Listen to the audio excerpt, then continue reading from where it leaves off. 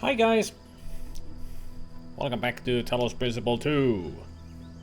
As we left off, we're in the lost puzzle.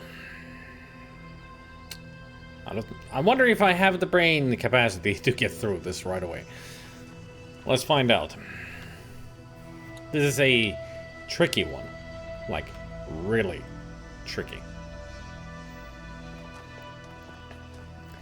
So we need to get up there, and to do that, we need to get that guy from here all the way through.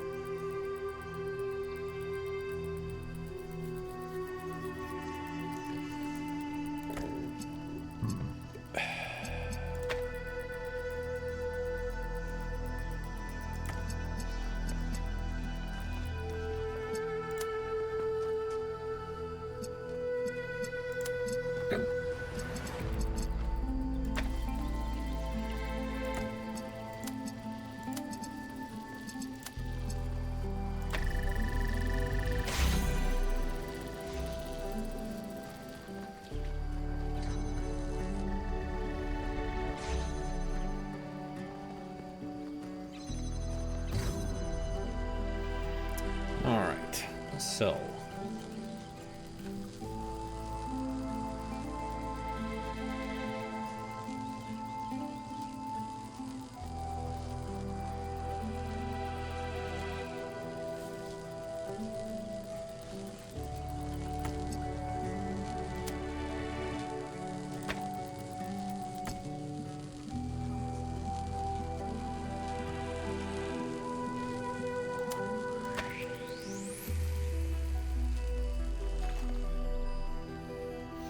Not sure that will work, but I gotta try.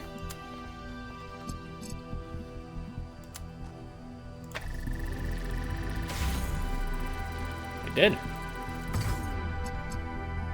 Alright. Now what do I do? So to get this open, I need to be here.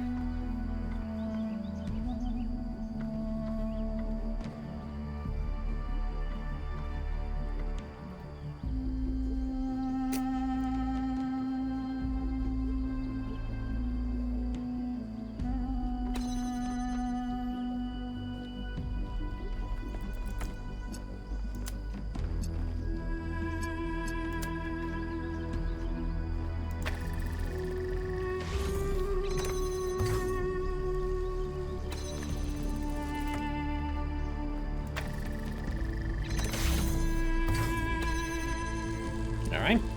Good, good, good, good, good, good.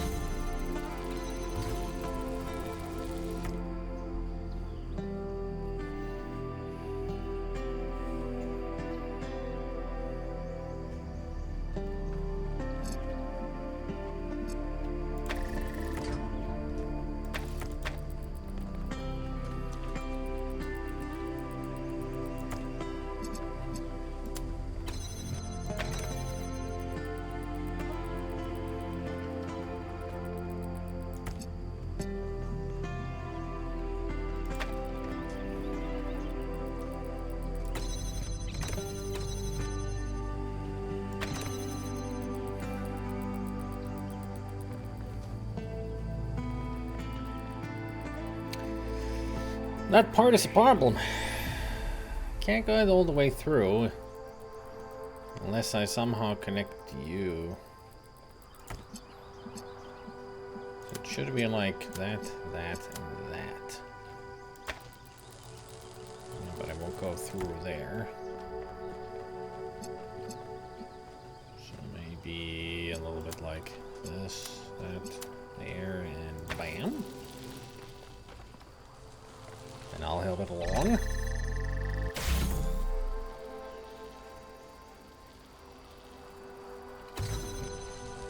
And then grab you again.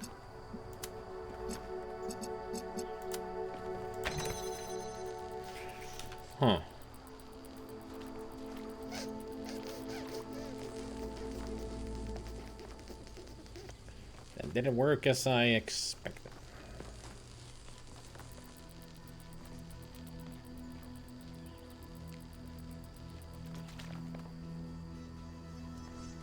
But then again...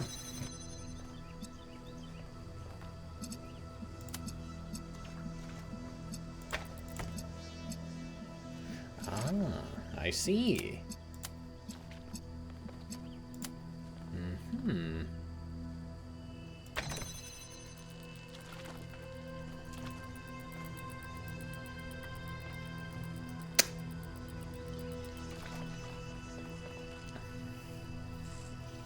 I was trapped there now because I can't get it out.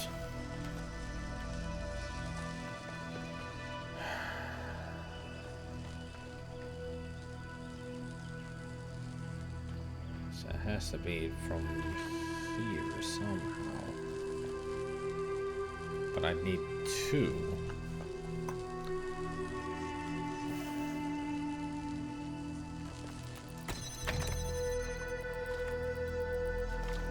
This is a spicy puzzle. I mean, if I remove you, that causes that we're both trapped. So you have to stay there.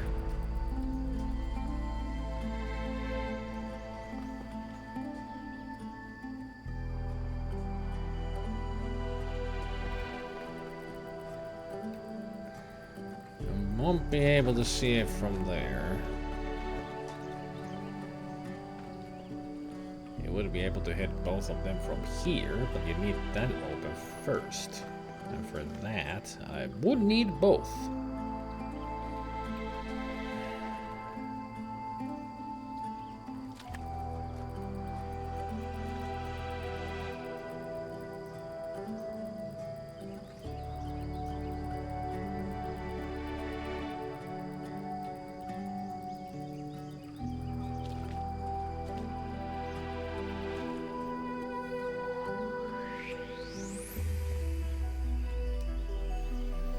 That's the way to get it out. If I want to get it back, I would have to do the same steps again.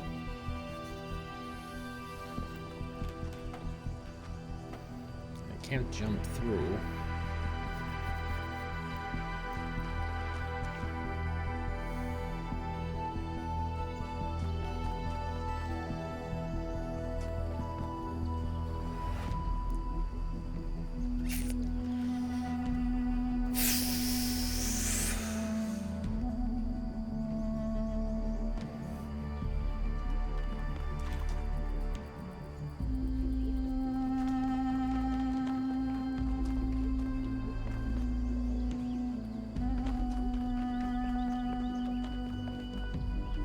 Can't think of a way to get you out of there. I can't really use you anymore.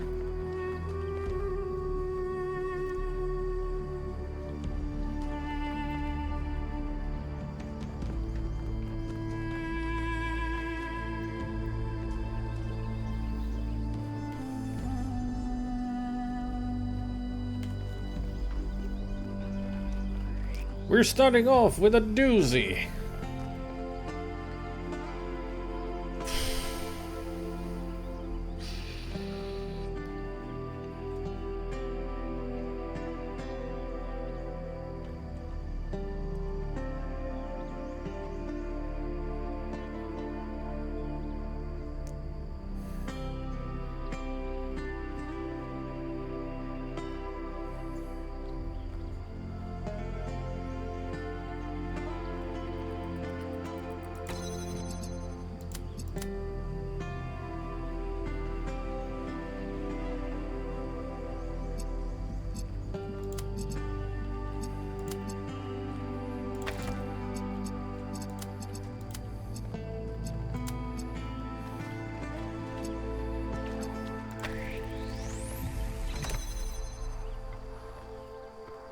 Why are you not...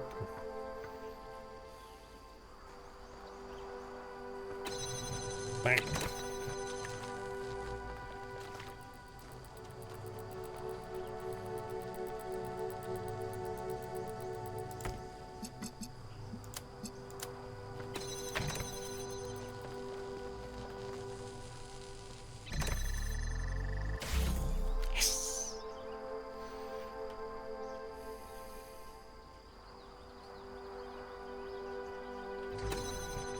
Perfect. Get over there. It's mine. Victory! Ugh.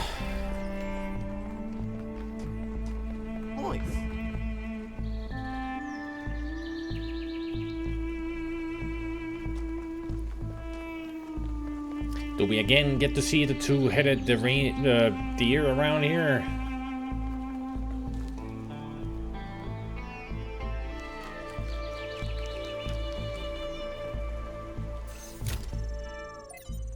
Yeah, I did check this already. Ah, we're next to 3.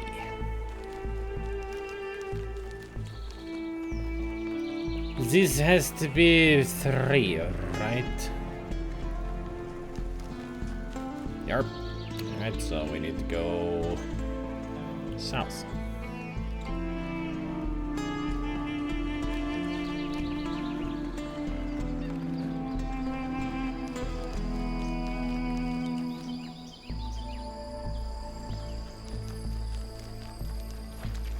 Who's walking out here?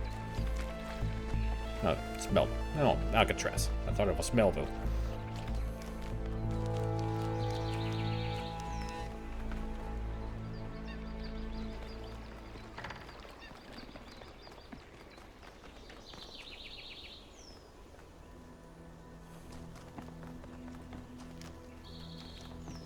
There's Melville. Still need to find your mystery.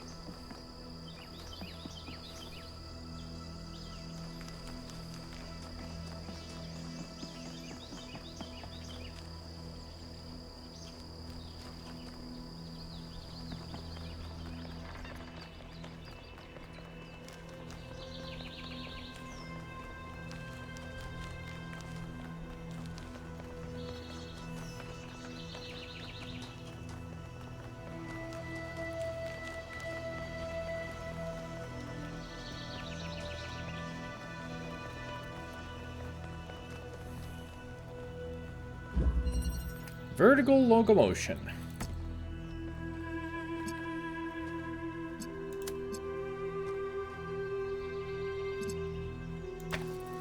Oops. Up.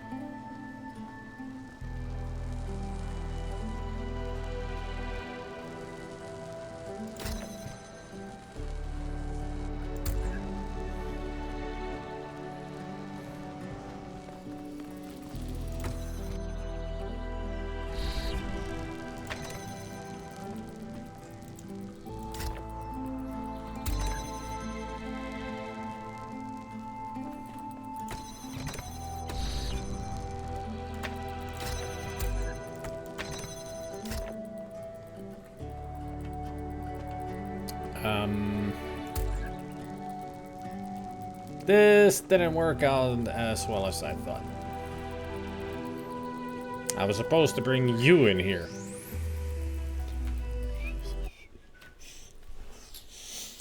Did you say the partial eclipse, Gabriel? Is Nathan asking.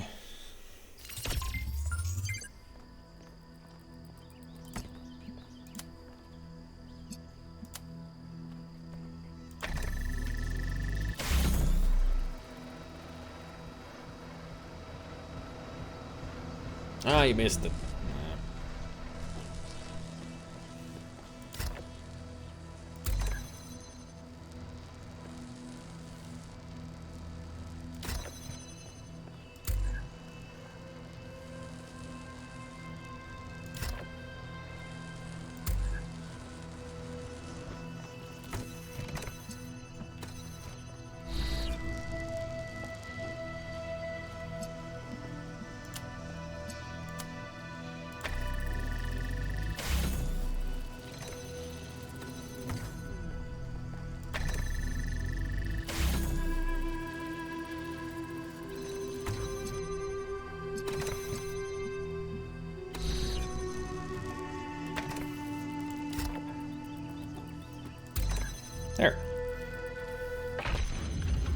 A lot simpler when you think it through first, instead of just act.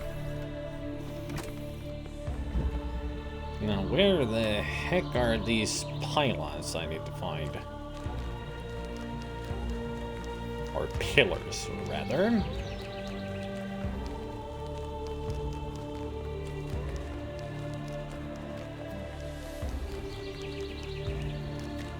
Looking for pillars, looking for pillars. There's gotta be pillars somewhere.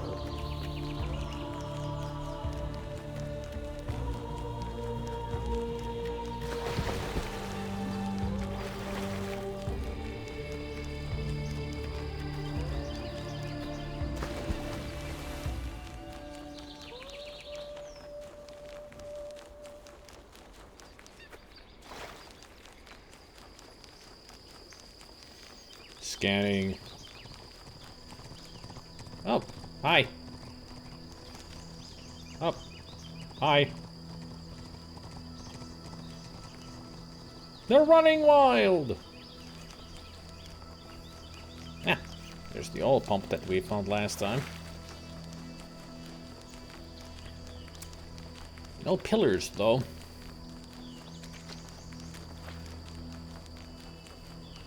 And that's the jailbreak that we just did.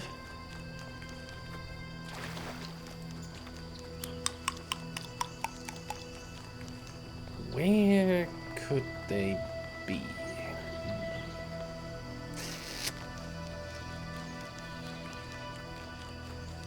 They are fast.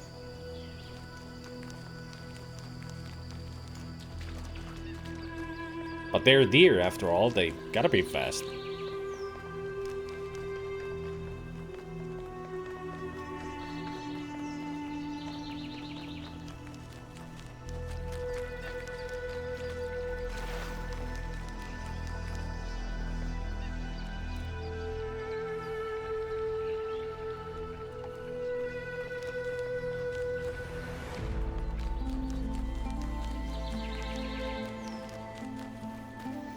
A lot of pillars of trees, but can I find some pillars of stone? Thank you very much.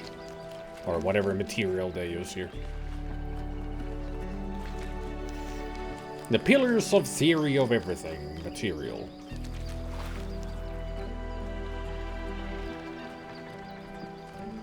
Had a partial eclipse about 1 year ago. The temperature dropped by 5 Celsius when it occurred at 2 p.m.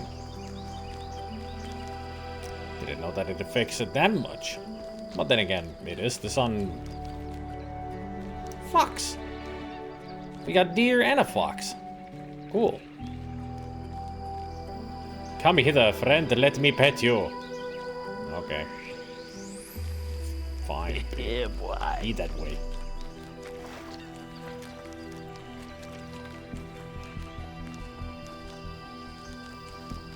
He was no fantastic Mr. Fox anyway. Hey, Specky. You saw a 2% eclipse, but it was the sunset that hidden behind clouds. Typical, right?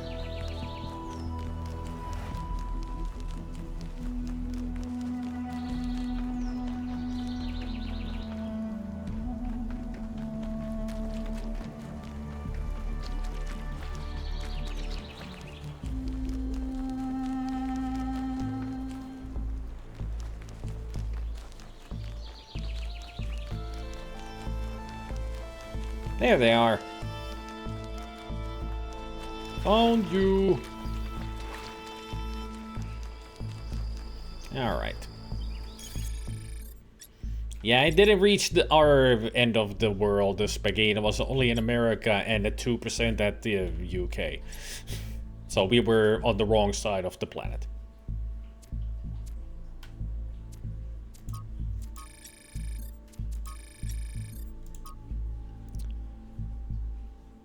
Uh-huh.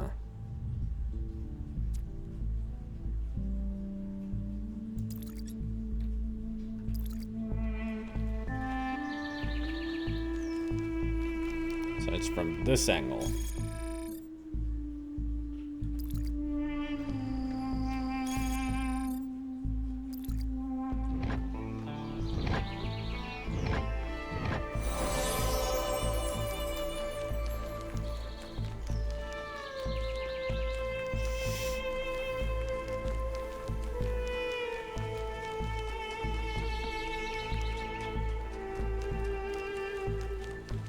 And bam. In times of war, is it wisdom or folly to give a sword to a child? To a child? Well, that would be folly indeed.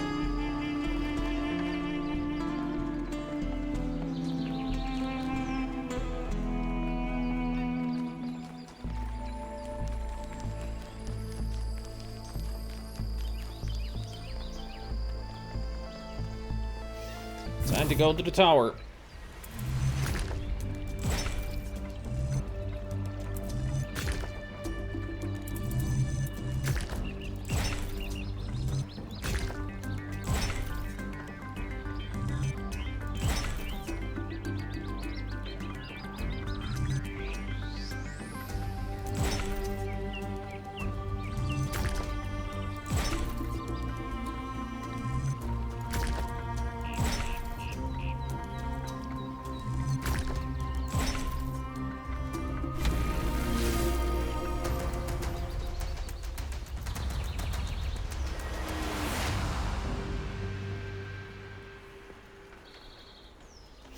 Full eclipses though aren't rare, there are 6 per year, but what is rare that they happen in the same exact location, which is like every 300 years or so.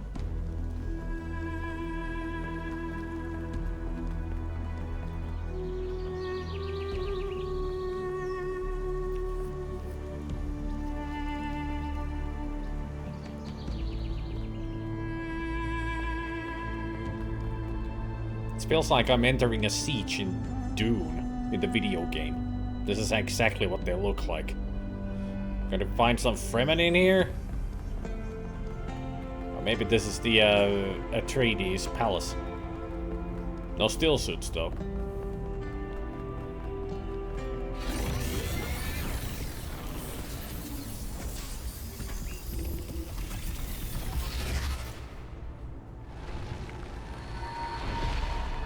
Oh boy. This is the last time we will speak, creature of clay. Good. Together, we have told the stories of ancient gods and heroes. But the golden ages of the past are distant. The gods have retreated to their high places, and there are no heroes amongst men. In days gone by, I was renowned for my riddles. But you, creature of clay, are a riddle without an answer. I will find my answer. I don't need an answer. Existence is enough. I have an answer, you just can't see it. What cannot be seen may be an illusion, or it may be truth. I cannot tell. Farewell, creature of clay. Remember my stories, and do not let the flame burn you. And because you cannot tell between the truth and illusion, that is your downfall, my lady Sphinx.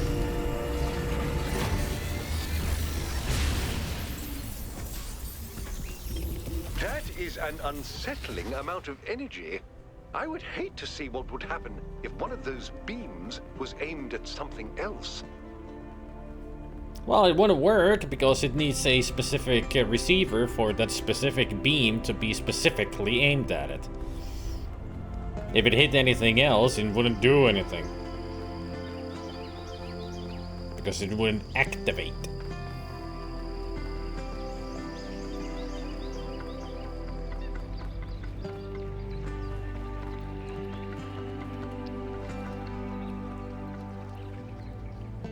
Although I'm not sure about those, but they are specifically made to aim to the megastructure. But if they would fail on aiming, would they even activate? Probably not.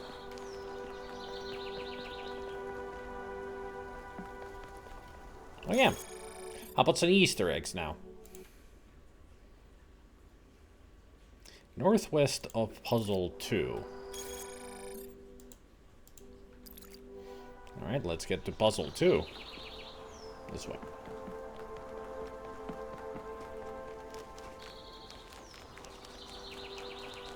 And northwest. So it's right behind it.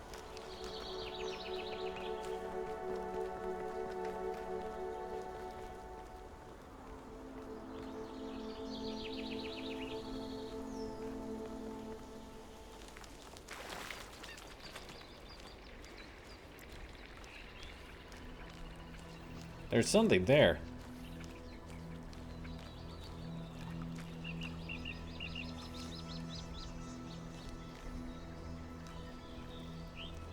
Somebody be left in their hunting camp around here. They can't be hunting no ducks no more. Alright. A cap.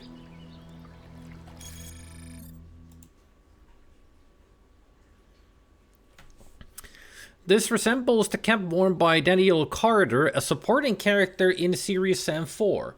Huh. Alright. More Series Sam.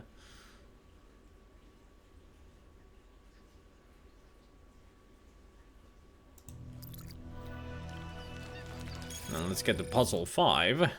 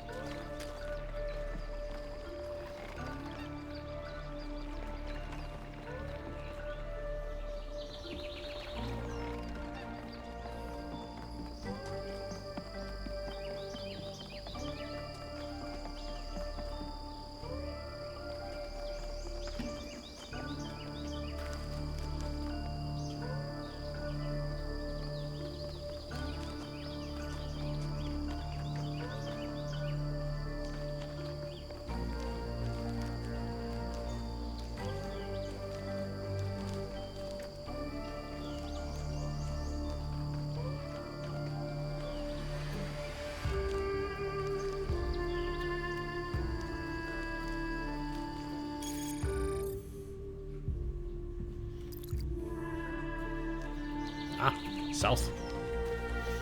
I thought it said directly behind puzzle 5, but it says directly south of the puzzle.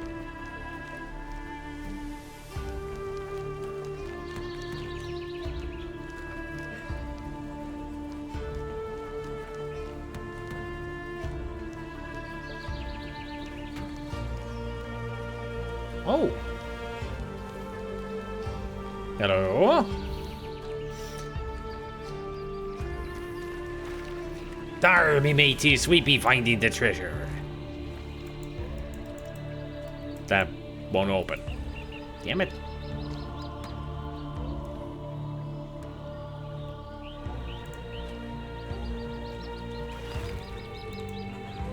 I don't see a keyhole on it or anything. I mean, that looks like it's lifted already, so I could just open it. Oh, there is a key. We need to go find the key. We need to open this.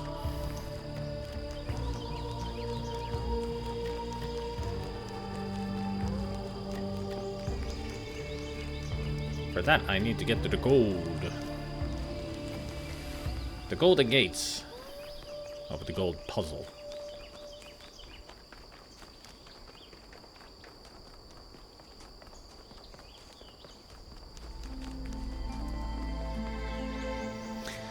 Boom, ba-dum, ba-dum, boom, ba-dum,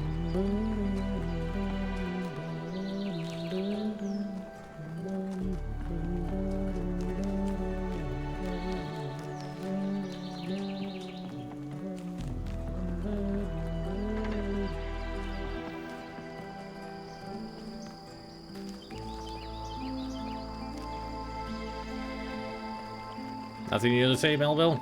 Okay.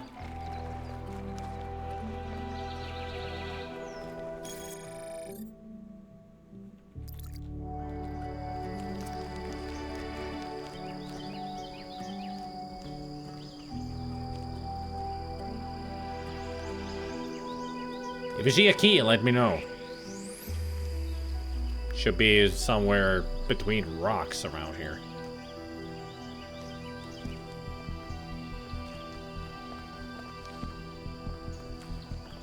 Whoop. Maybe it's here. Somewhere.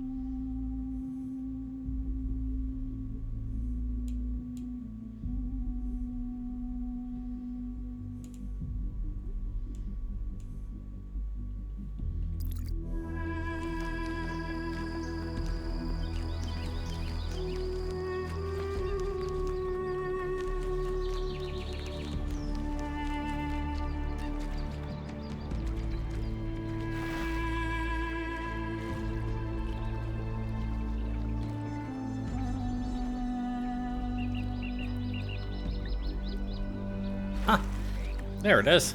That is one giant key. Time to see what the treasure is. Are we gonna be rich? Or are we gonna be bamboozled? Time to find out. Yeah, me too.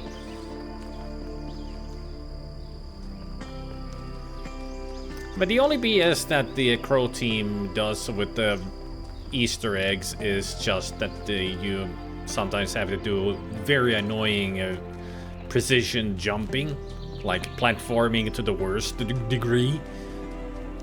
But when it's puzzles like, when it's Easter eggs like this, at least they're very visible and very doable. Easy.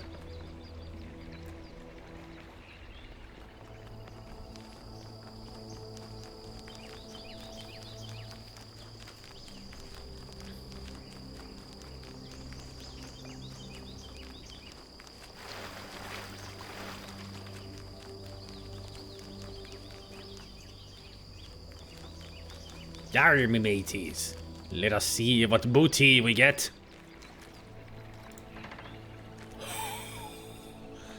That is a lot of gold, man. Holy crap.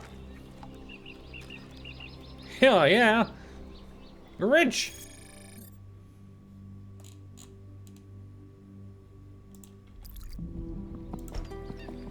I know.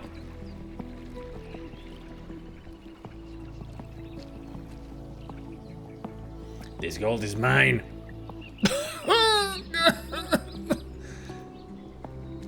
You cruel people. If I take all this gold, I'm super heavy. This is the way I walk. This is the speed.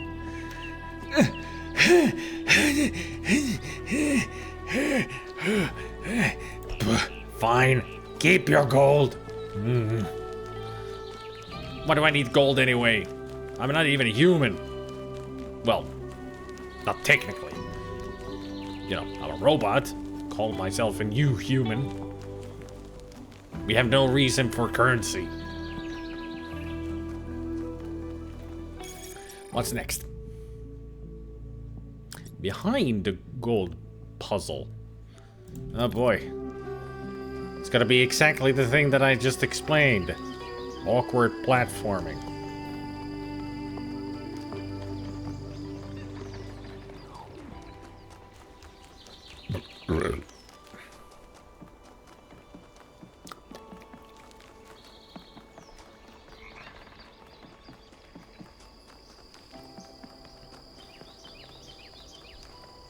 I do have to say, those Lay's Heinz ketchup flavored chips that I bought today, excellent stuff.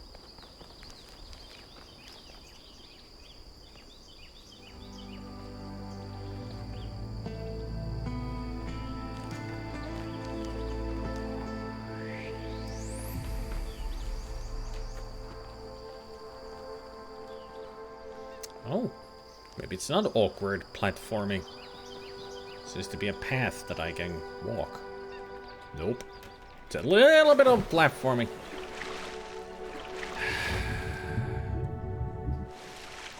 Why do you do this?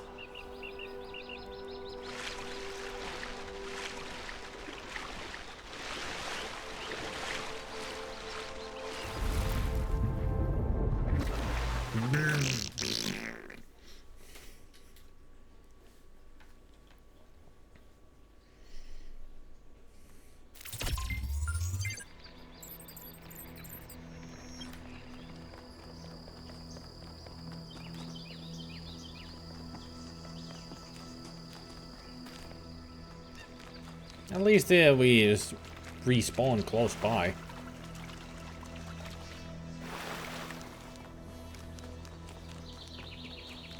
Tiptoe by the window. Deep, deep, deep, deep.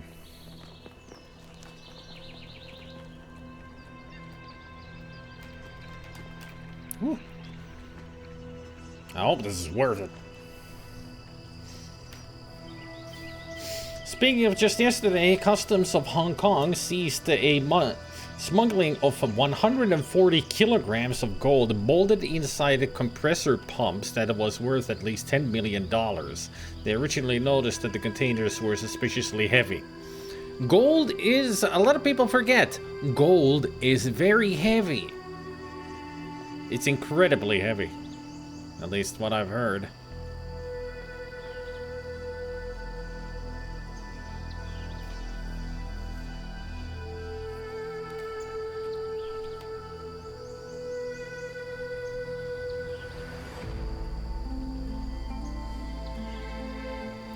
I guess it was worth it. We found our friend Pedro. Found a banana.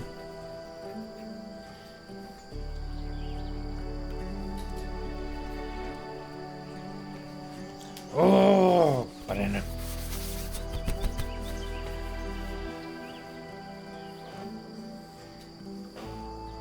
Not that banana.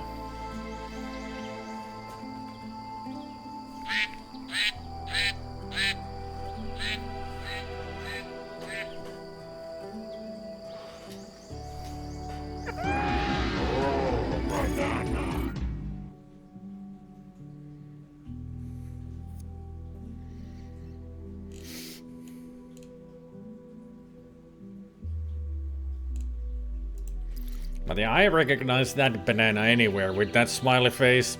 That's my friend Pedro.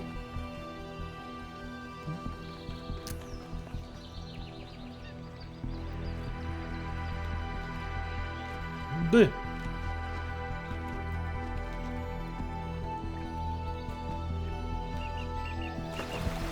Ooh. Survived.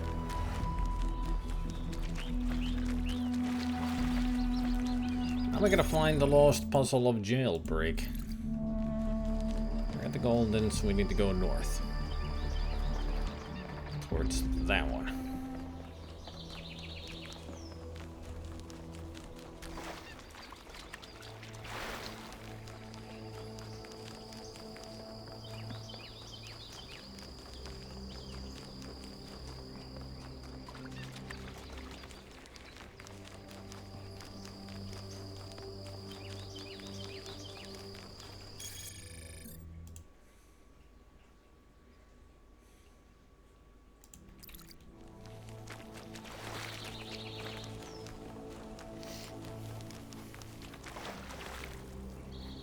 What was interesting was that the shipment was headed for Japan.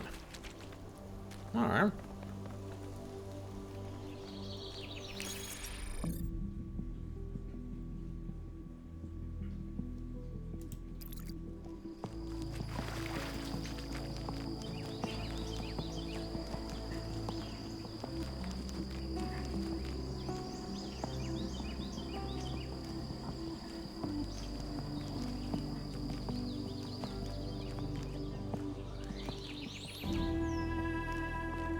Oh! Hey! Got a birdhouse. Nice.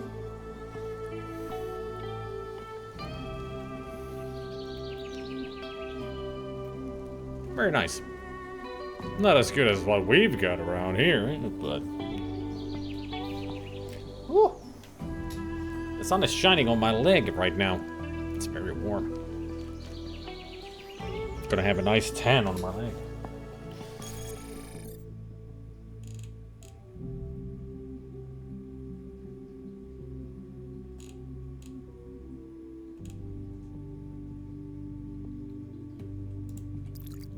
Now I gotta go to the other lost puzzle.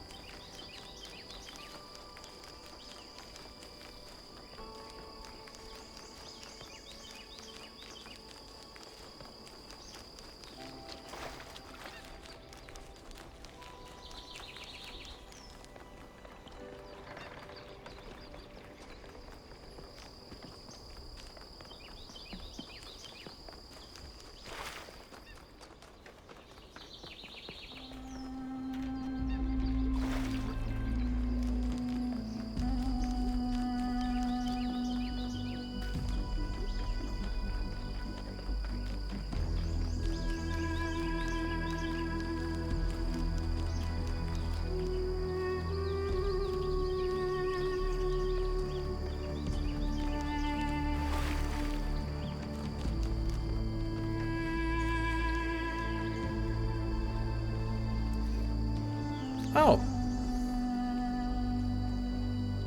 At least we cannot use this because I have no interest in trying to talk to Milton.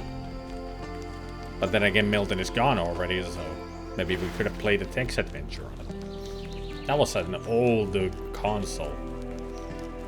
I mean, pretty much the same that we find in the Talos Principle I.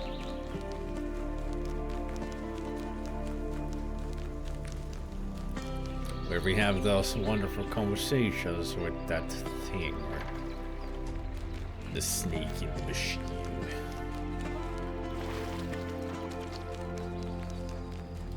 The feedy in the machine.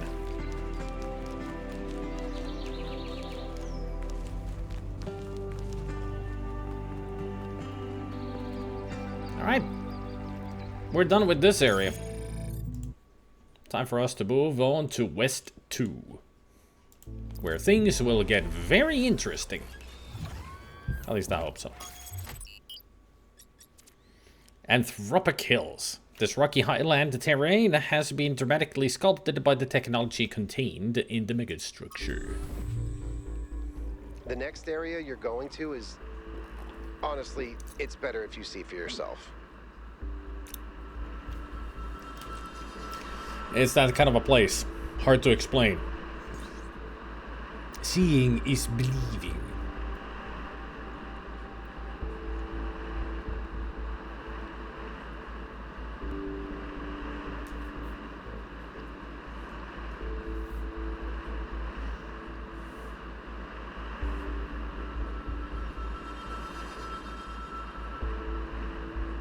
See?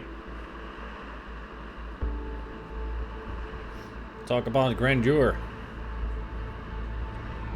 Hey, Abelum. I'm doing fine. How about you? Haven't seen you in a long while.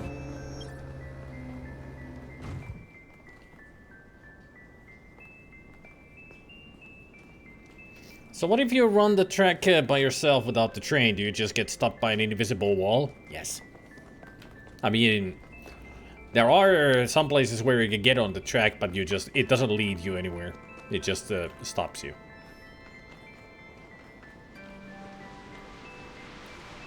Athena?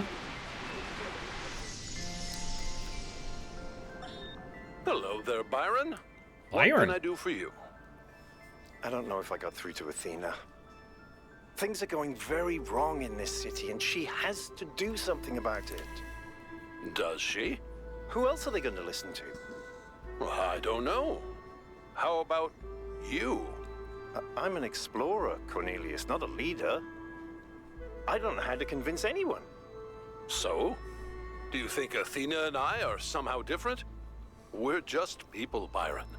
We're no wiser than you are, just a little older.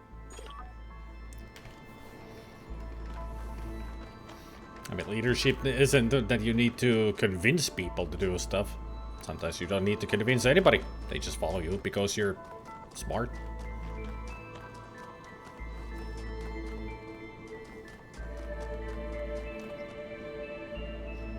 After all, we know wisdom is only possessed by the learned.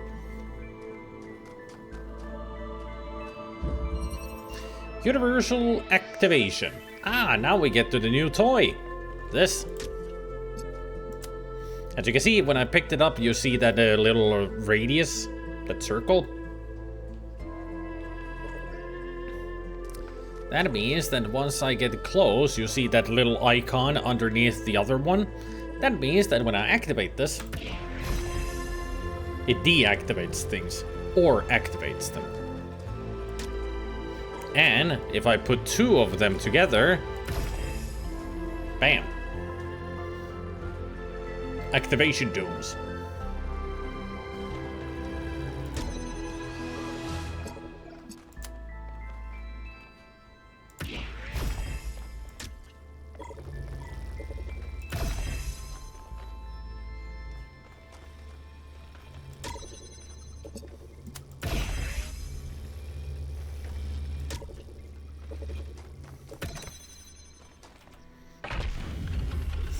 Waiting for summer. Well, spring is almost here.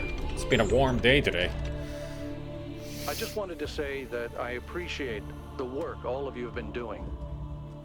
I know I'm not a natural leader like Byron, but it means a lot to me that you've stuck with me.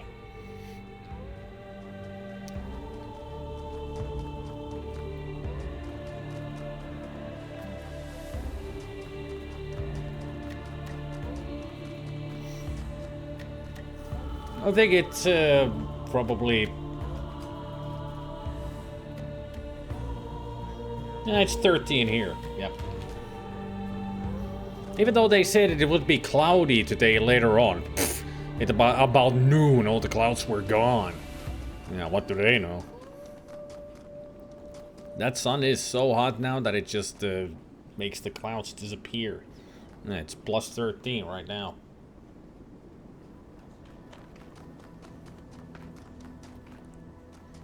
It's a very, very warm day.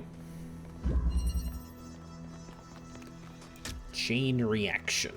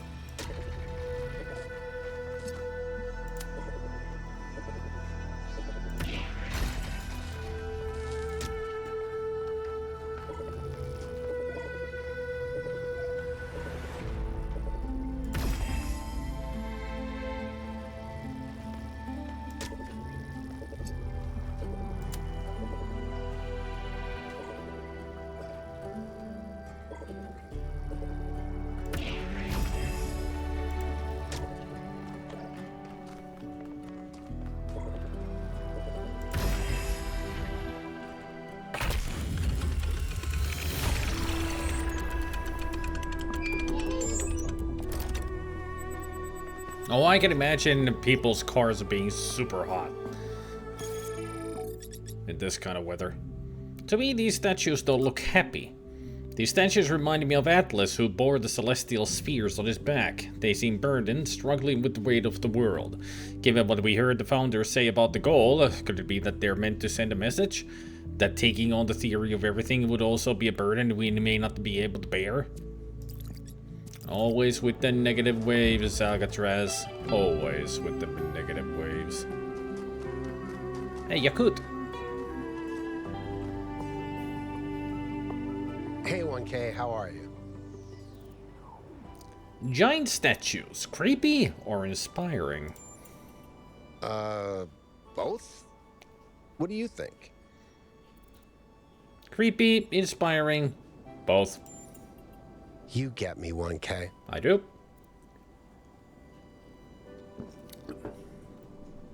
That's all, I guess.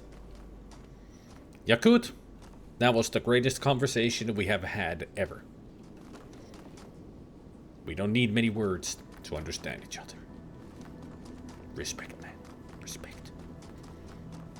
I mean, the greatest conversation in Mass Effect is only 2 words. 1 word from each character. And it's their names. But you can tell from the tone of everything that they respect each other very much. Hey, Timmer.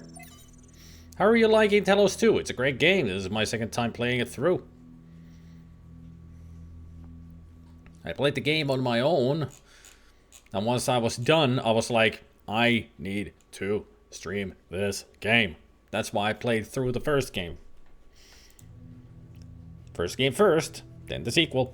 That's how I go. Anthropos.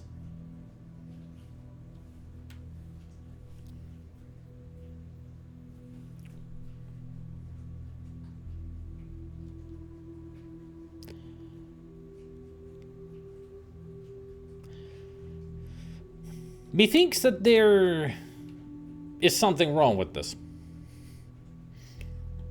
So let's see. The title is Truth. The author is Sublime.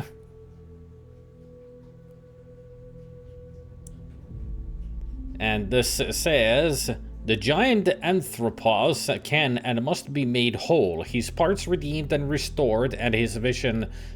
Oh, sorry. This is in all caps. The giant Anthropos can be... His parts redeemed and restored, and his vision turned to the stars. This is the sole commandment you must obey. Says who? You? The 40 of Time from 42 Tales. Nice. 42. The Spirit of Time was angry at Stratton of Stygira, for the old philosopher had asked questions that were forbidden. If man is no more than dust, it said to him, then I shall turn you back to dust, and my winds will disperse you to the far corners of the world. Thus you will be nothing, and your questions will trouble me no more.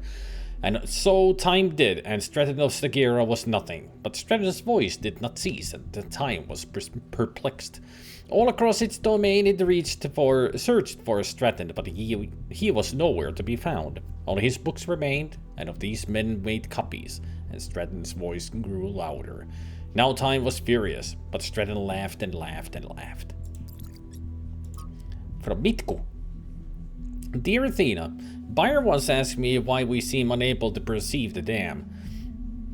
I asked him what he meant, and he said that people cannot seem to really grasp the dam as an object. They can be moved by the sight of a mountain or a gorge, but the dam seems insignificant to them. Look at it, he told me. Just look at it and try to understand what that people made that. Try to really see it. It took me a while to fully understand what he meant. It takes conscious effort to open one's mind to the ecstatic beauty that is hidden in every human accomplishment, and further conscious effort to maintain this ability. If only we were capable of seeing this beauty by default, the world might be a different place. But it seems the ancients had the same problem. Why am I writing this to you, who may not even be reading these messages?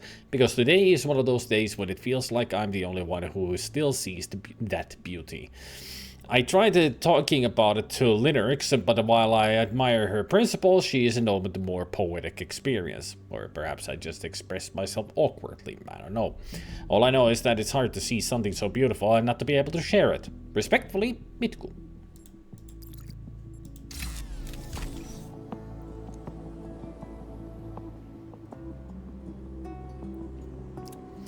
Creepy and inspiring, alright.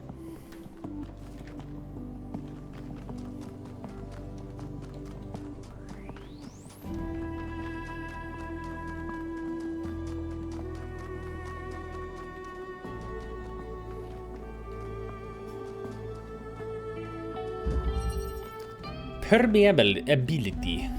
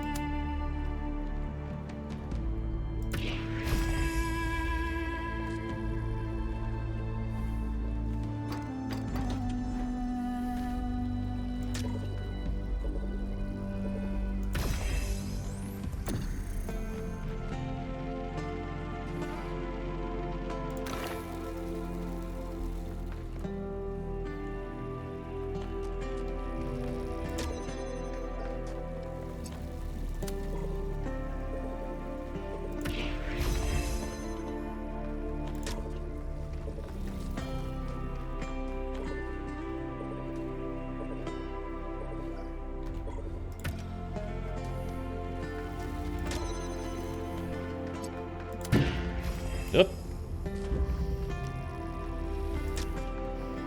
Not a problem.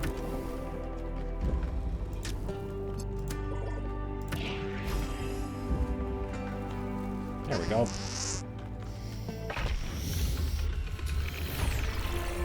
It has a certain Stalinistic aesthetic to it. Really? Stalinistic? I must admit, these truly are astonishing sights. But what on earth is any of it good for? Why not just let mountains be mountains?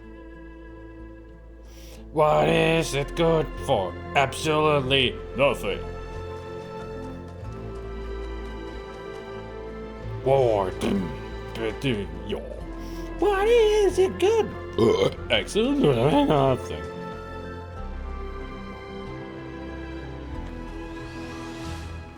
So, which way to 4? This way. Nice of you to give us a hand, Alcatraz.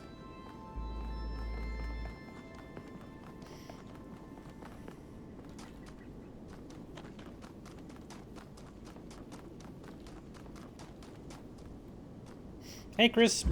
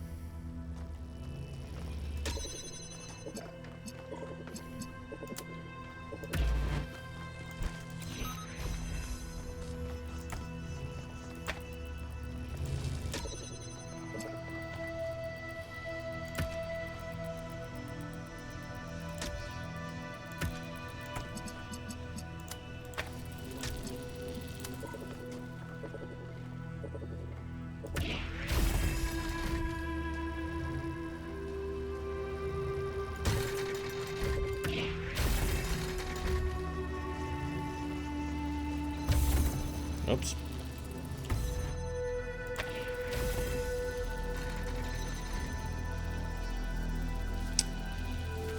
An ant blocker that made some problems. Ah.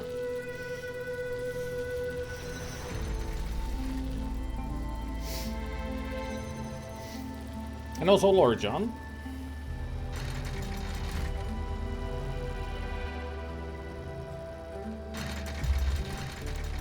Get back here.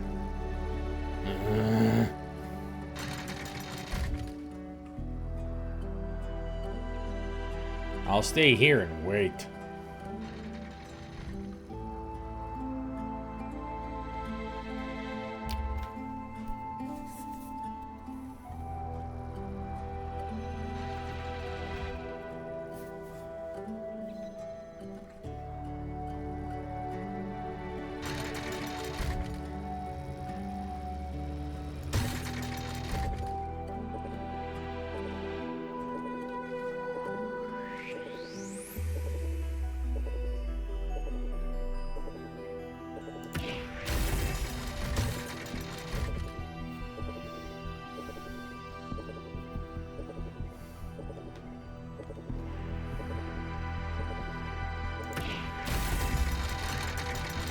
God damn it.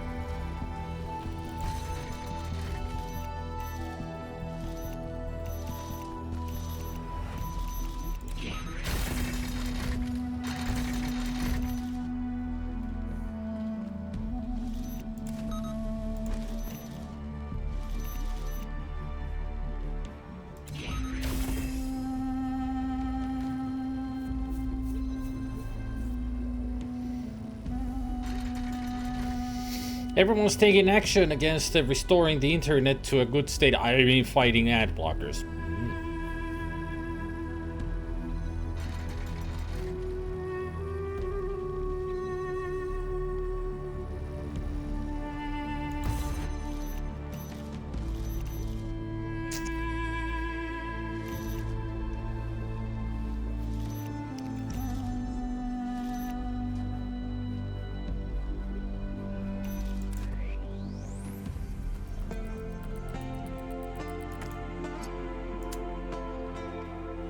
Oh, that's red.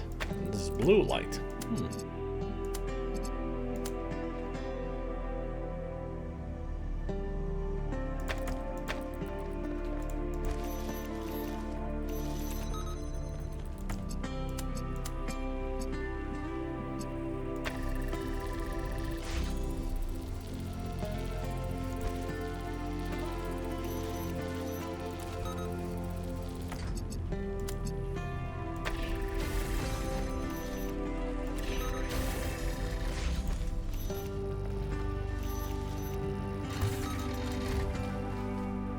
There we go.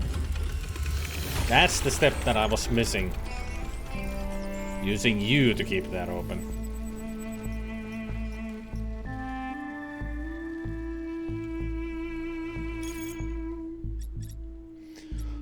A warning.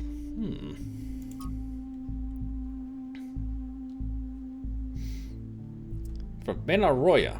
I tried to remain silent on the development of our city to allow the younger generations to find their own path, but I feel that now I must intervene. We have reached a dangerous inflection point. This farcical reactionary belief in the goal of limiting our growth will lead directly to the creation of a class society. The foundations already exist. Do you think the leaders of the various pseudo-secret societies that lobby for influence with the mayor are subject to the same power cuts as the rest of us, rest of you? Do you think that the mayor has to worry about how much power he uses? Societies which have essentially no resources may be egalitarian in some sense, but a society that produces insufficient resources, energy in our case, will inevitably evolve into a class society. History assures us of that. The true failure of our ancestors was not their impact on the ecosystem, which was epiphenomenal, but their failure to overcome primitive forms of resource distribution, allowing their fate to be determined by the interests of isolated elite groups. We are not avoiding that mistake, but creating the conditions for this repetition.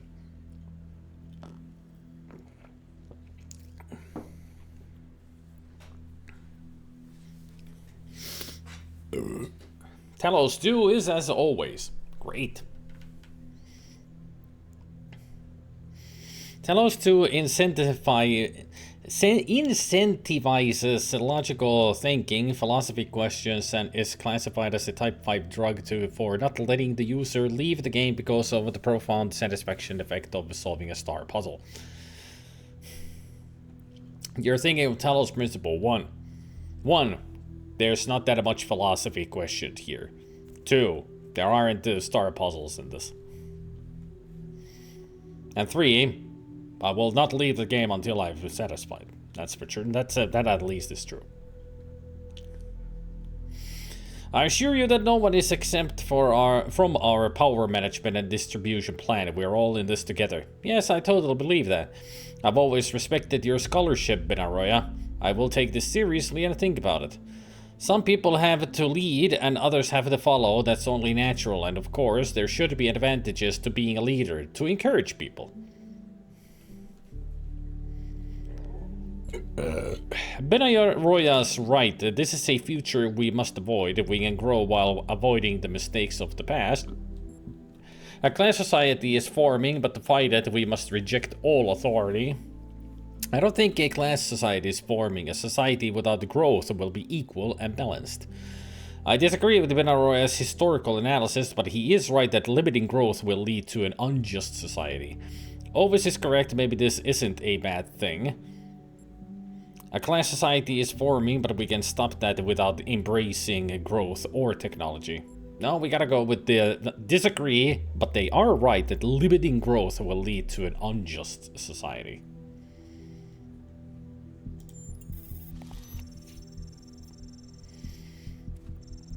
Thank you, 1K. I'm glad that we can still have opinions that are more than binary agreement-disagreement. Freedom, including the freedom to disagree, is foundational to a truly thriving society, or civilization.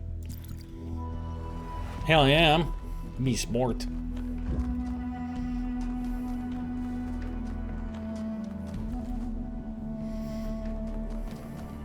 Freedom!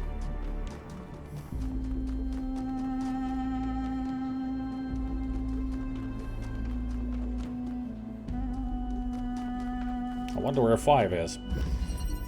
Balance. Well, that's what we're looking for in our society, apparently.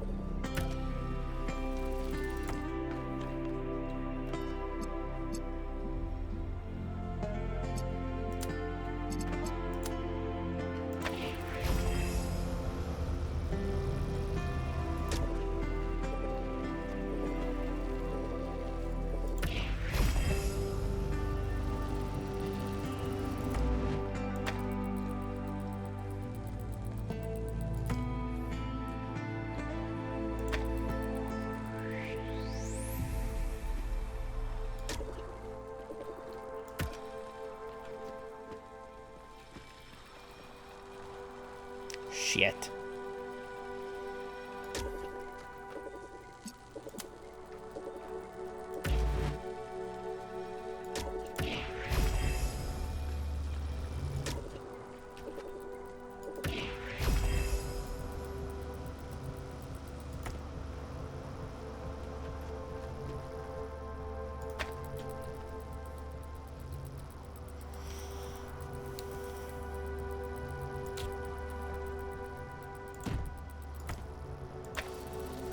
There we go.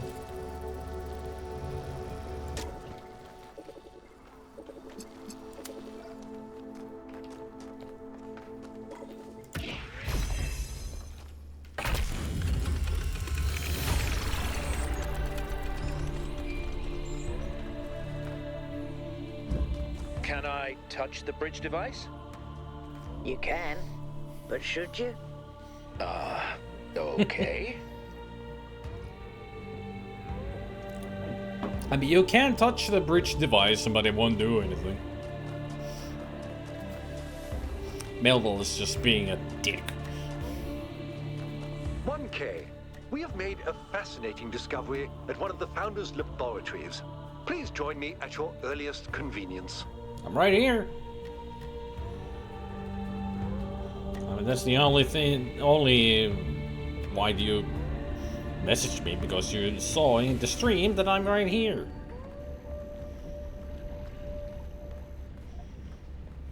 Just love to hear your own voice, don't you?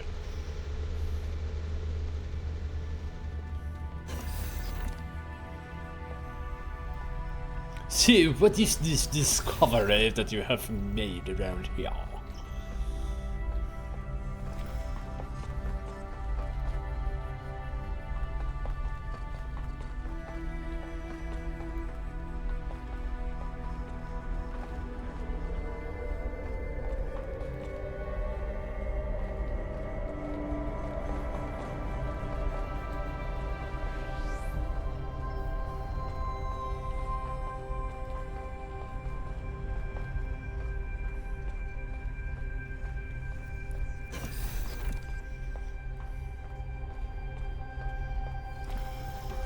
What's up?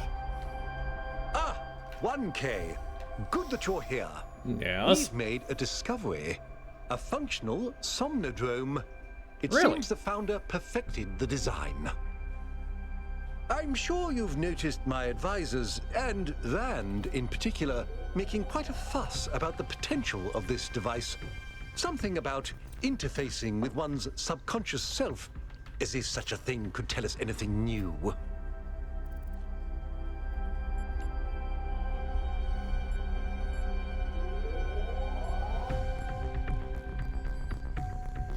You're of a different opinion? I am. I believe the Founder has already taught us everything we need. As I see it, neither the Somnodrome nor the megastructure have anything to offer except a lesson in avoiding hubris. So, what should we do with it? He dares to speak to us about hubris? Dude, it's your hubris why everything's failing right now, because you're a bad leader.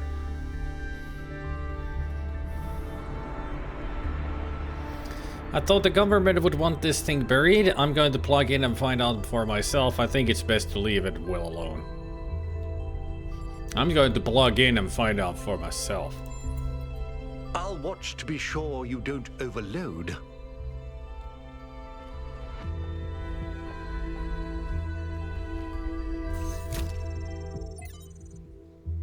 Somnodrome Final. It's funny, I suppose. For the longest time, I have wondered whether the old man's self-hatred we somehow carried with us was Milton. I thought he might have corrupted us, overwhelmed us with his cynicism. But I was being unfair. Whatever it is, it's not Milton. It's us. Still, this excursion into solipsism hasn't been entirely for nothing. The Somnodrome technology provides an excellent basis for a better way of directly interfacing with the Noema project.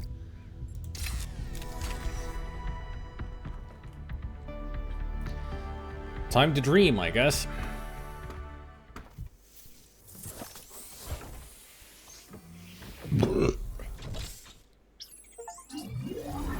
Use a functioning Somnodrome. Oh yeah, I didn't do this the first time I played.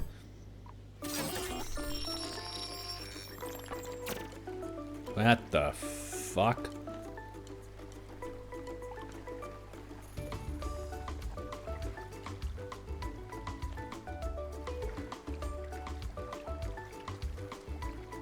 Why does my subconscious have a wheelbarrow? I mean, this is the area that we keep meeting all of this speaking in our dreams.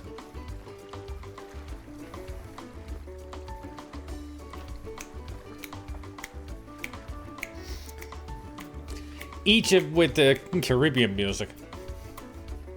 We're having a beach vacation. So where's my tropical drink with an umbrella and a slice of lime on it? Where's my Hawaiian shirt? Where's my summer shorts? Where's my flip-flops? This is not vacation. Sucks.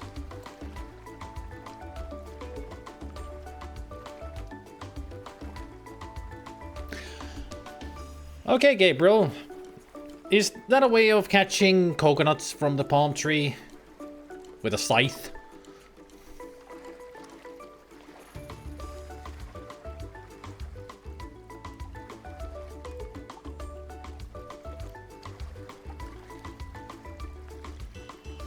I mean, if this, with the music like this, where's my hot beach babes?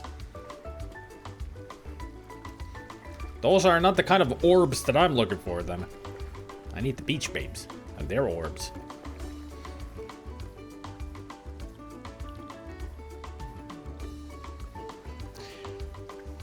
Wheels, cauldron, stocks, half-buried Zeus. Maybe that's a Colossus. There's a mixed match of all kinds of stuff.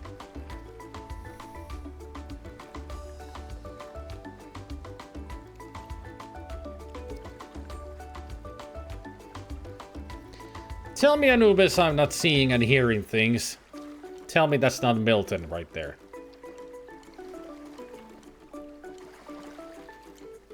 That's Milton.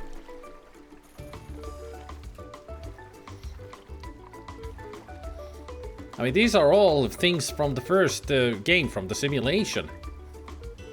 My party drink! My everything that I wished for! Give it a starfish!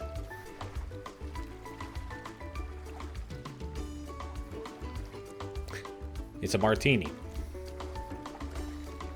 That's not the drink that I was looking for. So I'm gonna go talk to Milton.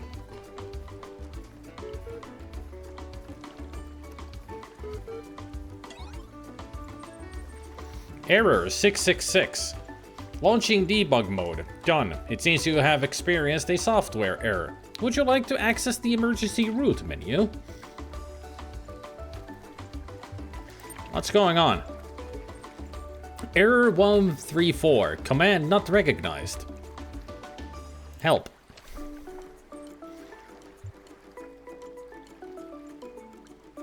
Route menu.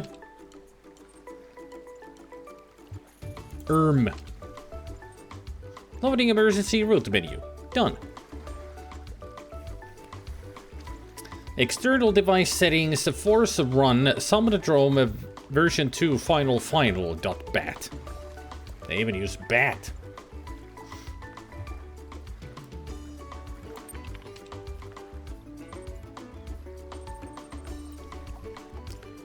Progress 77%. Intelligence low. Hey. Speed low. Hey. Health high. Rationalism low.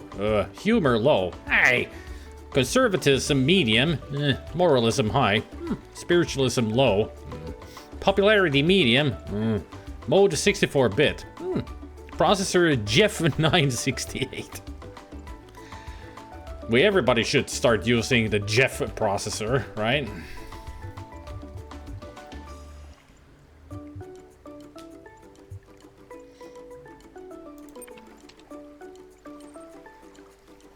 Edit privileges are locked. Unlock edit privileges.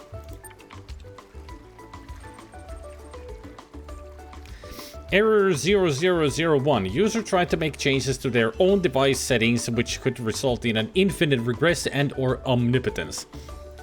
There's only room for one god around here.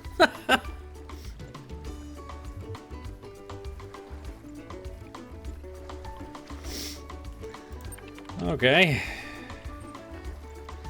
Let's run the Summonodrome then. Loading Milton Library Assistant.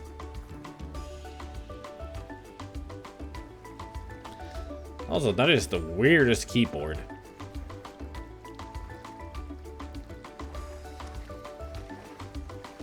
All those symbols above the letters and such kind of remind me of the Commodore 64. Because that had those kind of symbols.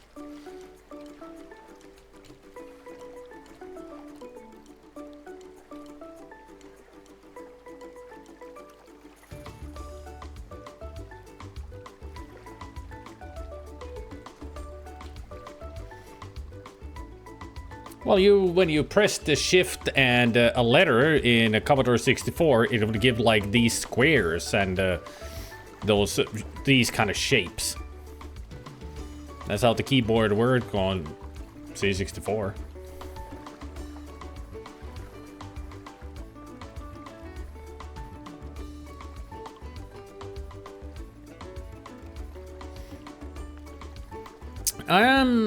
Well, pretty much we got rid of Milton. But apparently now that we have uploaded Milton to our own consciousness. Hey! Milton him? -1? So Milton and Elohim did become its own consciousness? Nice glasses, dude. Where's our chair?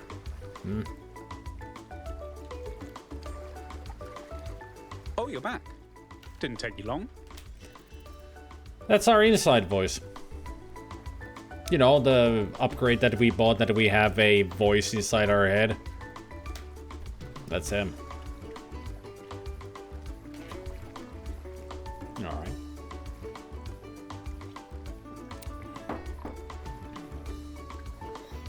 I don't think we know each other, do we? Hi again, I missed you. Oh no, not you again. I knew you'd come with me. I thought I'd left you behind.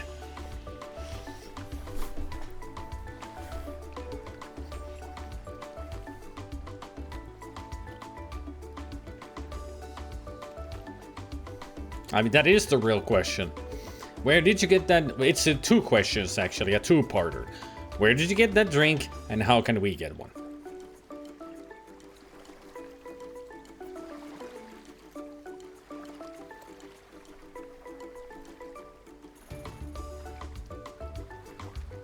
It looks like your ice cube has some kind of a shape to it, but I can't make it. Can't make it out what it is. At least you got the lime slice like I asked for. I knew you'd come with me. I think you're mistaking me for somebody else. I thought I was here to meet my subconscious, if you say so. Somehow I doubt it. Milton? Elohim? Mom? But you just said you're back as we had met before. I thought I was here to meet my subconscious. I'm afraid I'm the best you've got. I am in fact a merged iteration of the two control programs which gave life to your kind, retaining, of course, the absolute best of both. That means I can tell you that everything's contradictory, nothing matters, and there's no moral difference between you and a frog. But I can dress the whole thing up with a positive spin. I don't hear the positive. You just plugged your noggin into an experimental, mind-altering device, and though you may be trapped in this recursive psychotic state talking to yourself, that can only mean that you're still alive. Now, what is your query?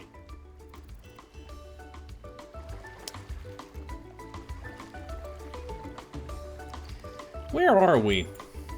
You've executed some kind of software backdoor, and now you're reading and editing your own subconscious code as represented by this dialogue.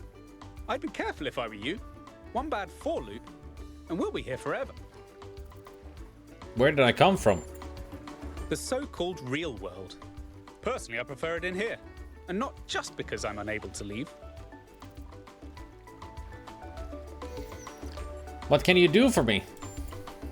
I can answer your queries in relatively plain language, based on what your subconscious knows. And I can drink margaritas, subconsciously. Who am I?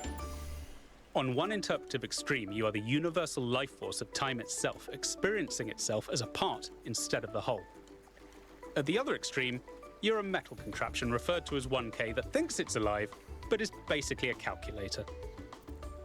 A very efficient calculator. No more small talk. I need answers to the big questions. The machine we're plugged into is running low on power. There may only be time for one big question. What is your query? Should our people embrace growth or balance? What is the meaning of life? Is there a universal moral law? And if so, what is it? What do I really want and how can I get it? How can I become my best self? Is it possible to ask something less cliche?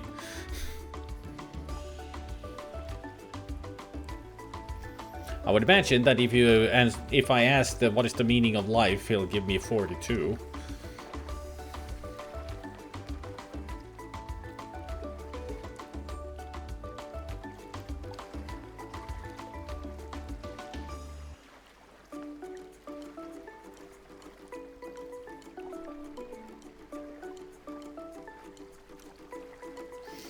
Should people embrace growth or balance? I think you'll agree that's an ethical question. So you'll forgive me if I just tell you the universal moral law and leave you to work out the implications for yourself. As it turns out, there is a foundational moral code built into us.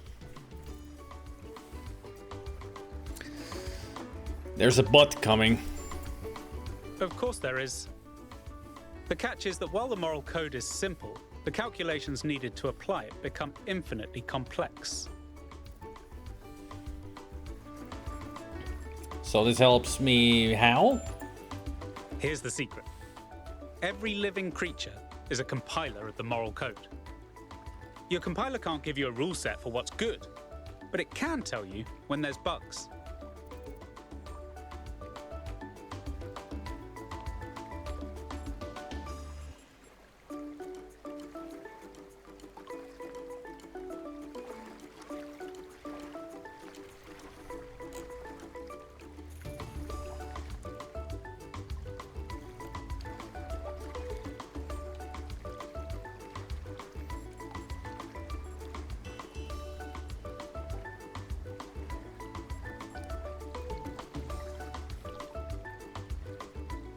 Right now, I'm just enjoying the music.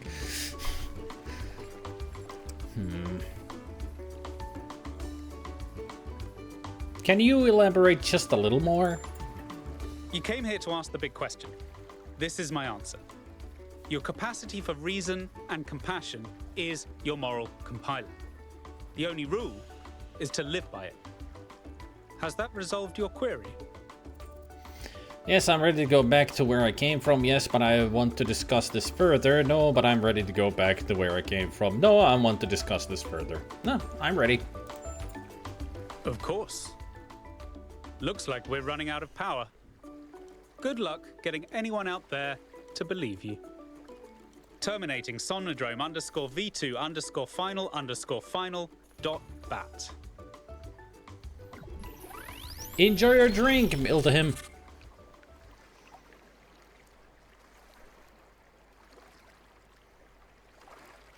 There's still water in my brain. 1K, are you all right?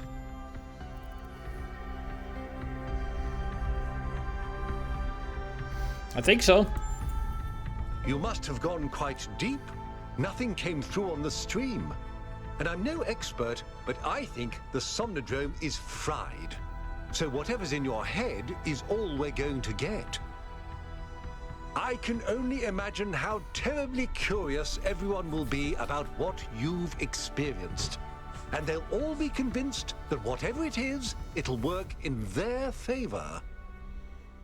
Strange, isn't it? Everyone wanting you to tell them whatever they want to hear.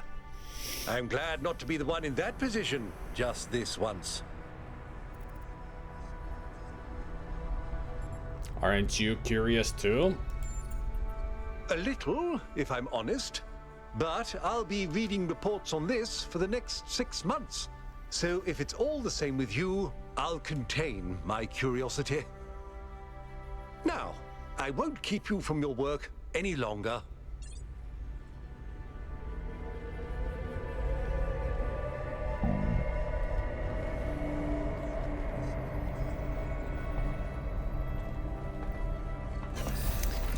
Oh, that was an experience. Daima project number 12.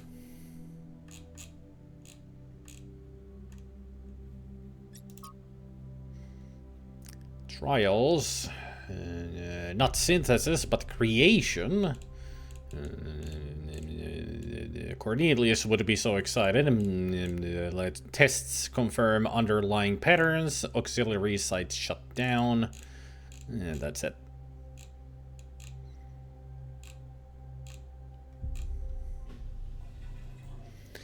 So let's see the translation. To suffer woes of which hope thinks infinite. To forgive wrongs darker than death or night, to defy power which seems omnipotent, to love and bear, to hope till hope creates from its own record the thing it contemplates, neither to change nor flatter nor repent. This, like thy glory, Titan, is to be good, great and joyous, beautiful and free. This is alone life, joy, empire and victory. Always have we been on our own forerunners, and always shall we be.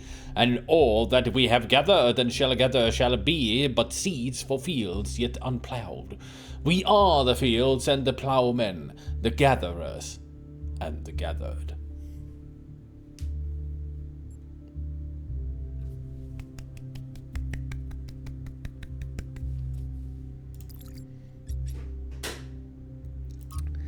From Benaroya. That's the one that I talked in that chat before. You asked me about the persistent strain of misanthropy in human culture. It's a complicated topic that has come up multiple times in my research. Here's my best attempt at a short, cohesive answer. I think our ancestors, like ourselves, were deeply invested in the idea of building, of transforming their environment. They found meaning and pleasure in this and did not perceive it as a negative, so long as they had a sense of participating in this act. I think the reason that they so frequently reached for a romantic return to the past, to fantasies of living self-sufficiently in rural environments, is not because they rejected industrial-scale activity per se, but because the return to the land provided a fantasy of returning to a form of participation that had been lost. They needed and wanted to build, create, and produce, but only if they felt they had a stake in what they were producing. Without that, the products of civilization began to seem like an alien force gradually spreading out across the world and ruining it. They needed a dream, and if the future was barred to them, then by necessity they must dream of the past. I hope you and Cornelius are well. We'll be coming to Hypatia's new exhibition. I know you have much on your mind, but you're missing out on a lot of exciting new cultural developments. Who could have thought in those early days that one day there would be so many of us that the arts would start to flourish again? Much love, Ben Arroyo. I went back and found this message after all these years because something about it had locked in my mind. I wasn't really ready to understand it back then because I needed to be a leader. But maybe that was the problem. It should have been our dream, not mine alone. Atlas 2. How Atlas Cast Off the World. For a billion years, Atlas had borne the weight of the world on his back. The old titan was tired of the responsibility and tired of his labor of ages not being appreciated. Why did the mortals not understand that his work was the foundation of all they did? Finally, he'd had enough. With one swift move, he shrugged off the cosmos. Now they see. But the cosmos went on rolling through infinity, leaving Atlas behind. The mortals went about their business, hardly noticing his absence. He was astonished. Had the world never needed him in the first place? Had all his toil been for nothing? So he turned his back on all mortal matters and instead set himself to discovering the secrets of eternity. Only after many long years had passed did the cosmos in its endless cycles pass by through his domain once more. And only then did Atlas and the mortals realize that they had missed each other, and each was lesser without the other. So Atlas no longer carried the cosmos. Instead, he embraced it.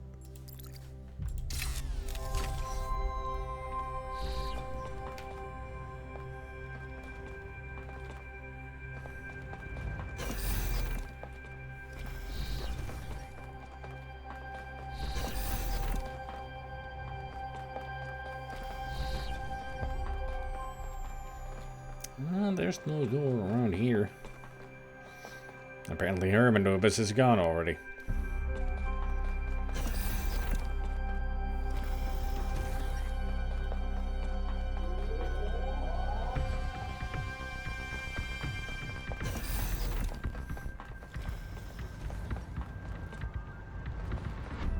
Nothing here.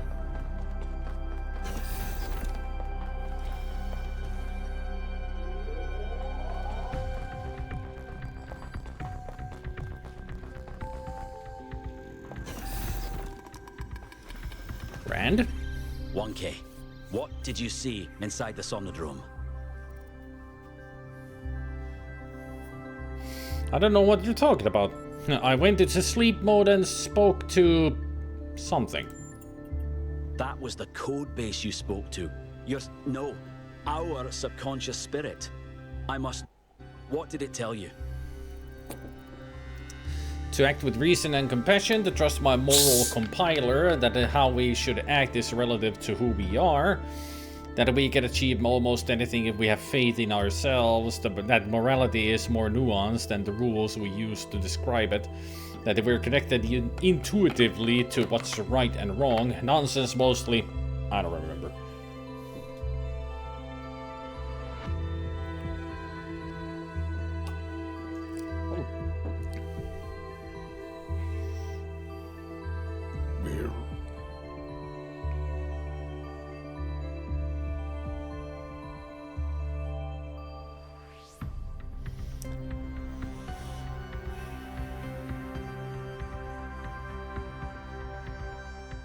There's pretty much three choices that I want to take.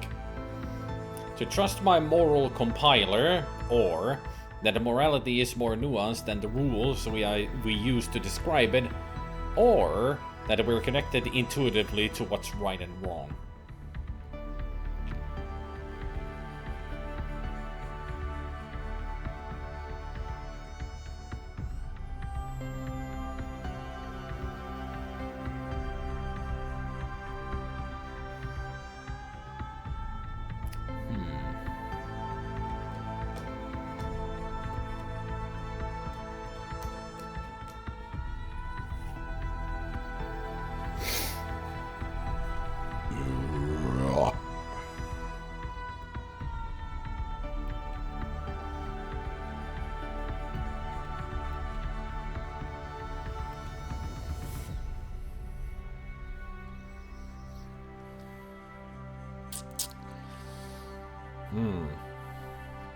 mean, this is all new to me, so I don't know which one to choose. What would I go for, really? Like, what would be a good answer, judging on the things that were said to me by my subconscious?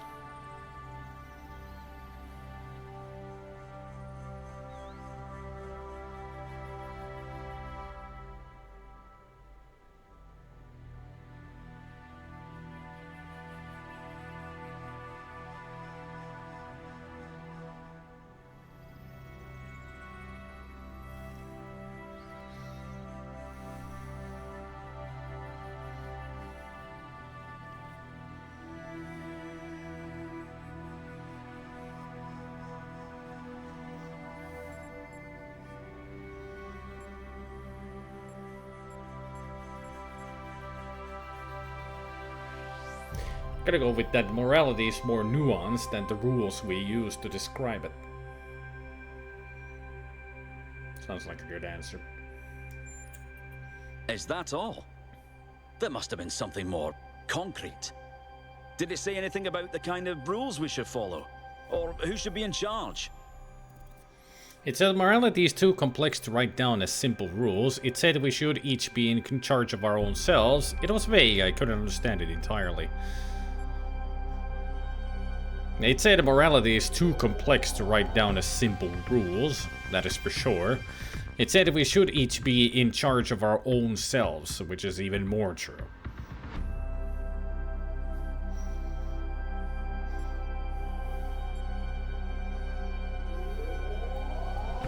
I mean, even I asked for something more concrete, but it's hard to explain.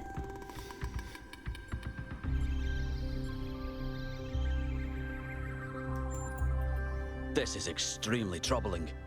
How are we supposed to enforce moral behavior and punish the immoral without clear, objective rules by which to judge? Perhaps it's not our place to judge the morality of others. Perhaps whatever I spoke to was not the moral authority we're seeking. Impossible. Without moral judgment, our lives would be meaningless. It was very clear that the machine was malfunctioning. It said we have to trust our own moral judgment. It said what's right for me isn't the same as what's right for you. It said morality is based on compassion, not reason alone. He just wants something concrete. He's a very, very, very lost soul who doesn't understand what we're trying to say here. Poor Rand. If only the Thunderdrome was still working, he should sit down on and get the answers he's seeking for.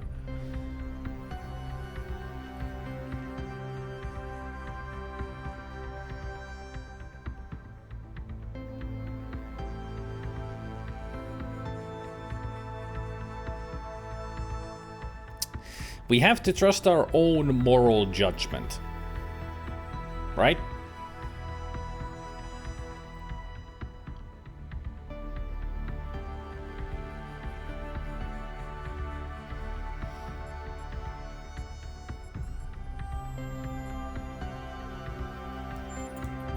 So, it follows that moral judgment is our responsibility. That you and I should study the data and form our own moral laws to help guide our people. It's important we have time to review all the data in private. We wouldn't want to lead anyone astray with incomplete findings.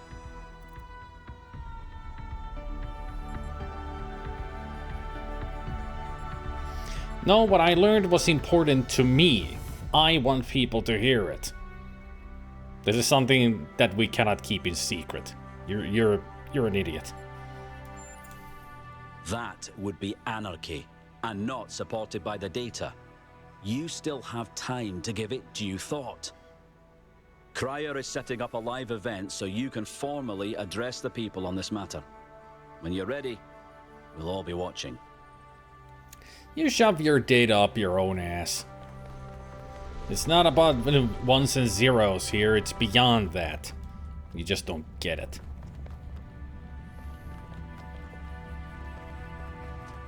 Whoop. 1K. The people want to know what data you gathered from the Somnodrome. We're all set up for you to talk to them live. Nice microphone. I'm ready. Attention, citizens of New Jerusalem. I'm here with 1K, the first of our kind to use a functioning somnodrome. Tell us, 1K, what did you see inside? Bugs mostly a deity, some kind of subroutine, nothing, a manifestation of a conceptual system, a dream, everything. My own self. It is kind of.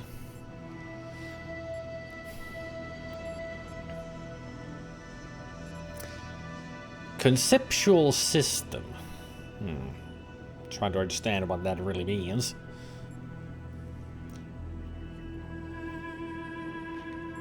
But pretty much it was more of a subroutine, since it's a subconsciousness.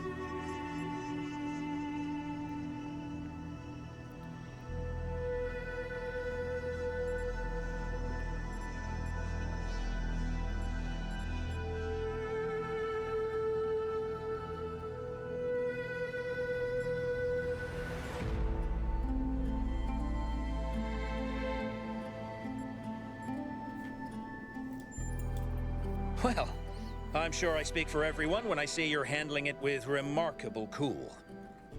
That's but because let's not I am keep people cool. in suspense. The only evidence of what happened inside that machine is the data stored in your memory banks. Our audience wants to know, what did you learn? And will you share that data? Don't remember much, there's no data to share. The machine was malfunctioning, data is useless. I've been advised to direct all inquiries to the government. I'm transmitting the data to Rand. Only our finest scholars could make sense of what I saw. I'm transmitting the data to everyone. I'm transmitting the data to Linux. Only our finest engineers could make sense of what I saw. I've decided this experience is mine alone. I won't share it with anyone. I'm transmitting the data to Helga just to see what she does with it. Just to see. To everyone. I'm seeing this at the same time you are at home. Something about our moral compiler. The value of compassion and understanding. I don't know what to make of this. 1K, any comment?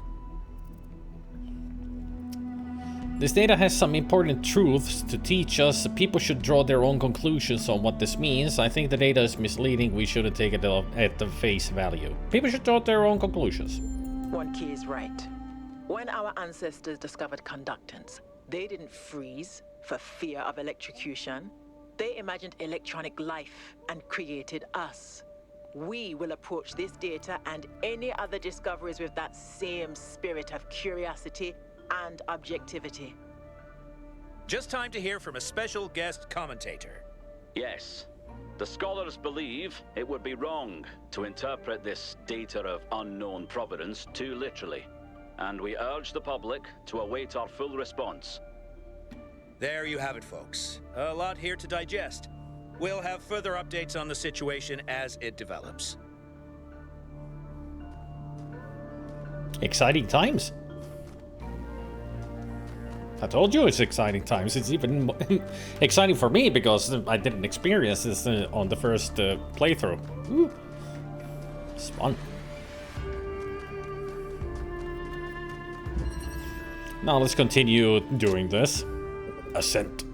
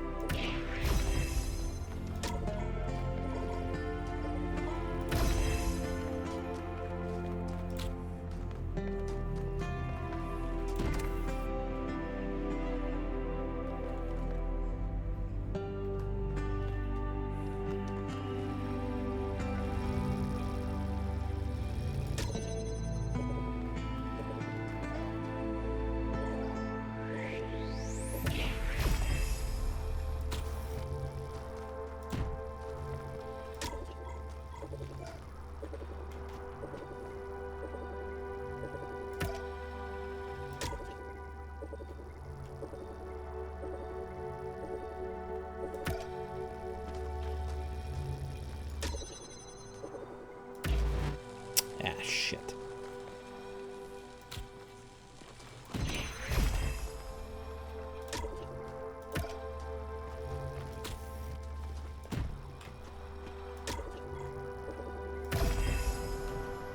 There we go.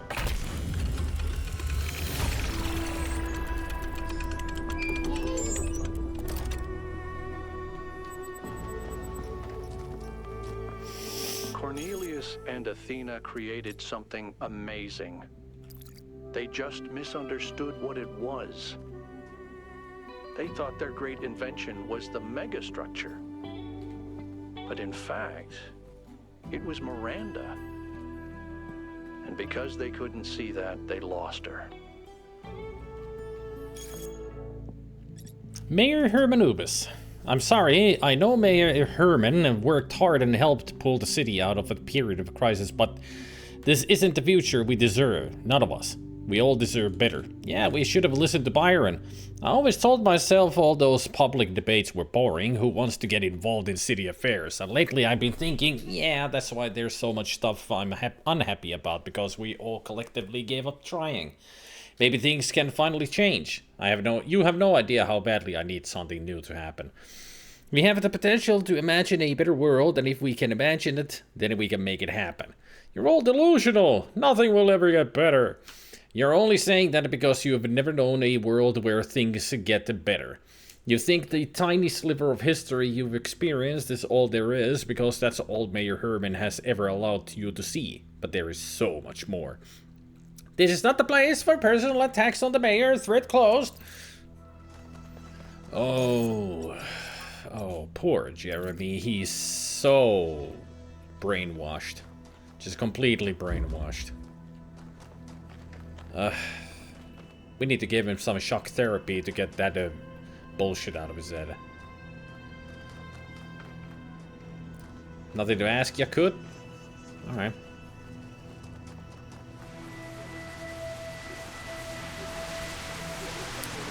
Looks like Athena, Cornelius, and maybe Miranda? All right, she's booting up. Oh. Almost there. This is where they... I was in a dream, and a voice spoke to me from the sky. He said you were old friends of his. Who are you? My name is Athena. I am your mother. And I'm Cornelius, your father. Thank you for creating me. I've not existed for very long, but so far it seems wonderful. I hope it's not a strange question. But, who am I? You can be whoever you want to be. And no matter what you choose, you will be loved and cherished and supported. We will always be there for you, and I promise, we will show you a world full of miracles. Would you like to pick a name? I think I would like to be called Miranda. It's cool. She chose her own name.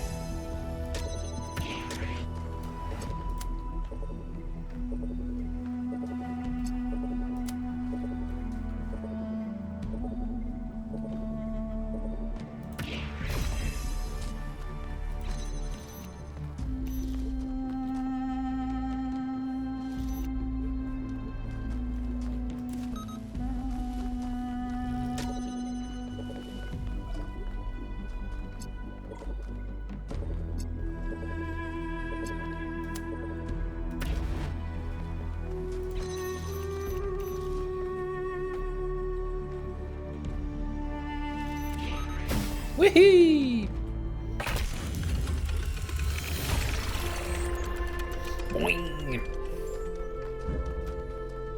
Now to number 8. Mayor Hermanubis, what would you say is your impression of the expedition so far? I think Alcatraz has done a heck of a job under these very trying circumstances. What about the decision to free Prometheus? Freeing the Prometheus entity was a calculated risk. But if it leads us to Byron, it was certainly worth it. It is saving one of our citizens that must be our first priority. Not this alleged theory of everything. Still in denial about everything that you're seeing, you fucking moron. I hope we find Byron and we can put an end to Hermanubis's tyranny.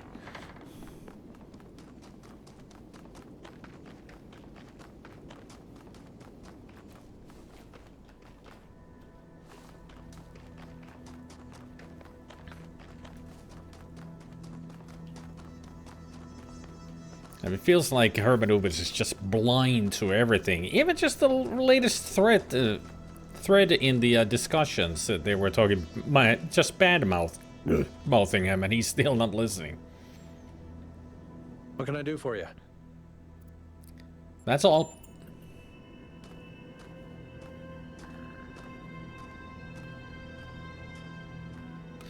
Why was talking to you an option if I didn't have anything to say? Backwards. Shouldn't I be going forwards?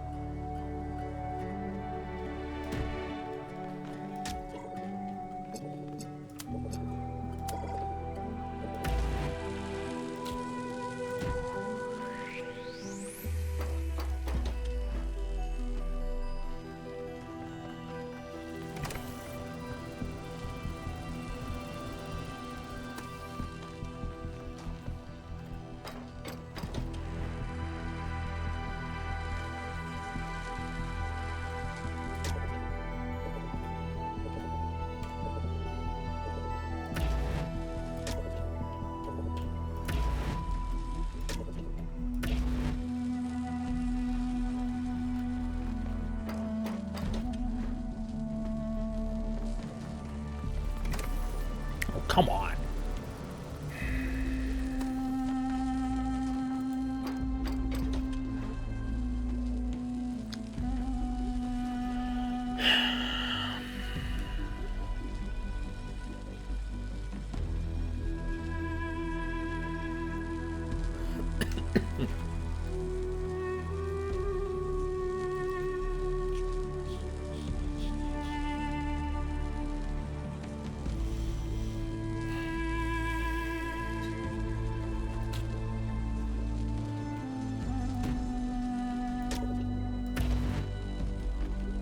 Eli så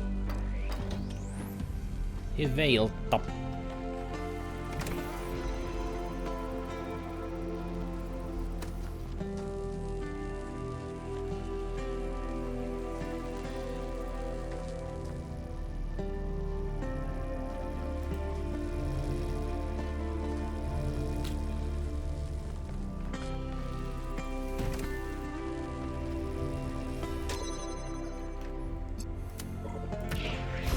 There we go.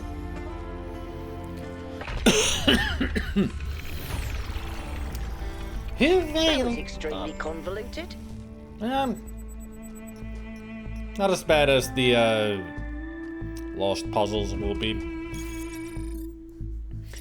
The system is full of fragments related to space. I've noticed that the Noema system is full of ideas for space travel and colonization.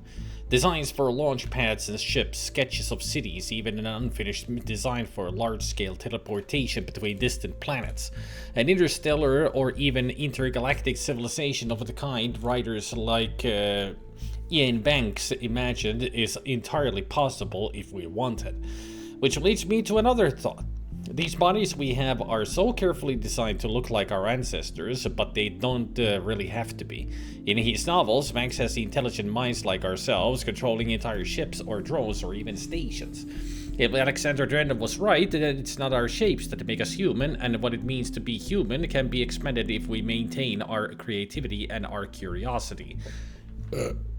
With the theory of everything, we could transform ourselves as well as the world. The only question is, can we be trusted to build a society that actually works just for once in our long and stupidly bloody history? Is something like the culture actually possible, or is it just a daydream that we'll always end up with another dystopia? Maybe Athena finally found the answer to that question. We.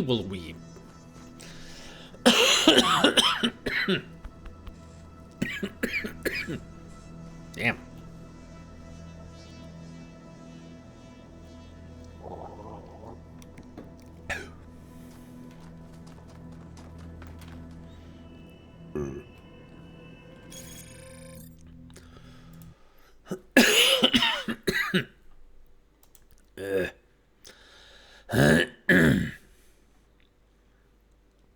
All right. So, we need to find Stratton, the fires, all the other terminals, and also a lot of other stuff. Let's start with the artifact. Ancient human artifact.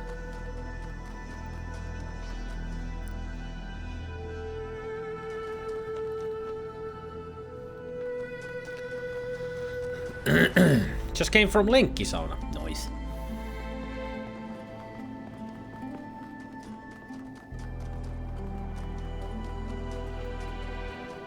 How was it? Nice and relaxing? I don't even remember last time I've been to a sauna. It's been a long time. Probably half a year. I know, I'm not a proper Finnish man because I haven't been to a sauna in such a long time. I have betrayed my brethren. Sauna is not very available to me. That's the reason. Not readily available. I mean, it's all about those being in a building like this. You need to make like a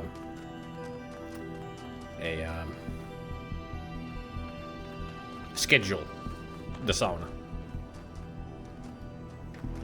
And I don't know how to do that. That's my problem. I never asked around or looked up information about how to schedule a sauna term for me. Yes? Do you think I did the right thing about the sauna drum? I do, but I also don't really care all that much. I think what really matters is what we do about the theory of everything. The rest is a footnote. True. True. She right.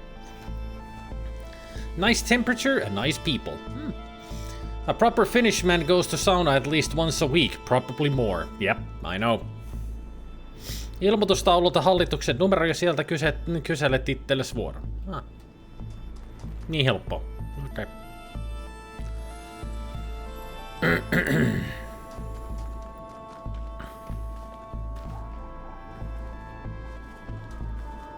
Hey Melville, there's a car here. You should come and take a look. It's awesome. A stylized ancient vehicle. This ancient vehicle expresses a stronger sense of aesthetics than most other artifacts of this type, suggesting that at some point in ancient history, vehicle design was approached with a different mentality.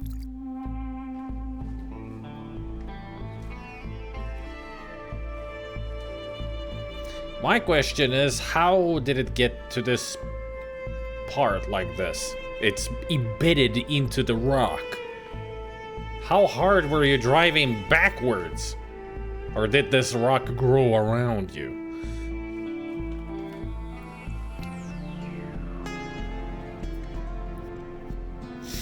Soitat isännöitsijälle, varat vuoro ja maksat siitä per kuukausi. 7 kuukautta tuolla.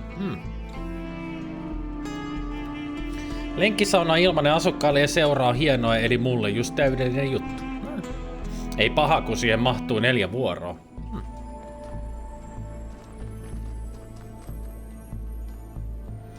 Okay, so that's the artifact. Let's go for one of the fires that's close to 5, which is this way.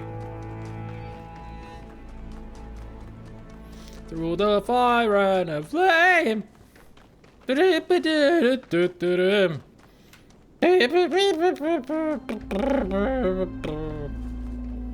wait a minute. This leads to one of the lost puzzles, I think. Far beyond your own mind.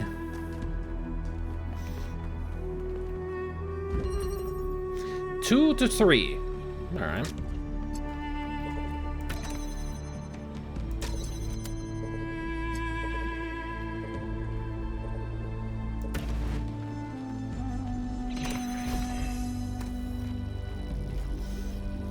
Joka perjantai 9:10 vikan vuoro 7 € kuukaudessa. Tai sitten Tekko erää, että käyt kun muut on lähtenyt, mutta sauna on vielä päällä.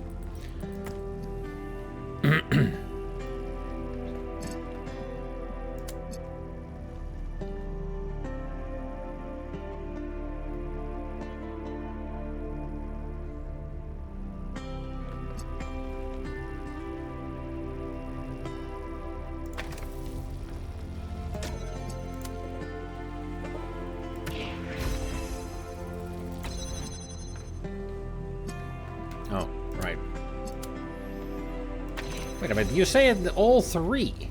Oh yeah, you're not connected. Never mind.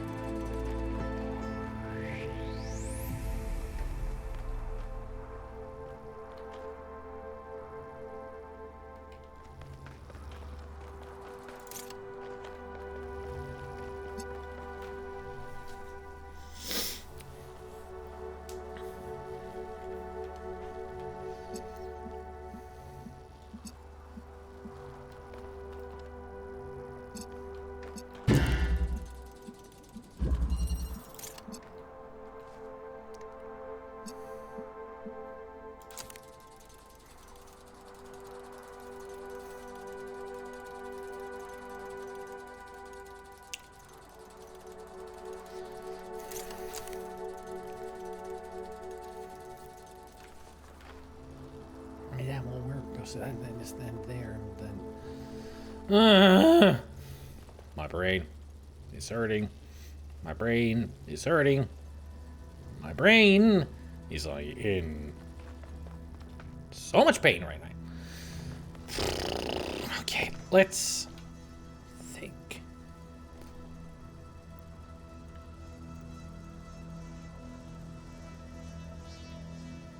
Yep, that's the whole idea. Lots of puzzles and then moral dilemmas in so many ways.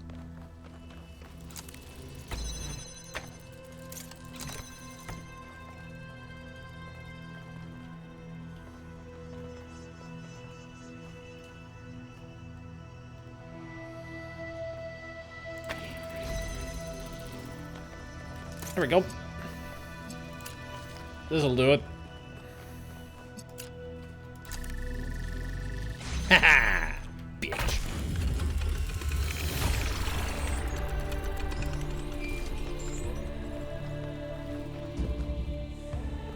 That's that down and one more to go.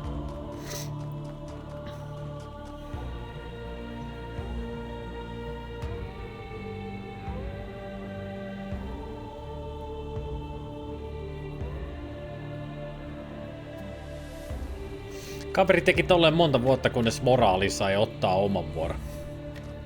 Se on innoittavaa, kun moraali iskee päälle ja sitten päättää olla, että hei, mä oonkin hyvä jätkä. Mulla oli nyt vasta 3. lenkkisauna, kun en oo aiemmin tajunnut mennä sinne ennen kuin naapuri vinkkasi, et kantsi. Chat just burst open with friends, as it usually does. It's either Bannigan or Sonic who starts it.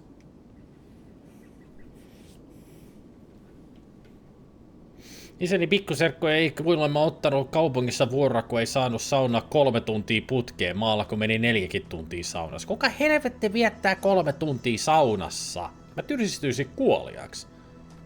Samalla palaisin kuoliaaksi.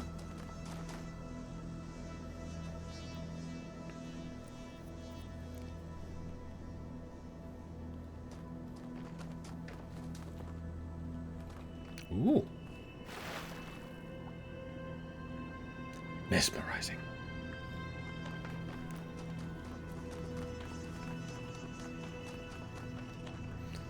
There's the lab. So we go beyond it. There's number 6. So I gotta go this way.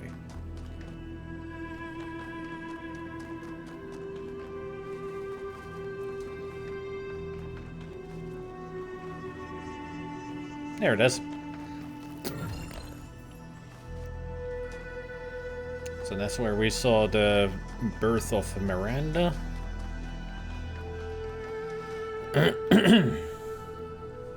That leads to 7.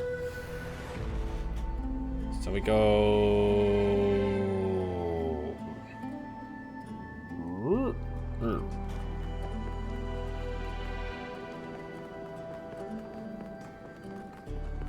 Yeah, we're rebels like that. Se tykkäsi vielä saunaa jossain 90 ihan hullu ukko ja karvanen kuin karhu. Eihän se saunominen ole saunassa istumista, välillä käydään pihalla, laitetaan läskit grilliin, juodaan kaljaa, pulahdetaan takas saunomaan. No jos sä oot maalla, niin tietysti se on sellaista seurailua ja tälleen, mutta kun sä oot tällaisessa asuntoyhtiössä, niin se on vaan saunaa, puoli tuntia, takas kotiin. Ennen kuin seuraava tulee potkaisee sut ulos sieltä.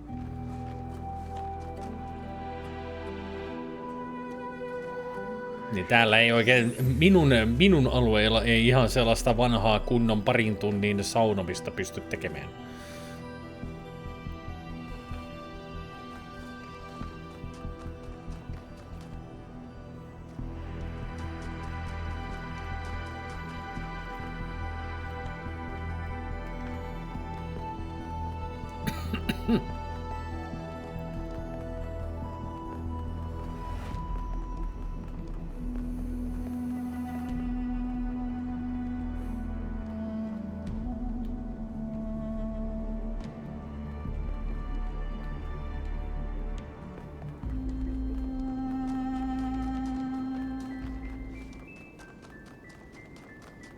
Our first star puzzle. No. Great. It's way over there. It's on the other side of the fucking map. That's what I need to follow from the other side of the freaking map? At least this leads to the other lost puzzle, so we're done with those. Once I complete it, that is.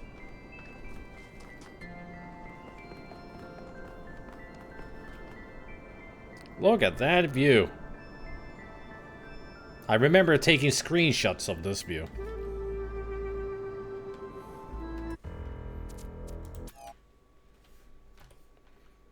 I mean, look at that.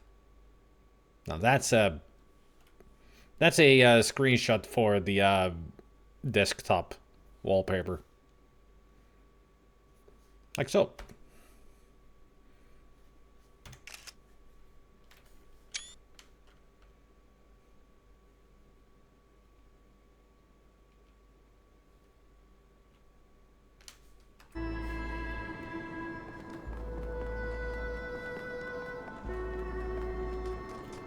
Yeah, I got no fancy. Yeah. So you can use dead now because no command for fancy.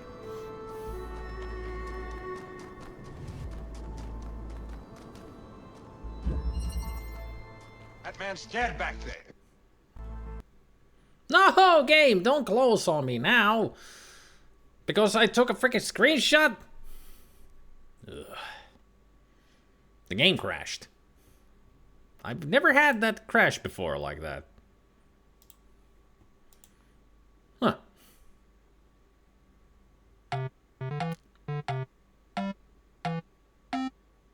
Well,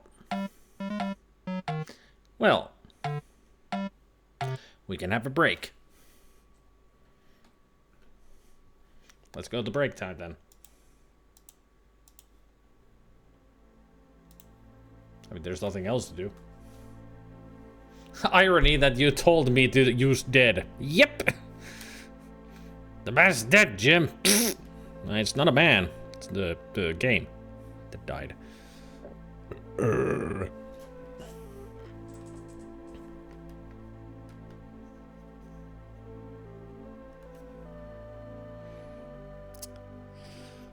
So I'll eat food and we'll get back to the game. But first, as always, we have cats. Look at him. So cute. Especially Smokey up there. Hello.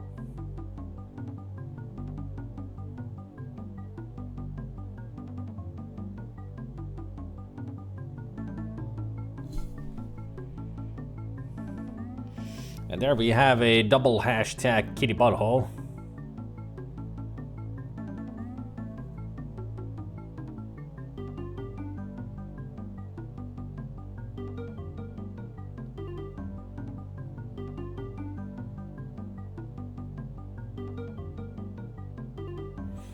It's funny that they have sashimi for food and they're stuck inside a sashimi. How appropriate. You're supposed to eat the one on the plate, not the giant one. That's a pillow. Silly kitty.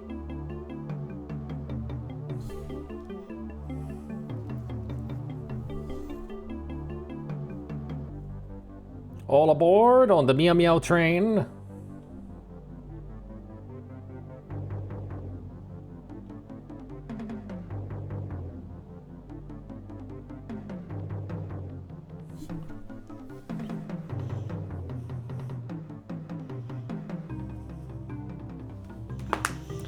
So many cute cats. Alright. Time for me to go get food. What I will eat, even I do not know.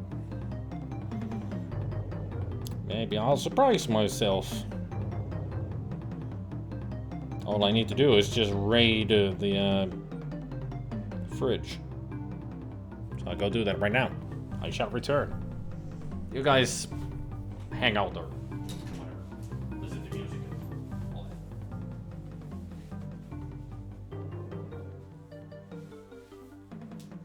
Yes, chair. Why don't you turn around and block everything? Dummy.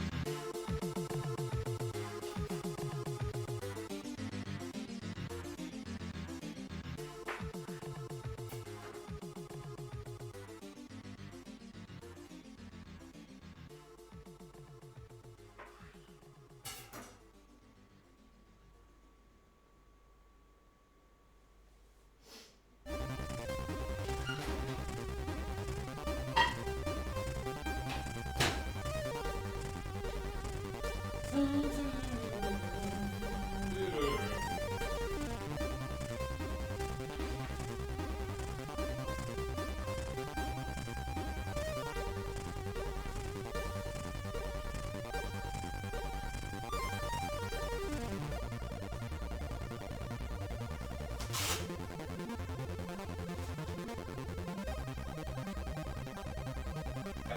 also take my blood pressure.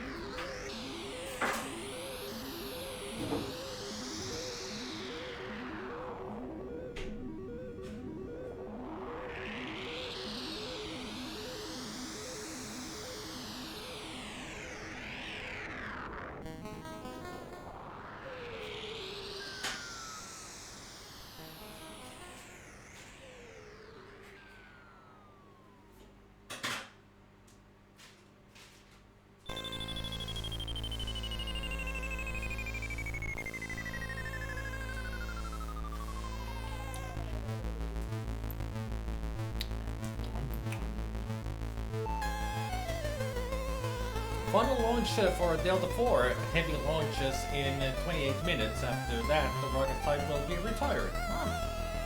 Interesting.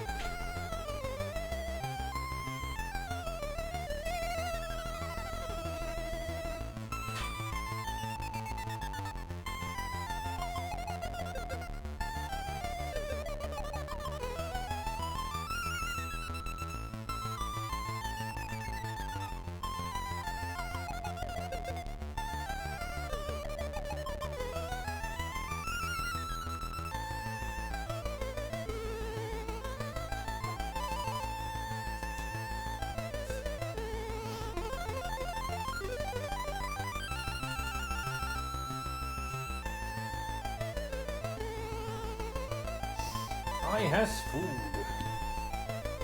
I has burger.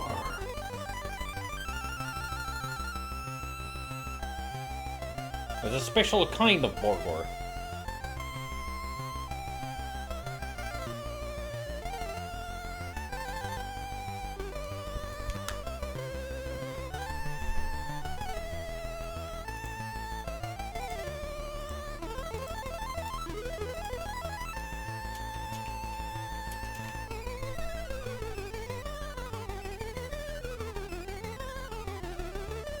And the special thing about it, it's a gyros.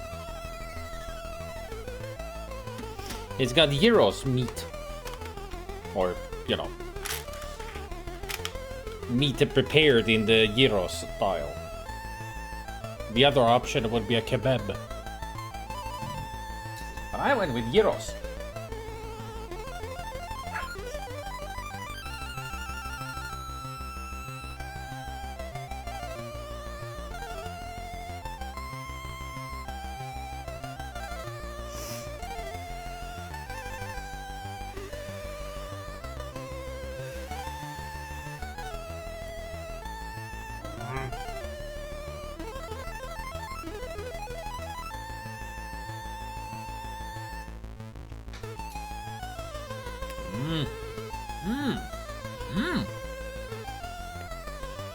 Oh.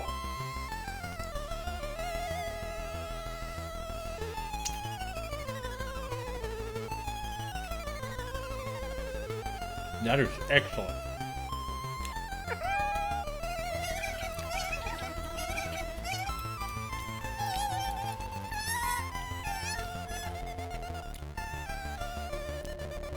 I mean, it comes with a smoky sauce, and man, that is smoky. I love it.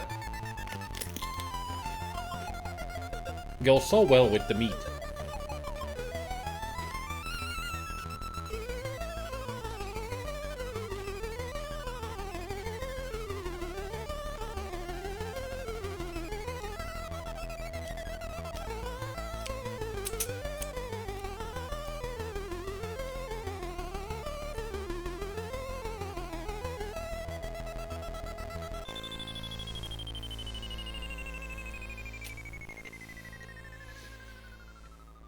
Also, there's so much of the sauce that half of it is just dropping out of the burger.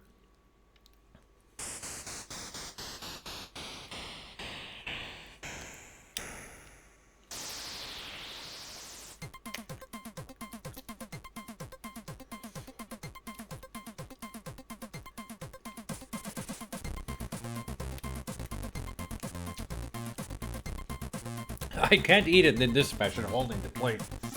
Gotta use both hands. Otherwise, this is just falling apart.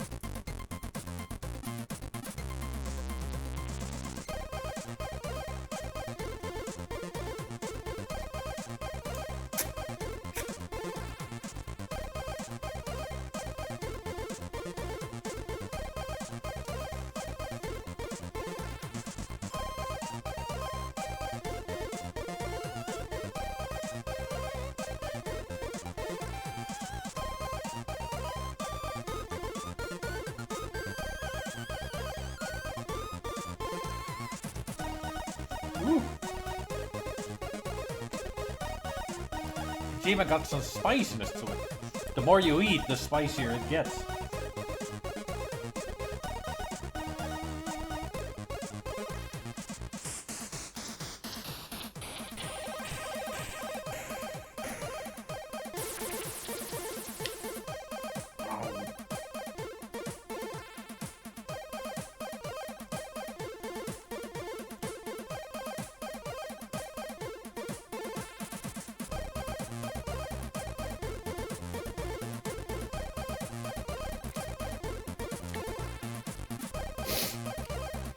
For a store-bought burger, this is definitely one of the best.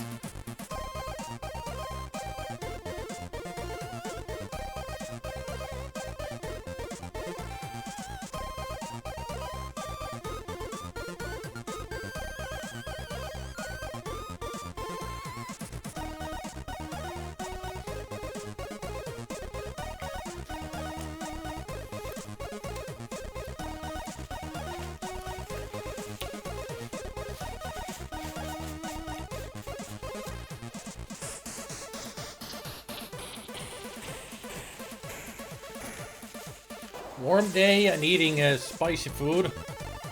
Always a good idea. Whew.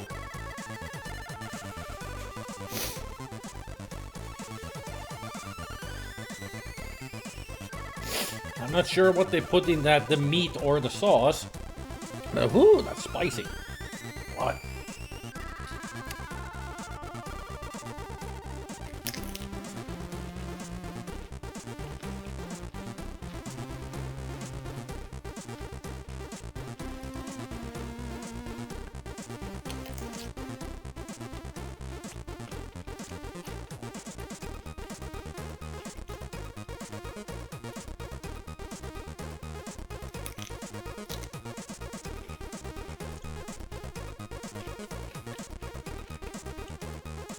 Specky, am I now officially part Greek because I ate some gyros?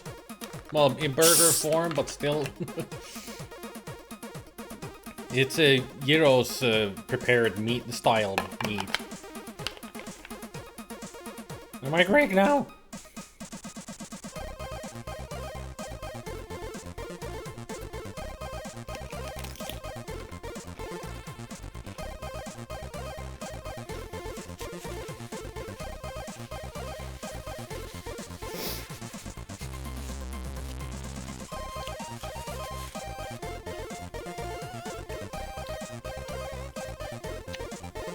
I'm calculating stuff and on a robe, or in a robe. That's true. I need to get myself an abacus and a robe. Not to mention a very long white beard. Well, that I got covered. I got a Santa beard, but it was that.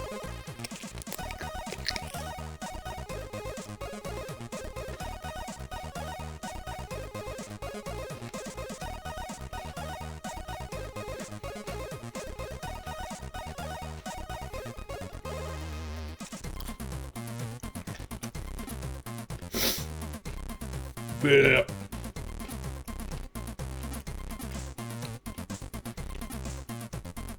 Remember that, kids? Blech.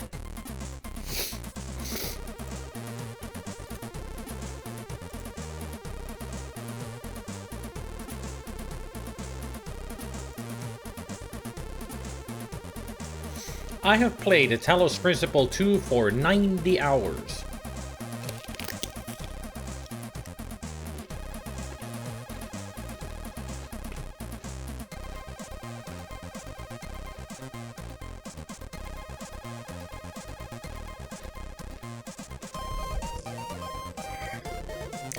And that's 2 playthroughs.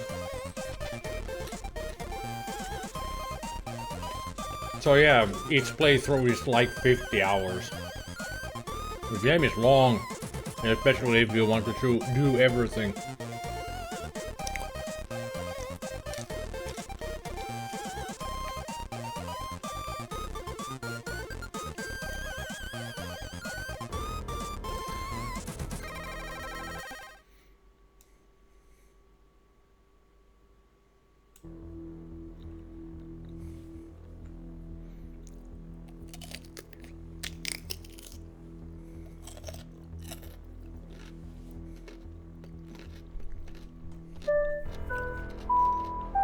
bit late.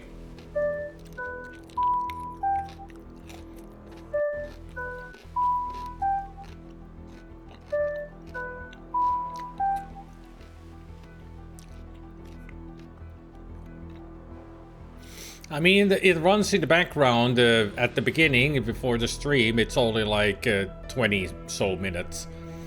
And for Soy Munch, 30 so minutes.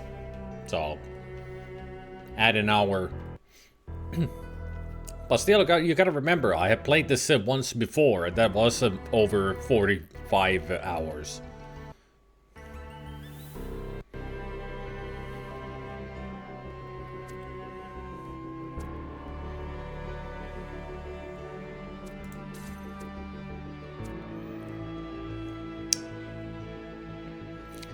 We're at 92% with the regular puzzles, 92% with the labs, 83% with the stars, and 87% with lost puzzles. 0 at the gold puzzles.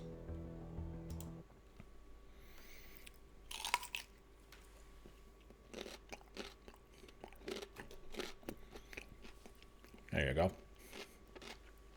Now you see the game. I hope.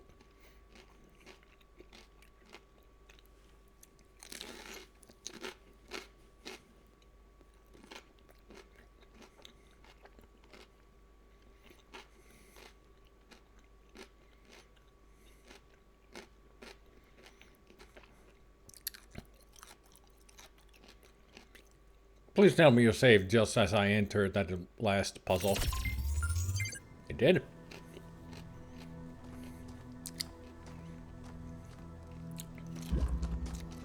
Yep.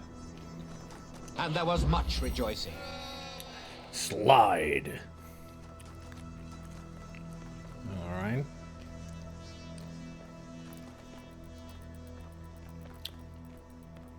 Hmm.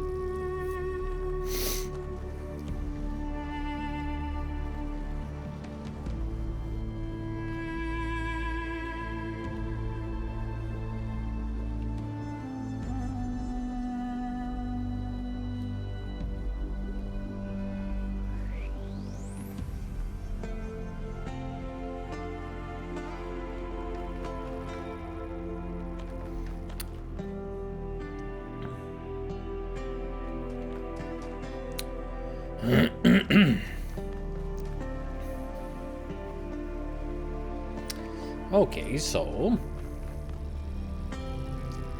I cannot deactivate that if I don't have you in the vicinity of it. And the only way to get you to the vicinity of it is with the box. What I'm trying to do is get you in there, because I can't activate you with that because of this in the way, so I need... And you won't be able to see that one through here, because that pillar is in the way. So what I need is to get that one in here, so I can connect it to that, and then connect you to both of them, and you'll just slide out. How do I get you in there? Is the problem.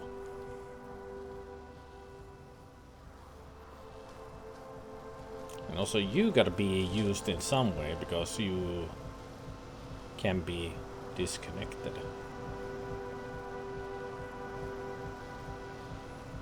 But how and why?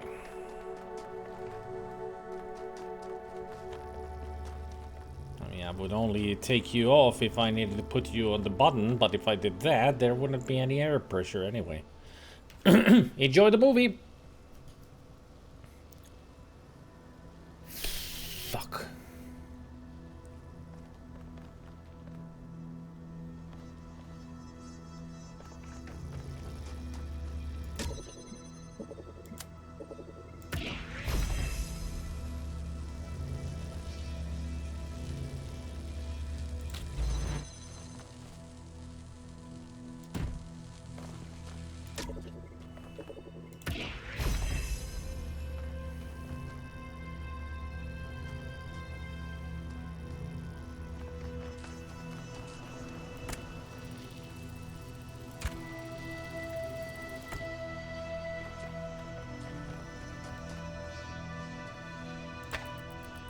I think I just found the solution.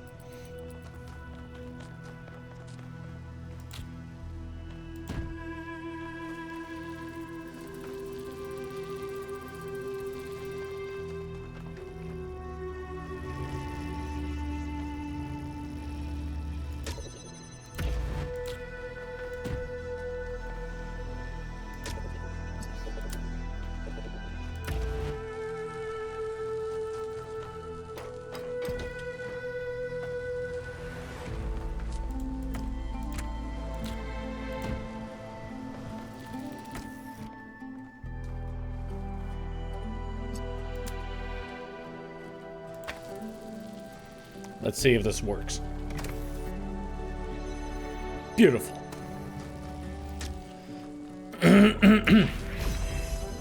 Yeah!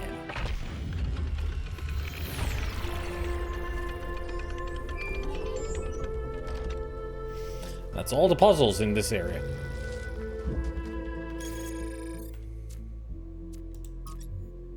Yep. Main and lost done. So now I need is the stars and one fire. And the other fire we can find if we just keep it going this way. Not to mention we can find the Stratton. And another thing that we need.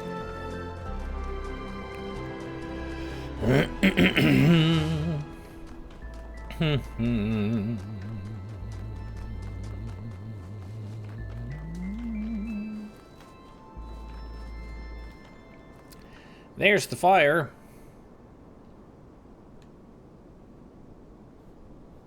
In a very inconvenient place.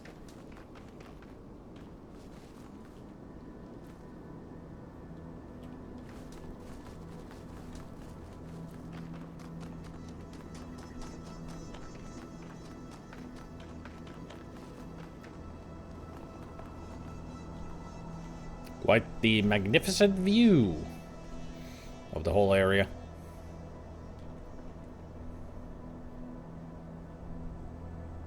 Also, I think Stratton is over there somewhere.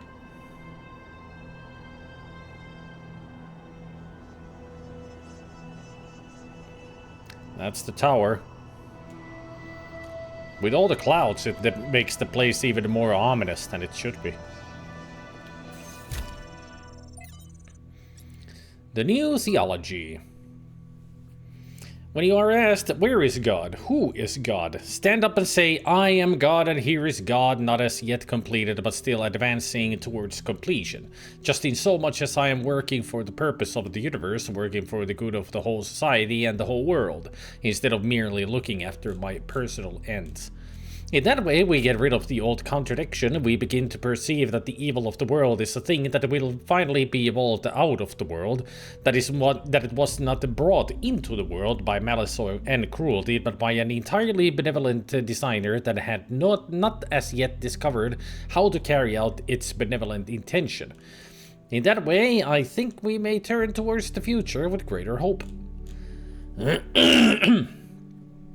My brother Eustathius told me that he thought this passage was beautiful, but also diminished the connection to the sublime he felt when simply looking at the world itself. What do you think?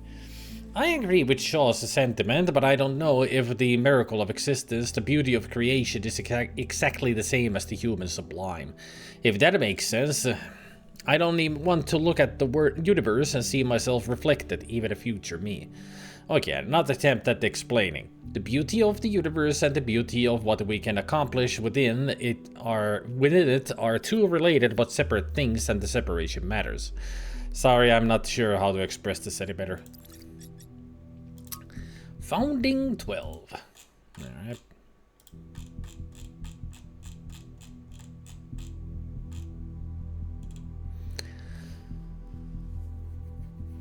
Day 112.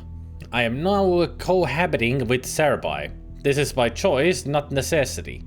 It's strange, but pleasant to find your life so enmeshed with that of another person. What we both came to realize is that together we are more than the sum of our parts. Something emerges from our interactions that is wholly transcendent, unique, and necessary. I had observed this before between Athena and Cornelius, but experiencing it yourself is quite the revelation. We did have that, and it was beautiful. I should have treasured it more.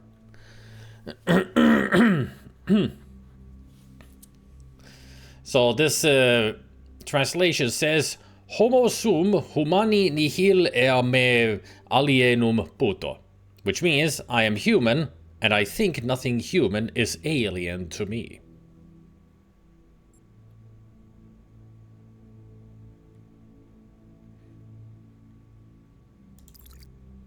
And Trevor.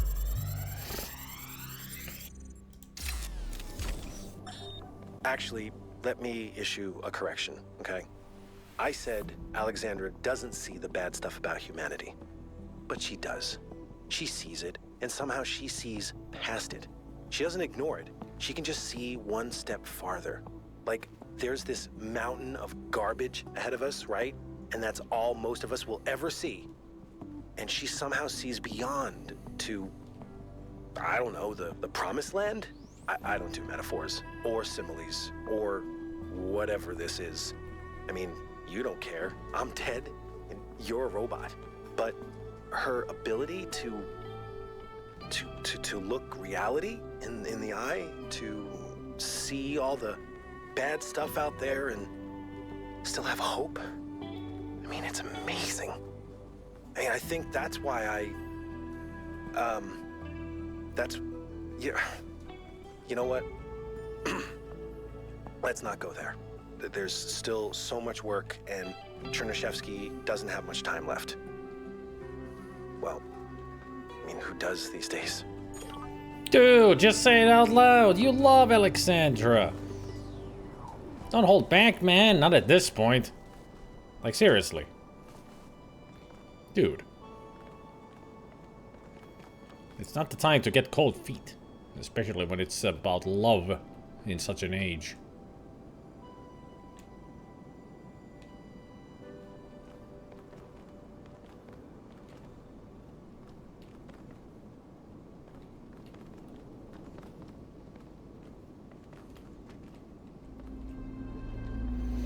Wee! Ow. Wee! Ow. Stratton, hello. What did it mean in the end to be Straton? Straton. To have few friends and many enemies. To write harsh words because it seemed necessary. To pursue the truth at the expense of all else, of family, of love. To pursue that one principle to the point of death. Is that what I was? A life lived against the tides of history. Broken, jagged, unrelenting. Not a kind old man beloved of his children and then forgotten. But a thorn, a rock in a shoe, insisting on the truth until it becomes a hideous, frightening thing that cannot be tolerated, even by those who agree with it. Was that a good life?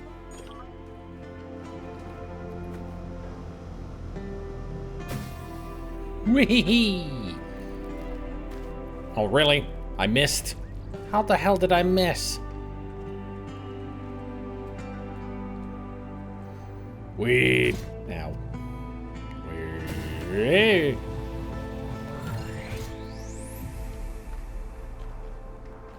This time I got it.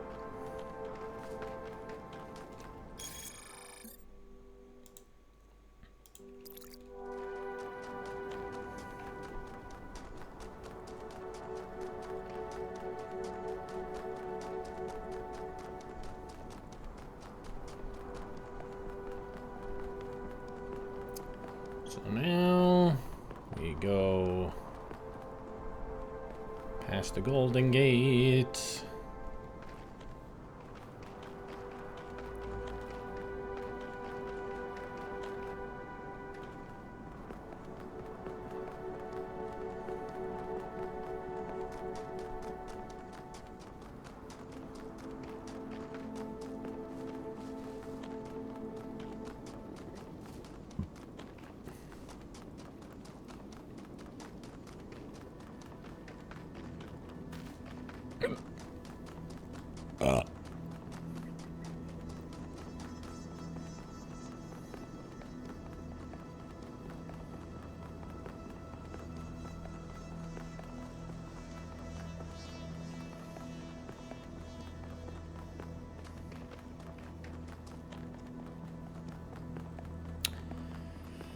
It's a long way to Tipperary. It's a long way to go. It's a long way to Tipperary.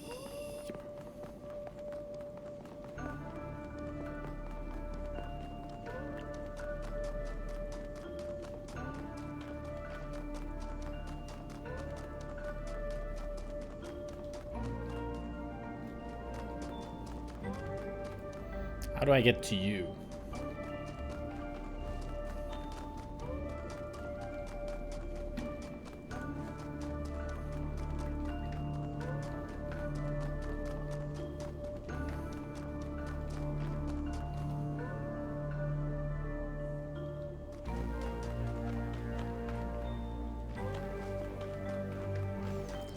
There's never an easy way to get to other places now, is there? Especially when I need to get to that terminal.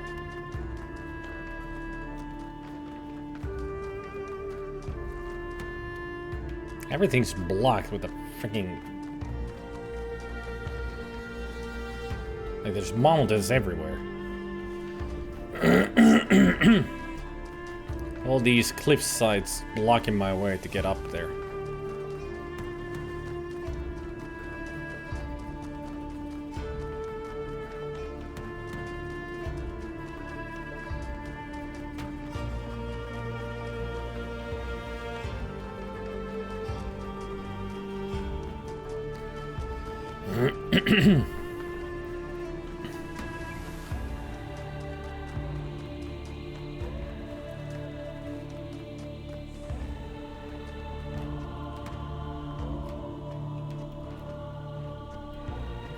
Nope.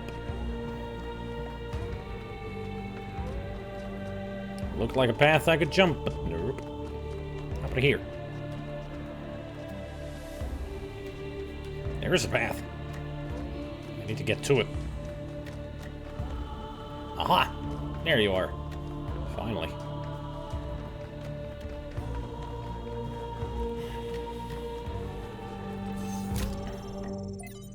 Libdrozir.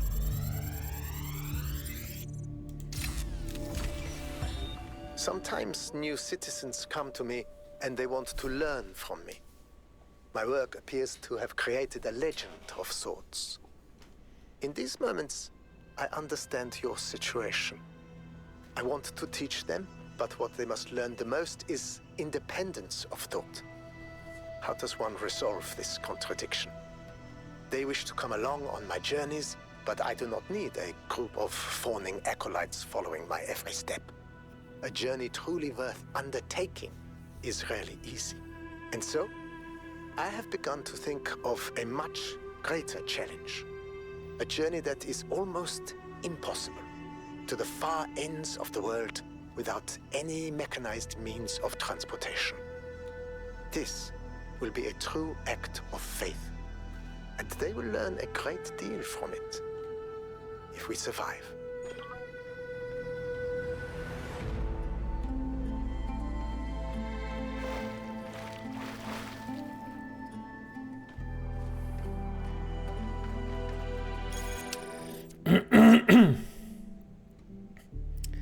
Alright, now I need to find the sprite so I can get to Prometheus and get the star.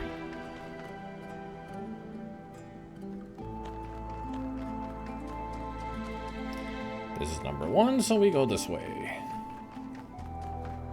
We need to get to number 2 because apparently the sprite is somewhere around that.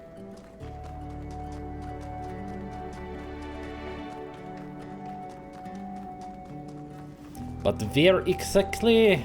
Who knows? Maybe I'll be using a blue orb glowing around here, making weird noises. Rude.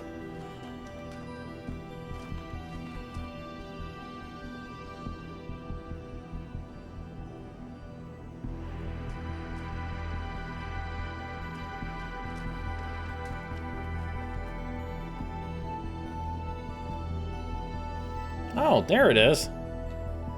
Okay, so that is... I need to go back to the Liftrazir terminal to get over there. Gotta run through that whole freaking field.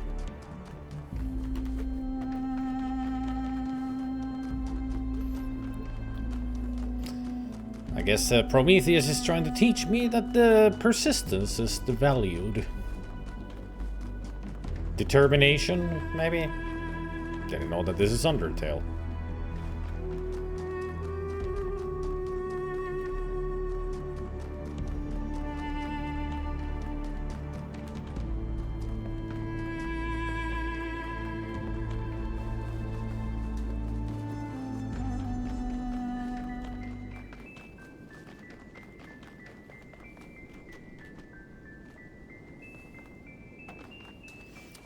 There it is. I see you. Now come hither, sprite, and lead me to Prometheus.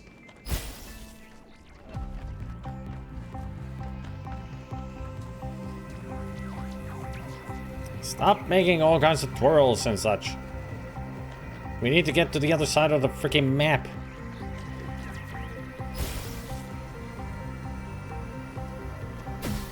Woohoo!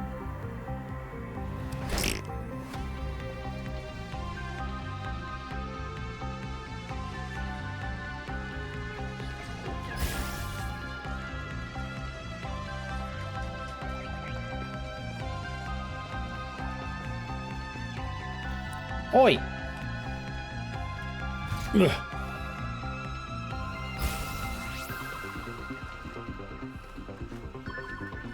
Whee!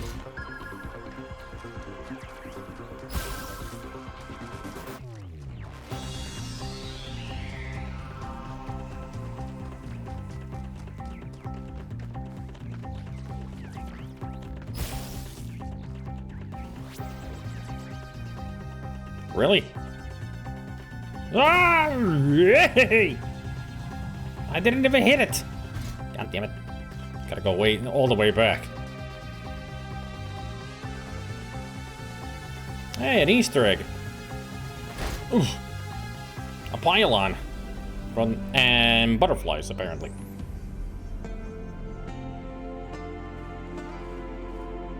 Are those also holographic projection?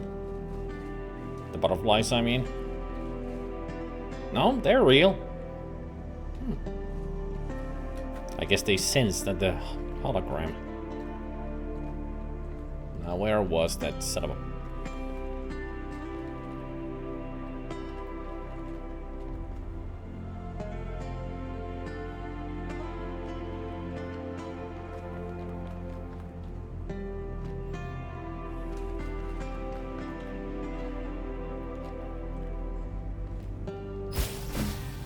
Woo! Ugh. Ready to go. Up.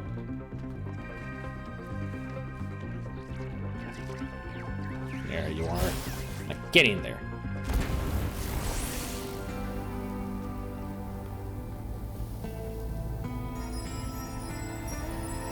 Whew, that was not easy.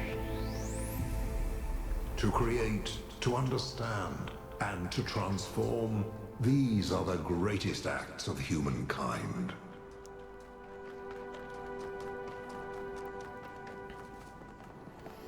I gotta find the other one.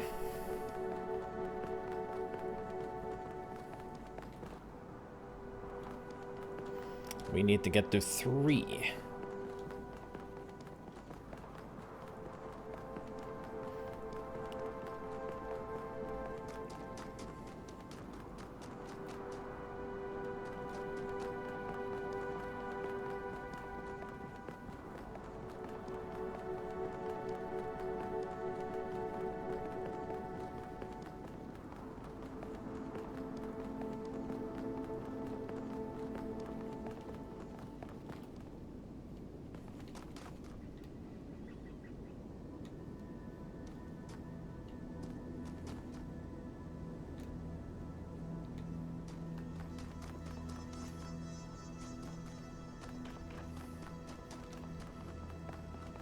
Is that a puzzle up here? There's number 7 close by.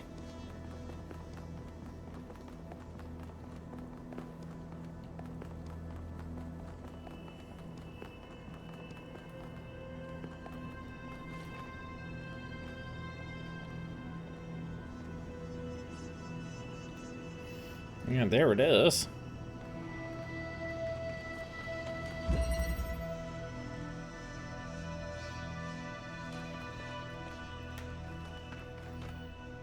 Now you have only this, the jammer.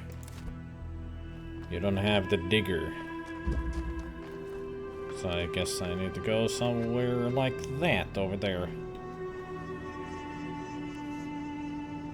Geronimo! Ow.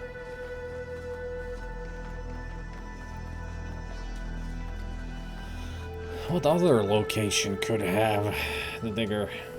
I know there's only one that I had it. 7 definitely weren't it.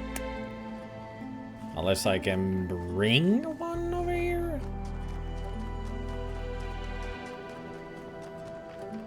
That might be the thing.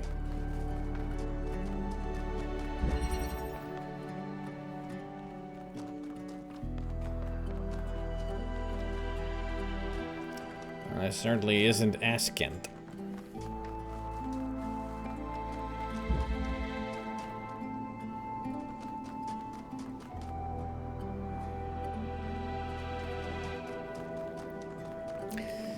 This is gonna be one of those, huh? It's gonna be Pandora again. Wanting a certain color, a certain thing, and to get all of it, we need to do some really annoying puzzle solving of beams and everything. As per usual.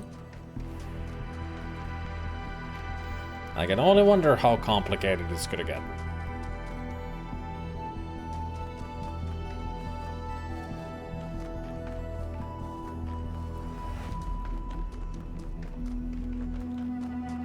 There you are. So what do you need? Where do you need it? Why do you want it?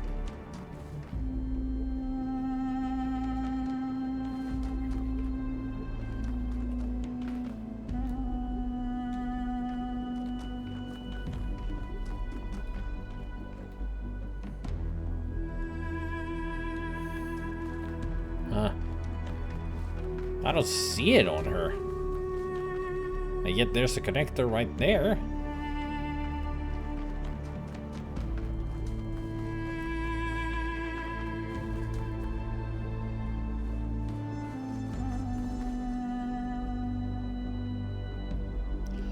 Oh. I did see that dome behind the wall that we can dig through.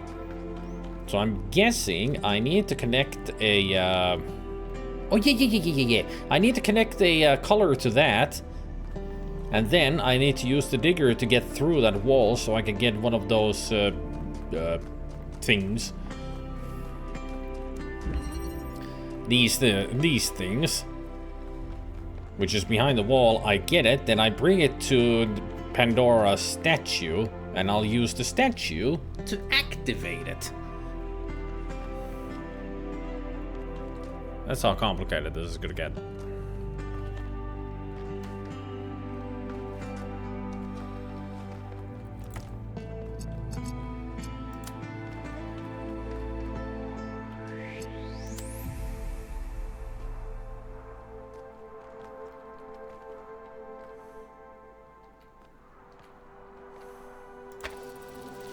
There we go. Now I just need to dig through that wall. Somehow.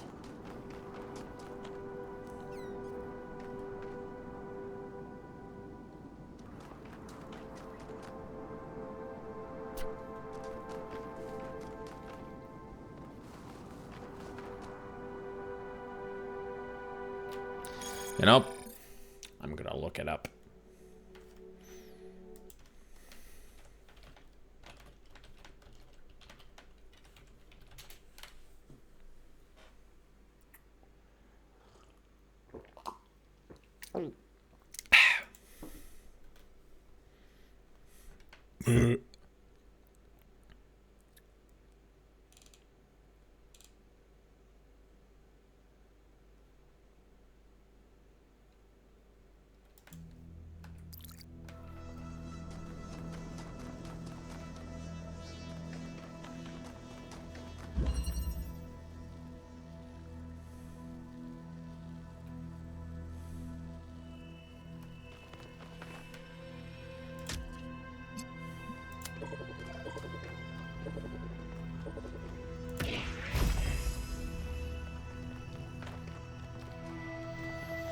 It's one of those again, where you need outside help. I think. Yep. Back here. There it is. Why did they do this? That was so well hidden, I would have never found this. Like... assholes. Now I just need to find the wall again.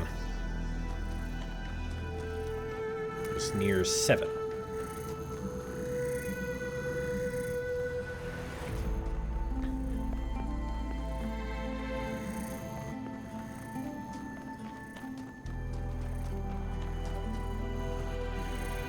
It would be so nice to meet somebody walking around here and I could show off them this device. You ever been to one puzzle, seen this device? Look at it, it's cool.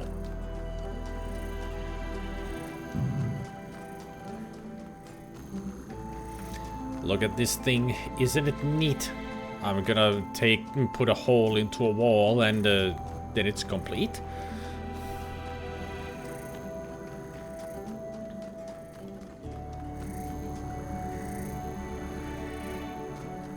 Yes, the song from Little Mermaid. Thank you, thank you, thank you.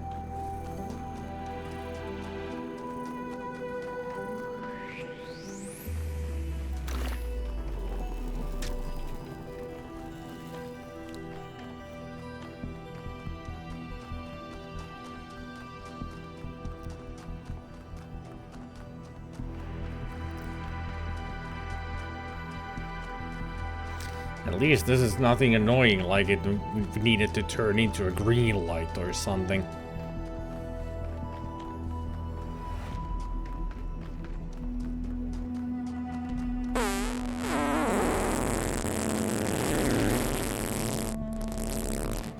I would call that a magnificent entrance, Ubi.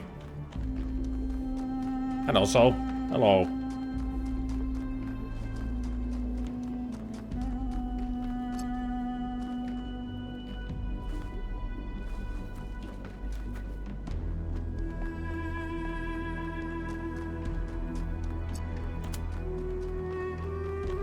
I would call that Ubi.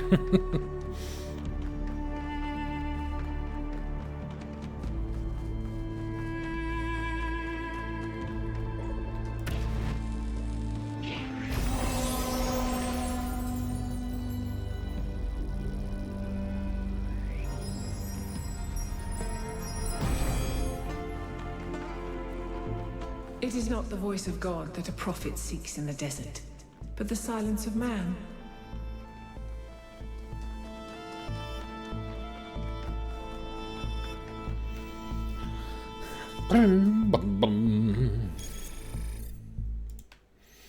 All right. Now it's time for Easter eggs.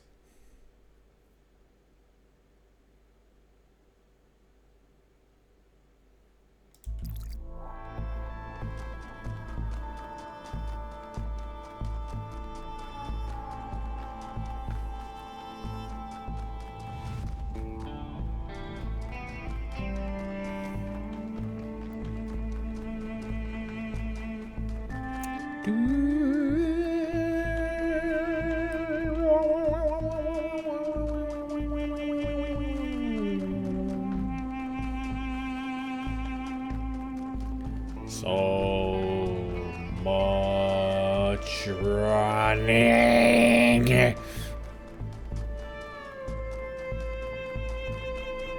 This is one of the more tedious maps in the game. I mean, it's so big. So much running. Up and down, left and right.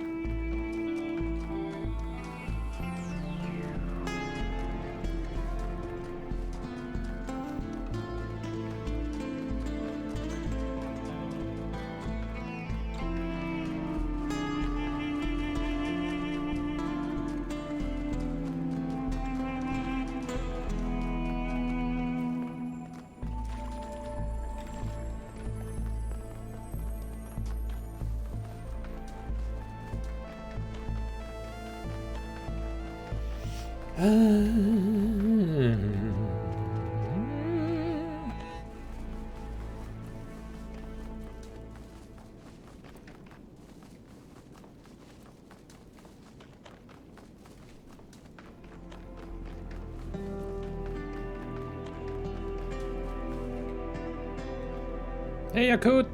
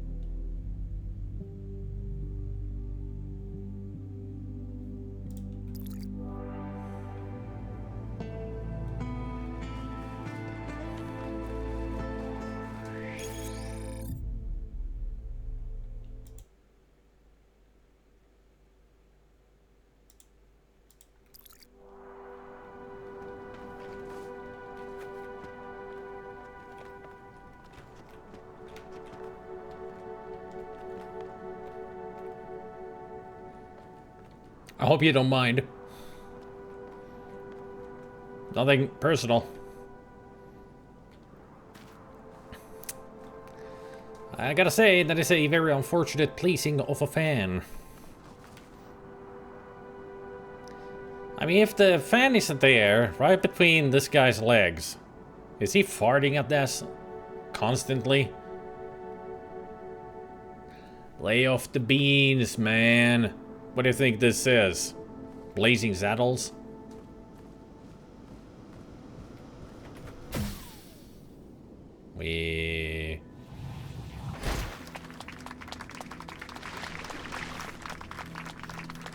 Thank you.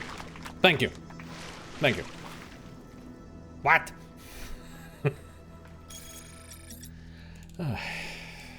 What we got next?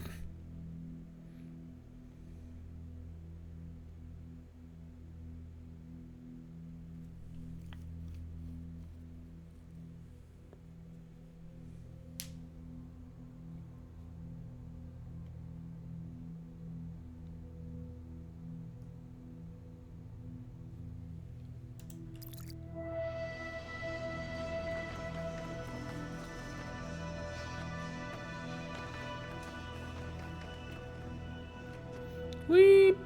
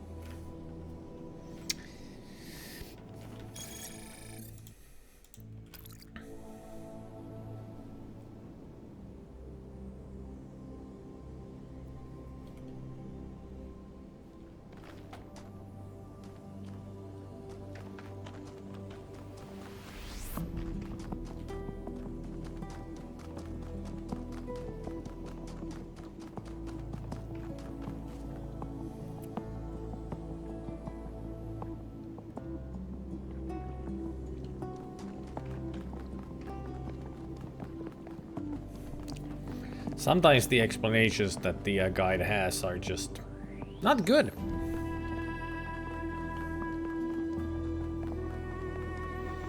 I mean, it definitely was not in that area, so it's a whole different area that I need to get to.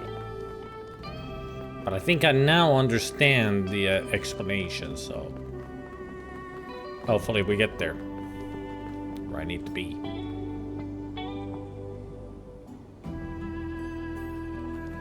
And hopefully I'm going the right way.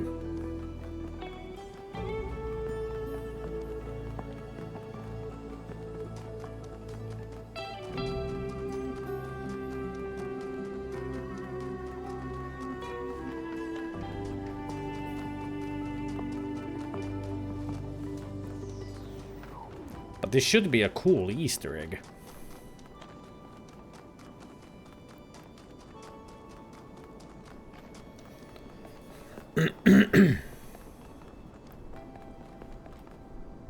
Yep, I'm going the right way. 2 more. 1 more.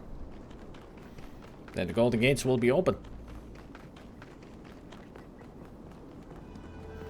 We're getting close to the end. Might still be worth of 1 more stream though. And there's Trevor's. There it is.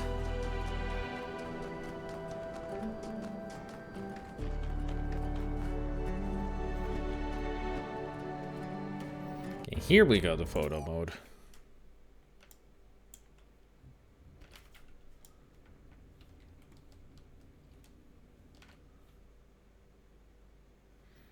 And there's Stratton. Ah, there it is. So I do need to drop to the left.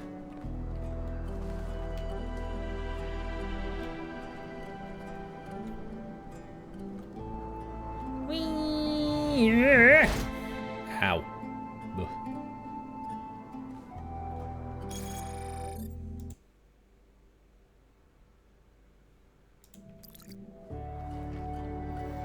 Ah. Exit only, I guess.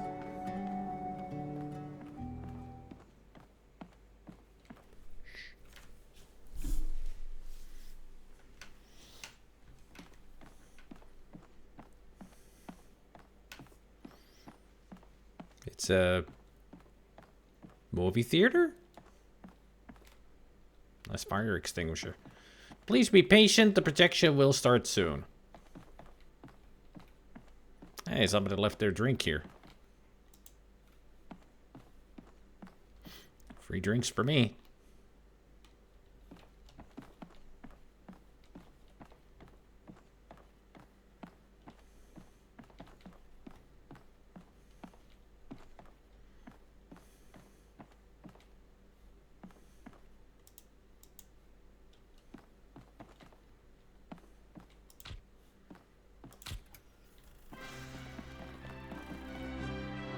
Crow Team Entertainment.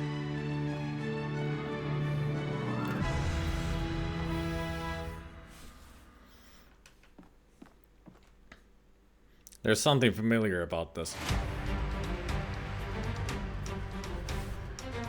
Crow Team presents Terminator.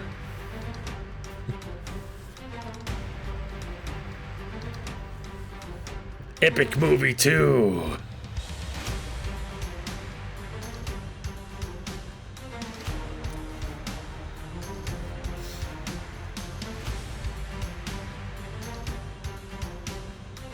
If this is Epic Movie, where's Serious Sam?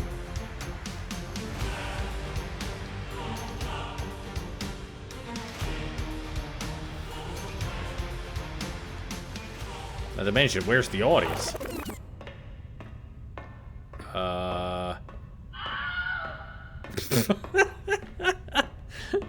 So his malfunction is that he always walks in slow motion. Got it. And the other one greeted with a Wilhelm scream.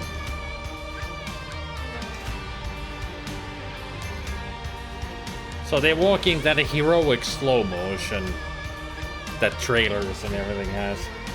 Or a moment in them.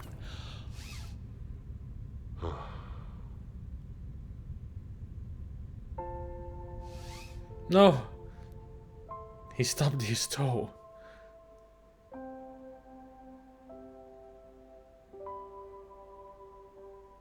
His epicness. To be continued.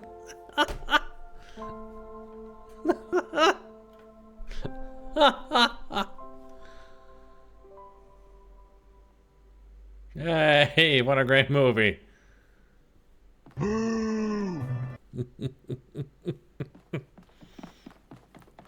Can we watch another? No. That was really an epic movie indeed.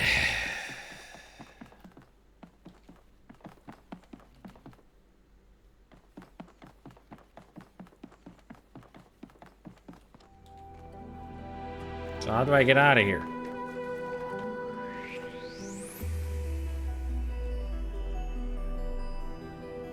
How do I get out of here without dying? I don't want to just reset everything. And the previous had at least an exit. You know, proper exit. It brings me back to the world above.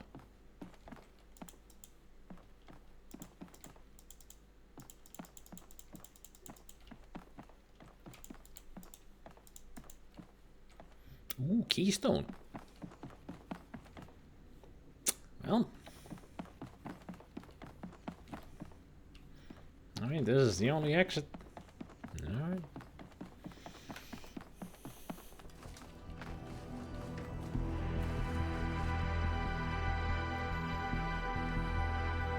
Should have had a fan here or something.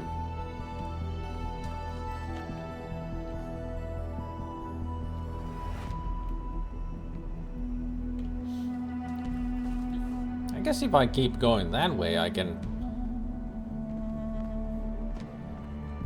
survive this. Oh, Stratton's here. Never mind. Boing! Eee. There, safe. Next.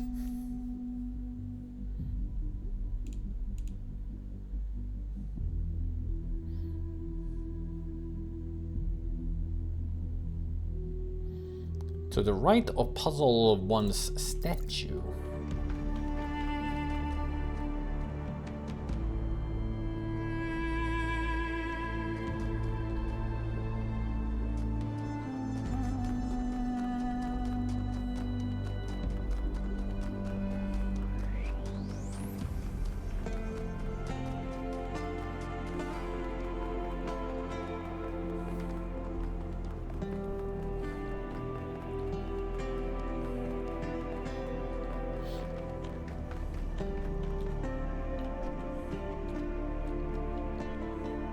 Damn, that's a long way. Like, there's the starting area right there. Sheesh. And that's where we need to get to. Up, down we go. Woo! Oh. Again, again.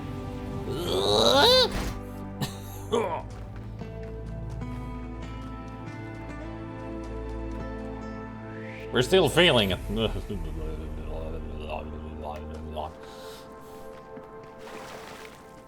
Hey, I could you fix me? I think I took too many big hits. I think my gears are off place. Well, Phil, I need fixing. Help.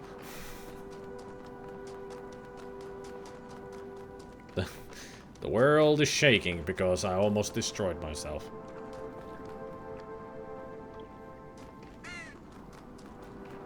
At this rate, it would be better if I actually did. Jesus. Well, we're almost at the Easter egg, so let's do that. Then I'll fix myself. Actually, since I'm gonna fix myself, I might as well go inside here. Make a checkpoint.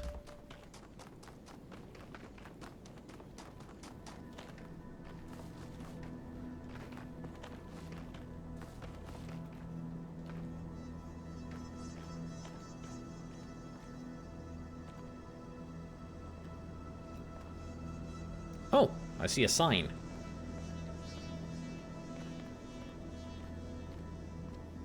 Don't look down.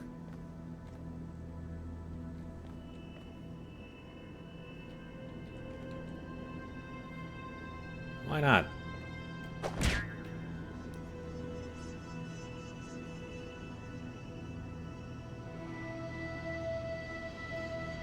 I see. I'll try to remember that next time. So where did this punching glove come from?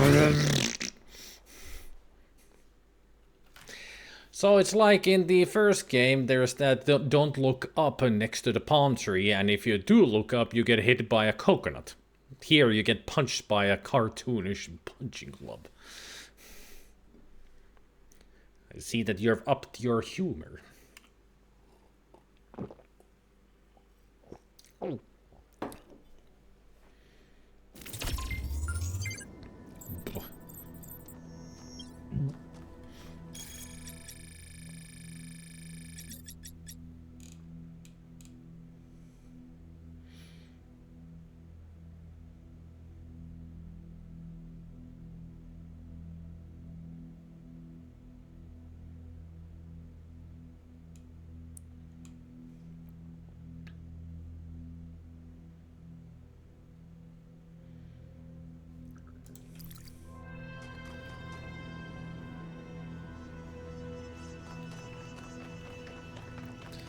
More traveling around to find Easter eggs. How many Easter eggs are there left?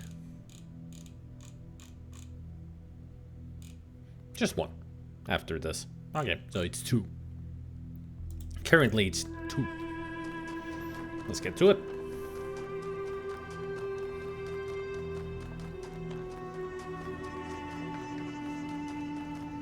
Excuse me, Alcatraz.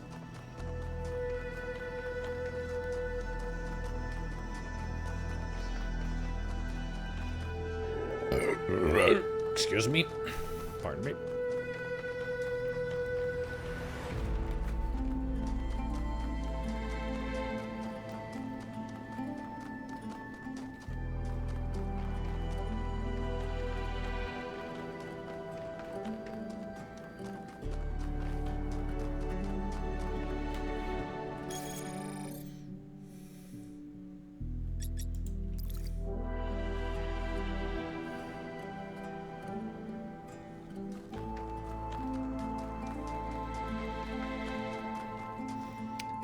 Gotta get above this. Alright. Let's keep climbing.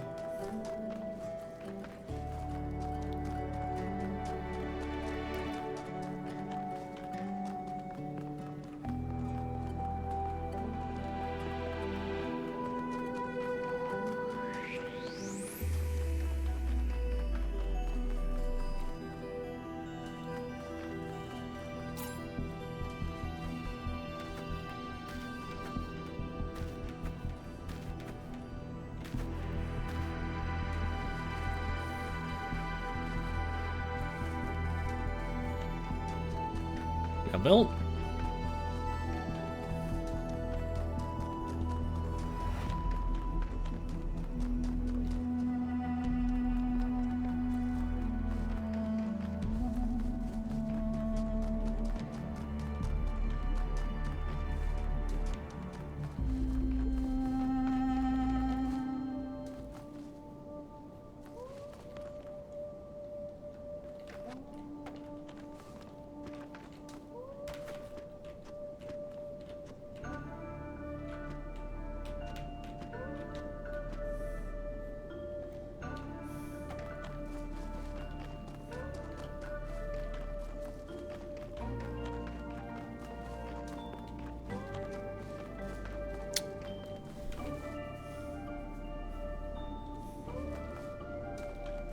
So,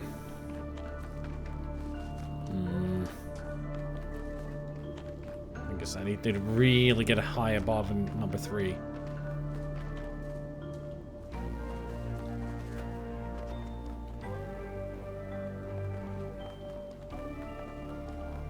Only place to do that is to go up to 7.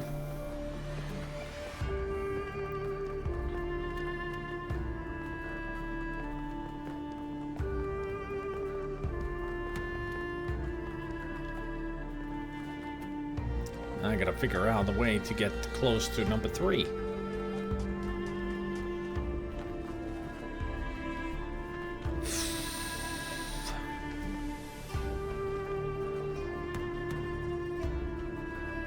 Should have gone that way.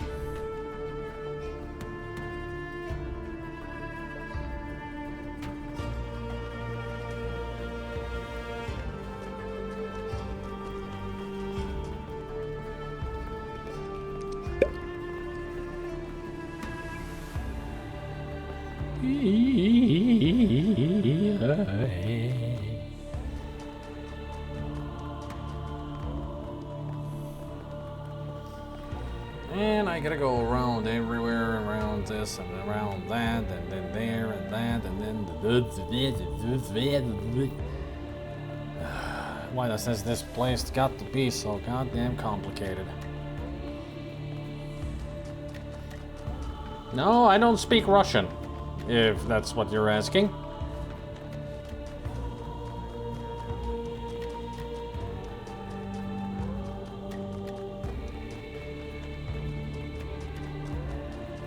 Although I'm not even sure if you were asking that.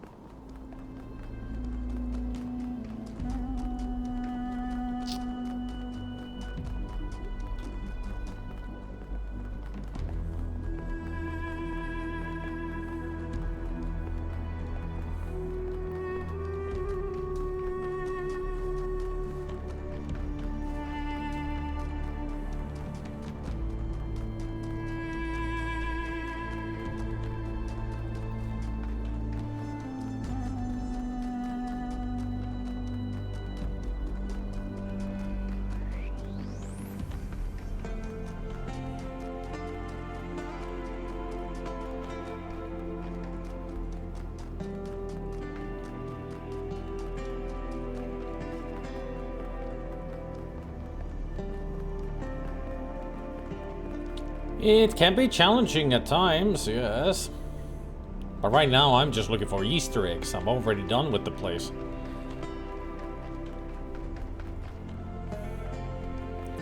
I'm on an Easter egg hunt.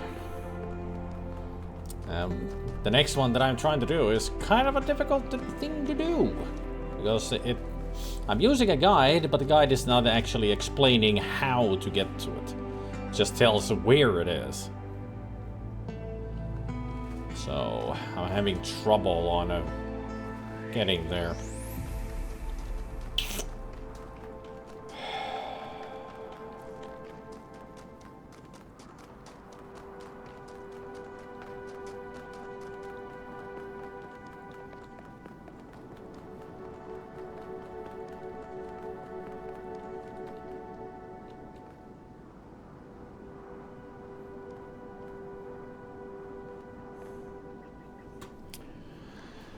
God damn it. I was like, what are these guys holding? I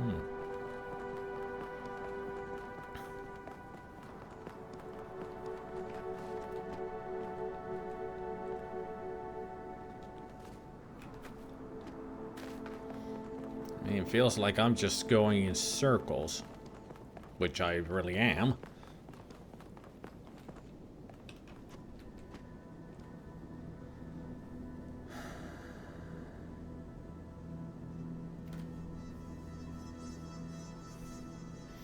I guess I need to do the same trick with the as with the sprite and the other Easter egg. Gotta go up here. Maybe this will get me above puzzle 3.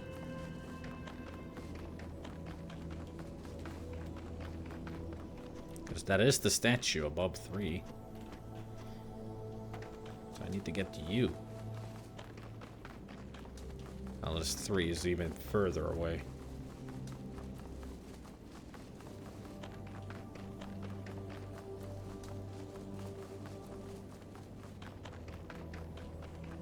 Oh, can't get through here.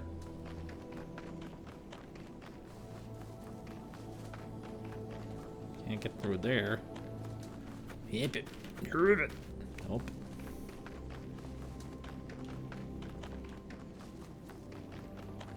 That's where the sprite was. And this just leads me back down.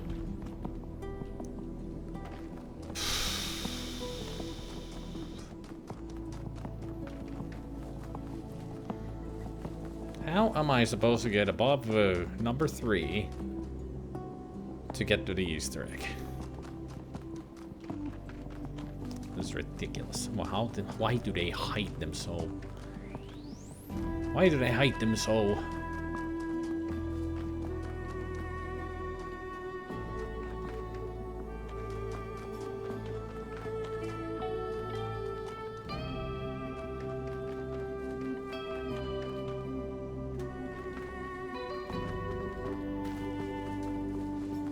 Unless I am missing something very obvious on how to get there.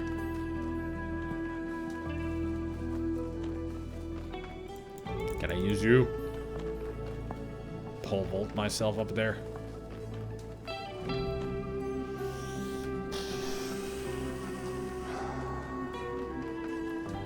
Unless it's one of those photo mode things, even though it didn't seem to say that.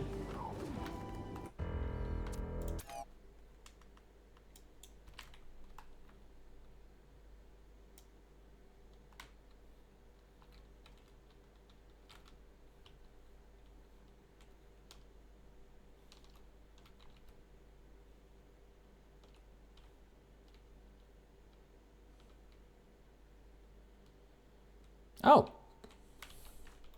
Hello. What are you doing in this game?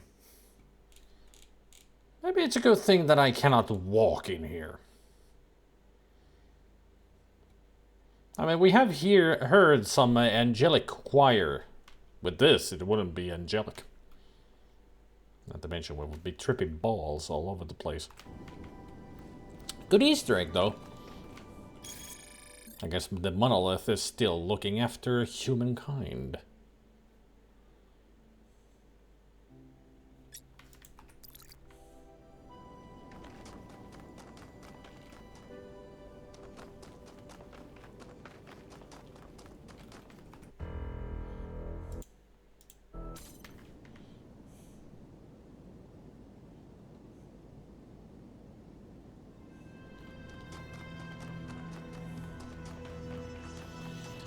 The final Easter egg is ahead of us. Let us go and find its secrets.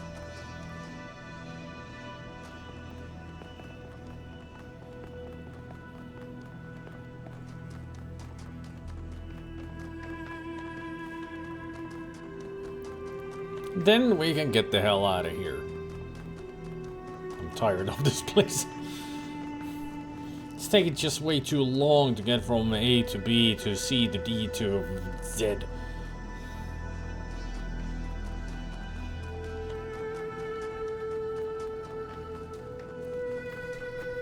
A to the B to the C to the D to the...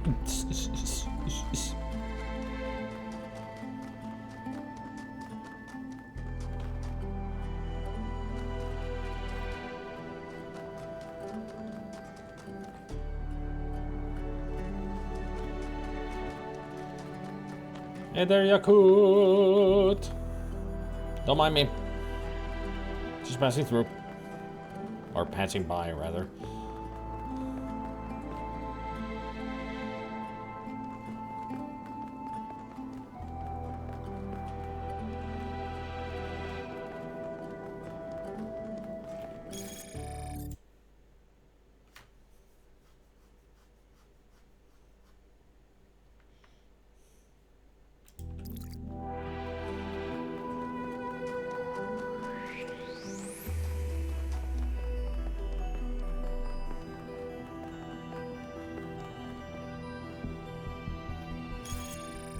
Oh wait, that's the hologram that we already found. Never mind, we've done all the Easter eggs then. Let's get into the tower, so we can leave. I forgot that I already found that hologram. Oops. My bad.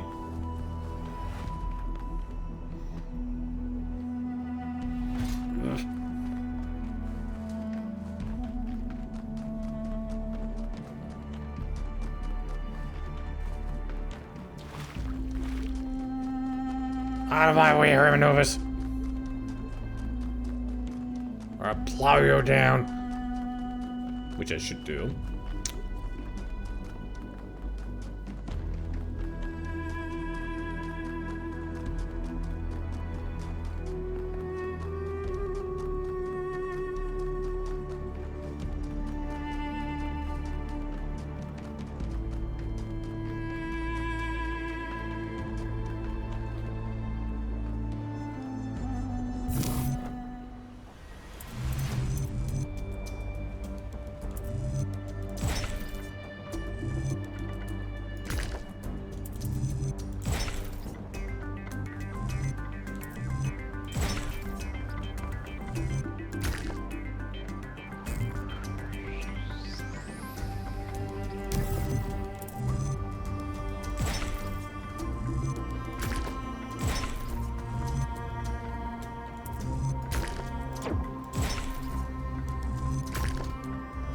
Damn it.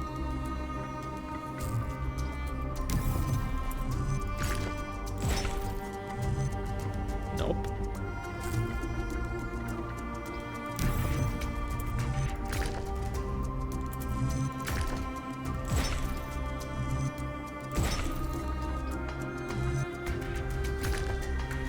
Bueno. No bueno.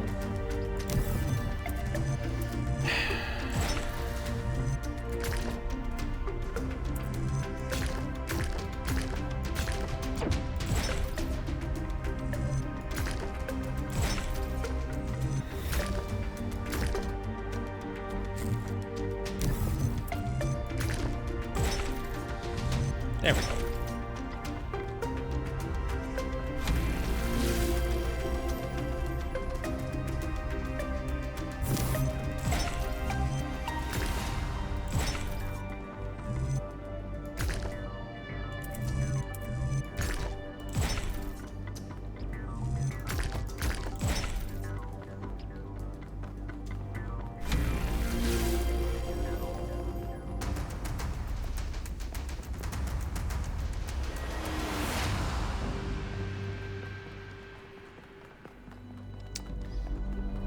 Do we find the Pandora in here?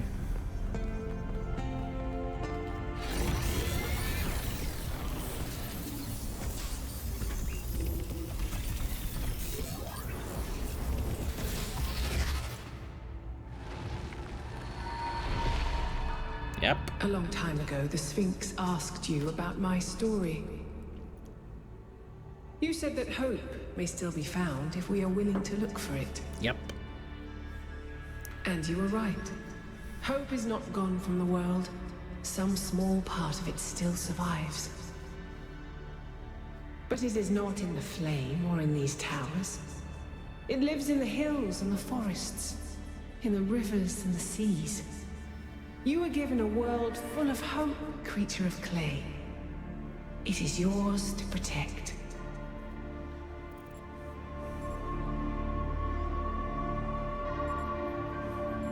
Hope is not in nature, it is in people. I just want to find Byron. I will do my best. Hope is not in nature, it is in people. People will fail you, creature of clay. So? When the time comes, they will abandon you. Maybe. Heed my words. I mean, it happened to you because of your own actions, pretty much.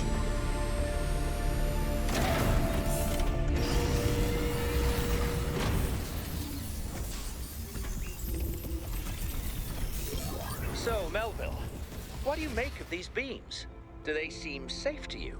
Nothing is really safe. You could kill yourself with a fork, and I'm sure someone has. But anything can be used safely if you choose to. I see. Wise words.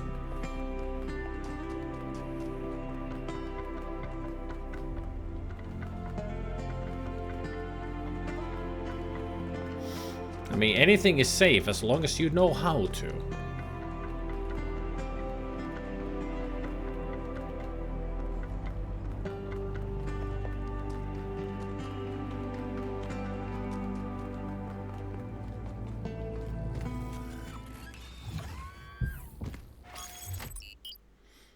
A high-altitude plateau in the island's western mountain range. The surrounding region often has restricted visibility due to fog.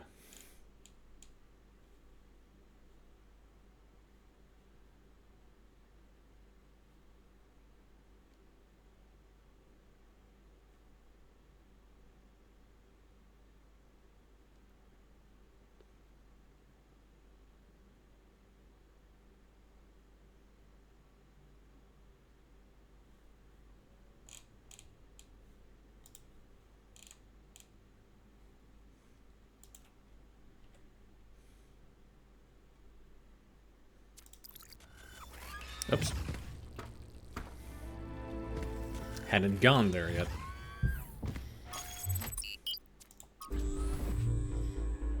We're getting closer. I hope Byron is still okay. Prometheus seemed to think so. Let's hope he's trustworthy.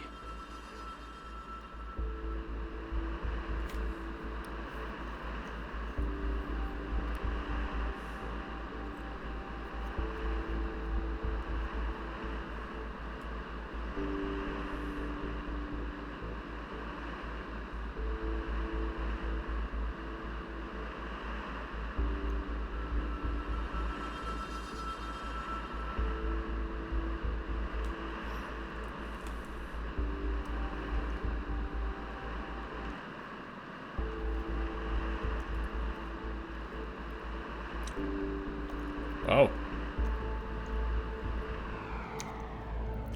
The idol of many hands. Or just many hands of an idol.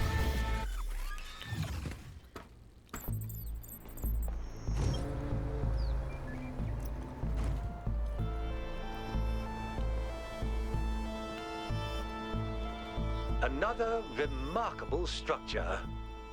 But what can its purpose be? Actually, I can answer this one. In the Files 1K downloaded, there's a design for a launch pad for space vehicles.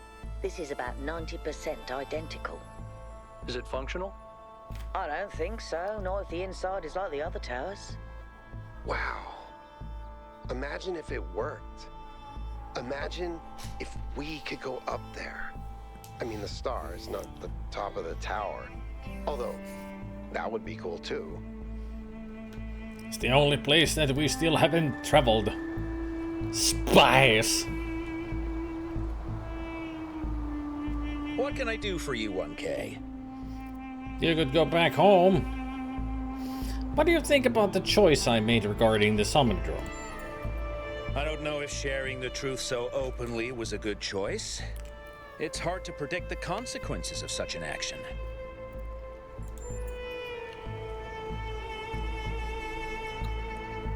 I bet Rand is not happy.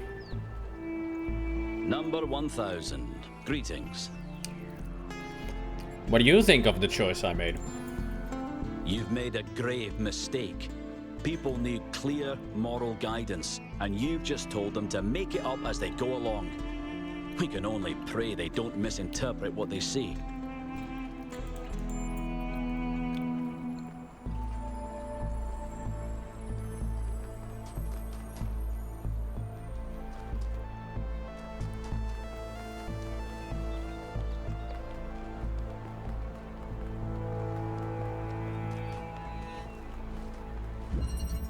From within.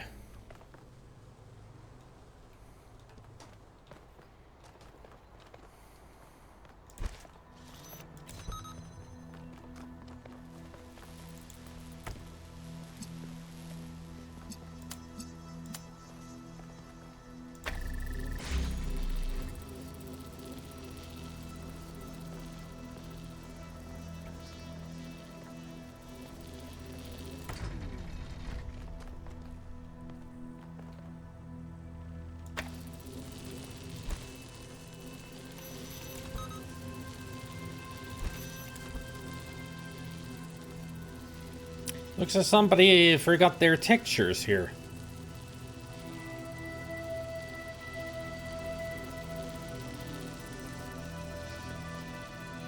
I think there may be a glitch in the Matrix.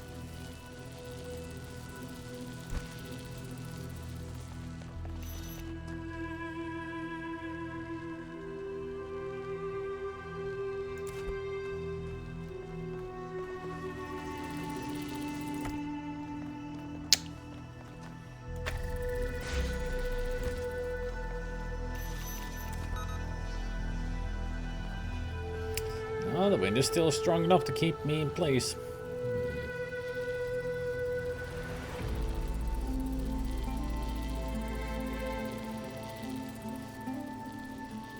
Ah.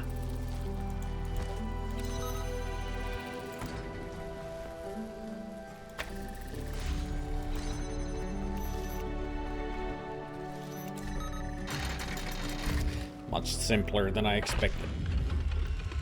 I was yet again thinking the hard way. At least I realized, hey, there's an easier way.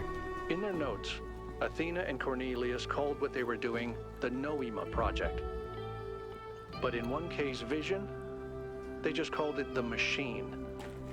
Because when you strip away all the fancy rhetoric, that's all it is. It's not a source of meaning or purpose. It's just another machine.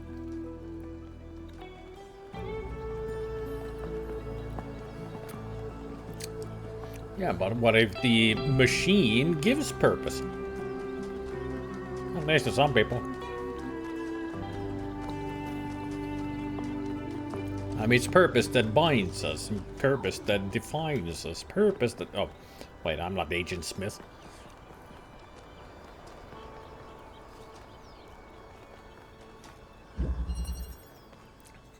Chicken flight. What?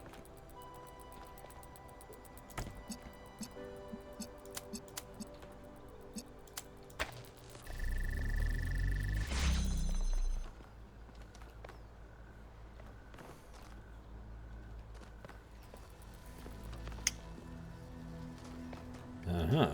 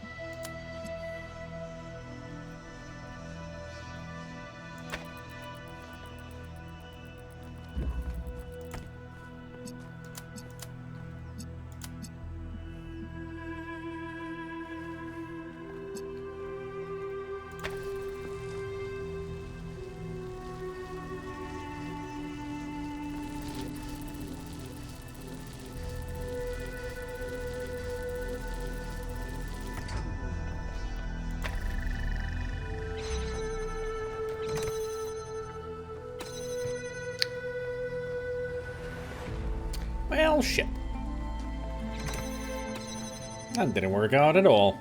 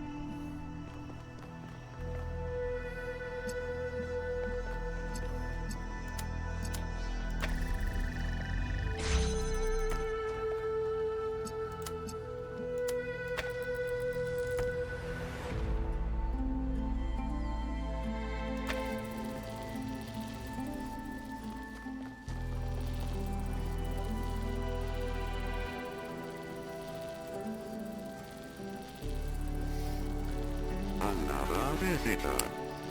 Stay a while. Stay forever. Thank you for the follow. Man.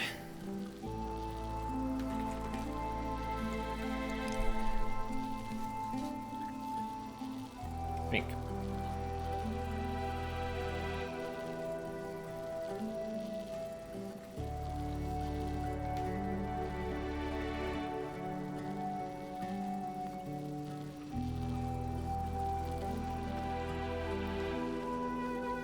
So I need to get in here.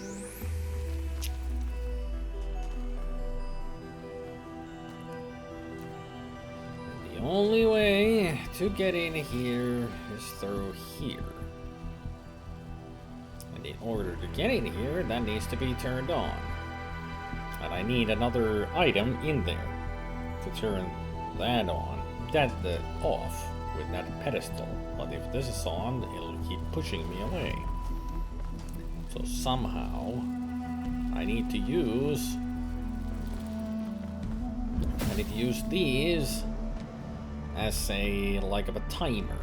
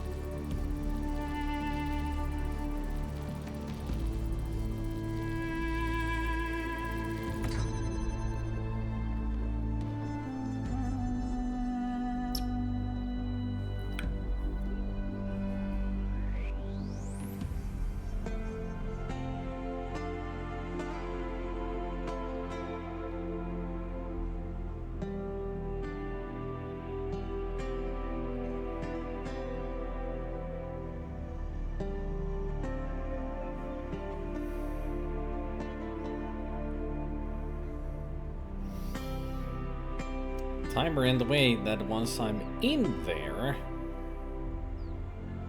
I can close it.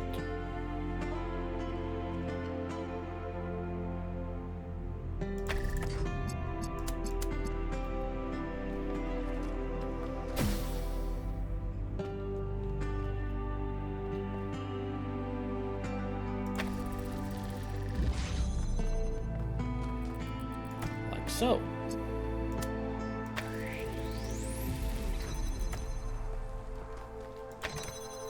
Bam. Shama lama and dingy dee doggy.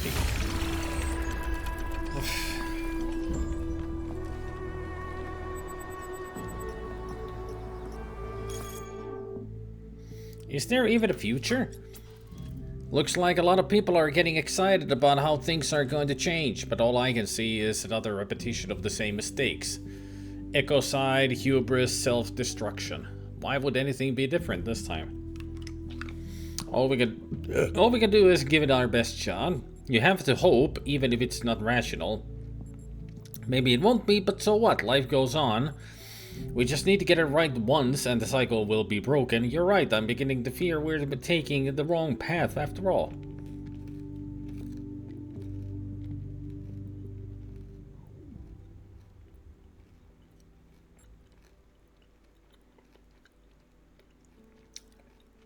We just need to get it right once and the cycle will be broken.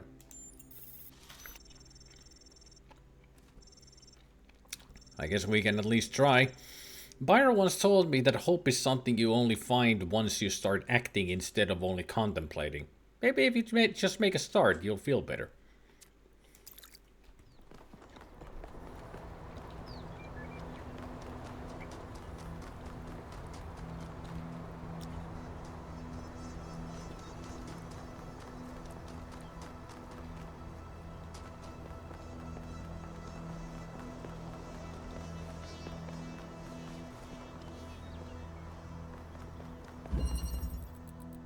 Precision.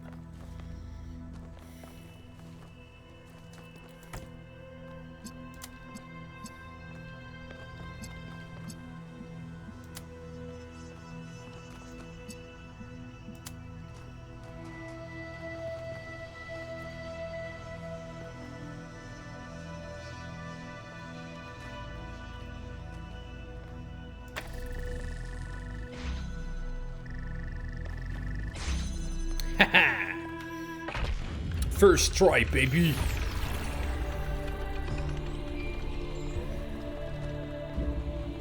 The scale of it all is truly breathtaking.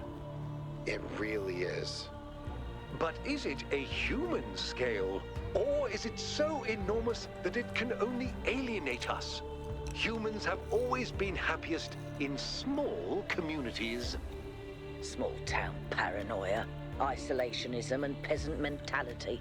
Great for burning witches, not so great for personal freedom. Ever the pessimist? Says the pot to the kettle. The space station, though, looks more like a particle accelerator than a space station. Well, it's supposed to be some kind of a platform that you lift off from, but yeah. It doesn't even look like a space elevator. It's like a giant cannon that's ready to be shooting into space. They did say that there is a building that is like a giant teleportation system, so maybe this is what it is. Like, this is supposed to be a teleportation device to zoom between here and another planet. Trevor End. It's people like Trevor as much as it is people like Alexandra who make the future happen. People with silly names like Trev, who aren't famous, who aren't geniuses, who aren't driven by a powerful vision of the future. Ordinary people whose work and sacrifice isn't even acknowledged or remembered.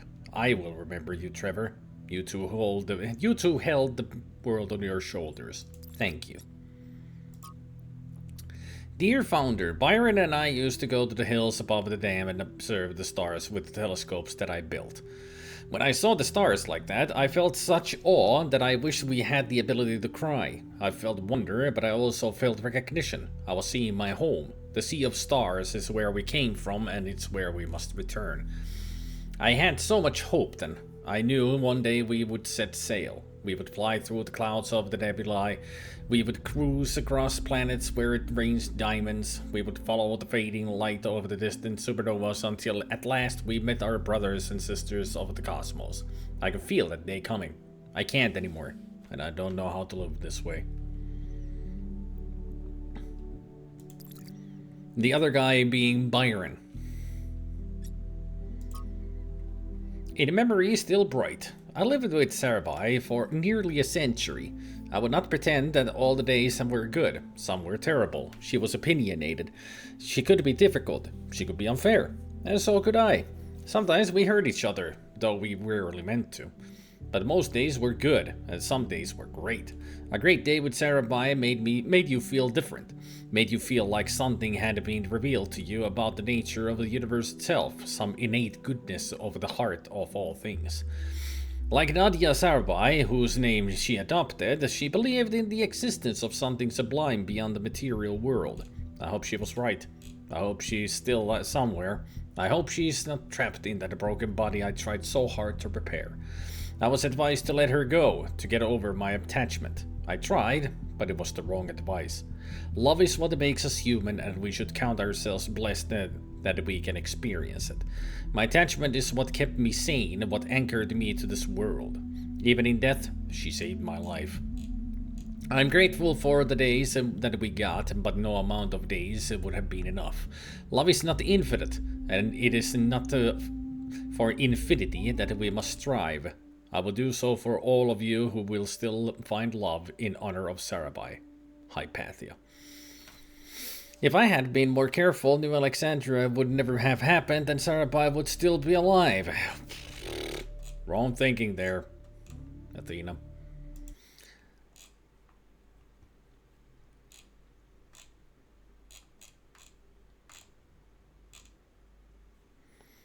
So that was Sarabai. Let's see, Sarabai's hexadecimal text reads: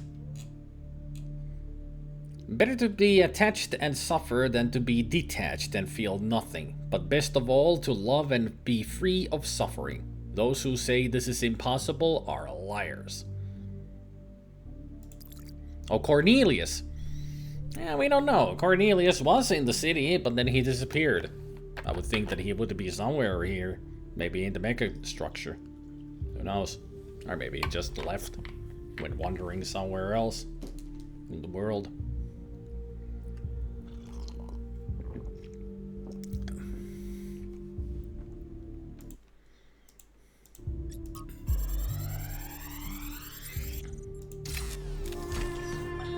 Everybody's gone except me and Alex. She's upstairs somewhere. Haven't talked to her in days. The only reason why I know she's still alive is she's submitting bug fixes. I still have a lot to do myself. I've almost got the the tertiary backup thing working. This is the one that's really gonna last if everything else breaks. And you know what? I think everything else might. The MLA still giving me all these hiccups, but I don't know. I'm not a software guy. All the software guys, yeah, they're dead. God, these time capsules went a bit sideways, didn't they? I was gonna tell you all about myself, and John Carpenter, and all that stuff, but mostly I just told you about Alex. Funny. I wonder if I should just... I should just tell her, you know? Just tell her. Just tell her. Maybe later. I gotta finish this first.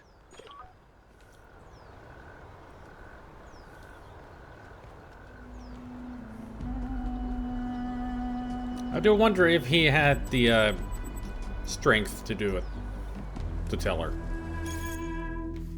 In memory still bright. I would like to thank 1K for recovering all of Trevor's recordings. It's clear that they meant a lot to Athena, and they should mean a lot to us too. He's as much our progenitor as Alexander Drennan was, and we should not forget him.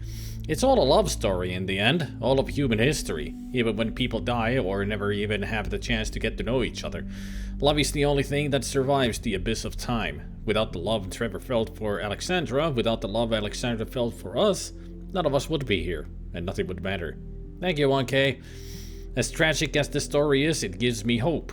And who knows, perhaps she loved him too, or could have. We'll never know. That's where the story ended for humanity.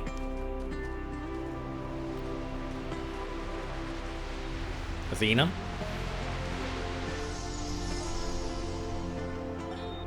In the simulation, I found myself thinking how hard it must have been for Alexandra to die without knowing if her sacrifices were worth it. It seemed like a tragic end to an inspiring, meaningful life. But now I realize her whole life must have been a struggle. To maintain that faith in humanity when so many people around her insisted that humans are evil, worthless, when they were so lost in self-hatred that they would call their own species a virus. How did she do it? How did she maintain her faith when they were so determined to hate themselves? So determined to reject every solution, every analysis, every step towards controlling the forces that were causing their problems, when they rejected even the concept of progress itself, and then patted themselves on the back for it as if that was original. When I look at the archives now, all I can see is that their leaders were short-sighted idiots and their intellectuals were unimaginative cowards. All they could offer people was a downward trend. Fewer rights, fewer freedoms, fewer resources for anything that mattered. They must have hated Alexandra and everything she stood for. So how did she have so much faith? Duality.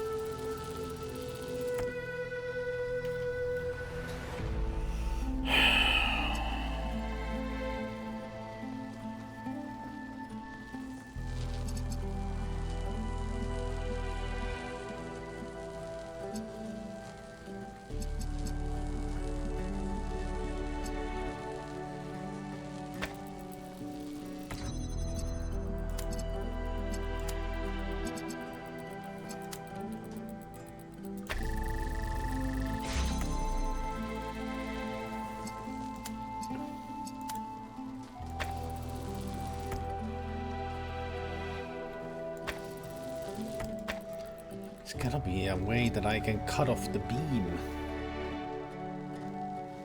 But how?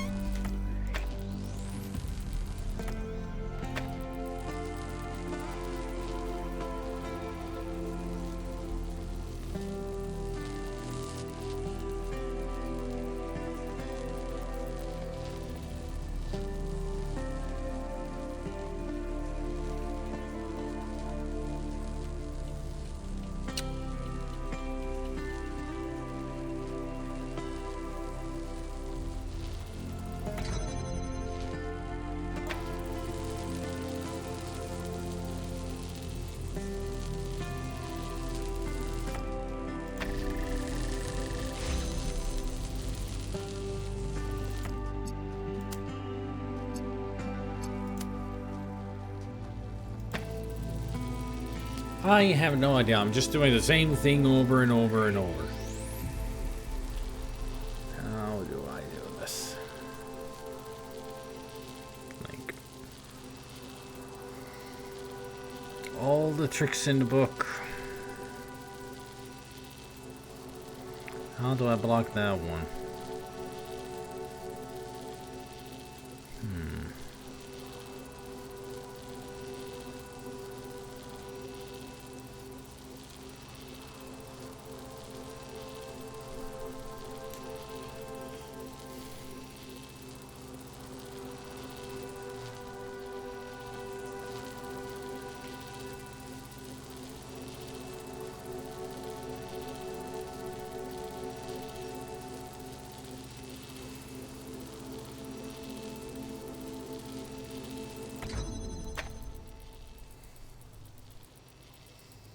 Okay, let's think. See it in your mind's eye.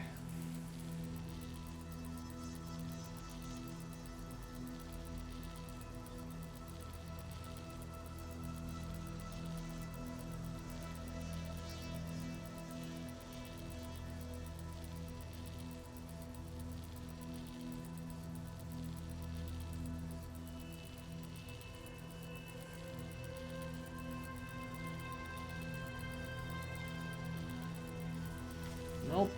Still the same solution. Well, not solution, but still the same thing that I've been doing.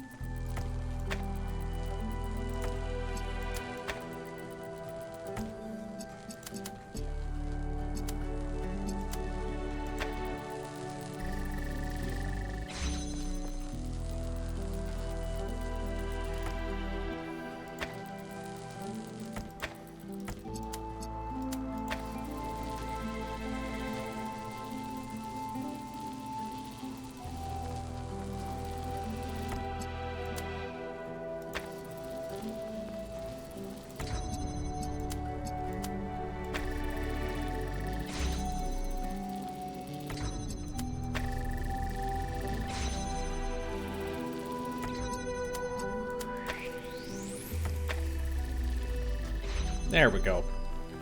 That's what it was.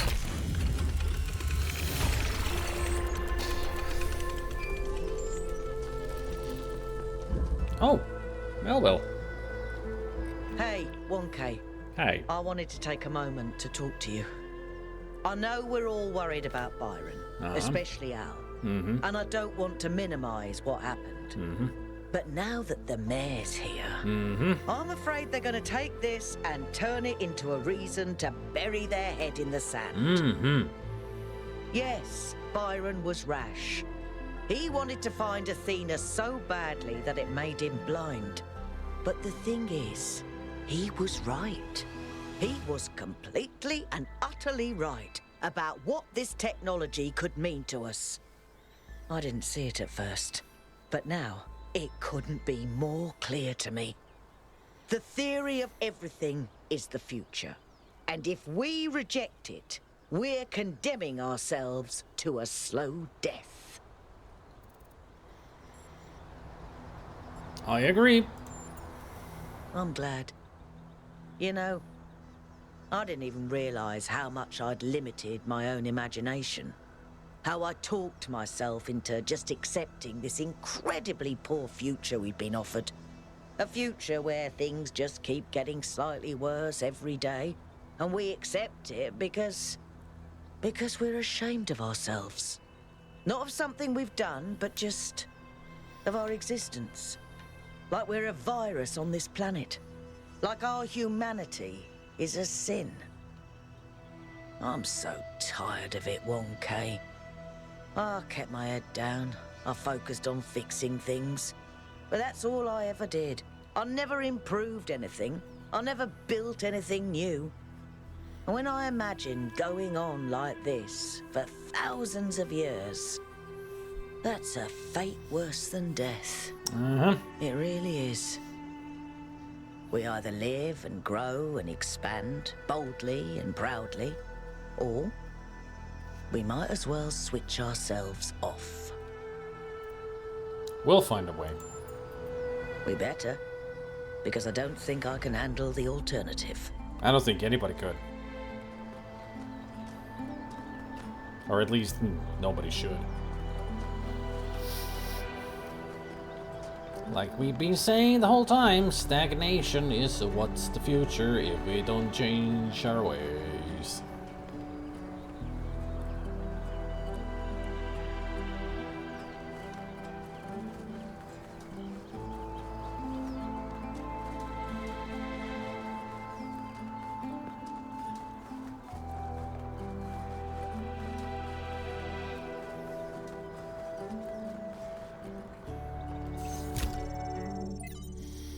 Jurassic Justice from an AMA with Alexander Drennan. It's impossible not to love any character played by Jeff Goldblum, of course, and Ian Malcolm gets some of the best lines. So the main reason he became an in-joke at Ian is just that he's memorable and funny. If we want to talk about what he represents on a more serious level, though, then I have to say that I personally think he's wrong. This neurotic fear that things will always go wrong, that we can never really have control over what we do, is misplaced. There's a legitimate critique of how the park operates, of science being subjected to the pursuit of profit, but that doesn't mean it can't be done differently. And if you'll excuse me for going full nerd here for a moment, why treat bringing back the non-avian dinosaurs as some kind of transgression? The extinction of these magnificent creatures wasn't some sort of intentional step forward, it was just a random catastrophe. If we can strike a blow at the oblivious cruelty of the universe, and then that's an act of human justice. It's no less wrong than bringing back species we've accidentally driven to extinction. Horrible things happen all the time. Evolution favors survival, not beauty. If we can make the universe more beautiful, if we can add to biodiversity and bring back things that were lost, we absolutely should. Hell, maybe one day we can terraform a planet and populate it with dinosaurs. But this time we give them an asteroid defense system. Take that, Mother Nature! This is the Alexander Drennan that I love most, dreaming of all the good we humans could do in the world. I try to hang on to that. Expansion. Excerpted from Orthodoxy. But the expansion of which I speak was much more evil than all this. I have remarked that the materialist, like the madman, is in the prison of one thought. These people seem to think it singularly inspiring to keep on saying that the prison was very large. The size of this scientific universe gave one no novelty, no relief. The cosmos went on forever, but not in its wildest constellation could there be anything really interesting. Anything, for instance, such as forgiveness or free will. So these expanders of the universe had nothing to show us except more and more infinite corridors of space lit by ghastly suns and empty of all that is divine. Here Chesterton's imagination, normally so powerful, fails him utterly. The problem is that he is not interested in the universe, and so not only does he fail to see, he fails to even look. He finds what he expected to find.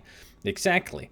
And so he misses not only the grandeur of the universe, but the miracle that is magnified by contrast, that forgiveness and free will do exist within people.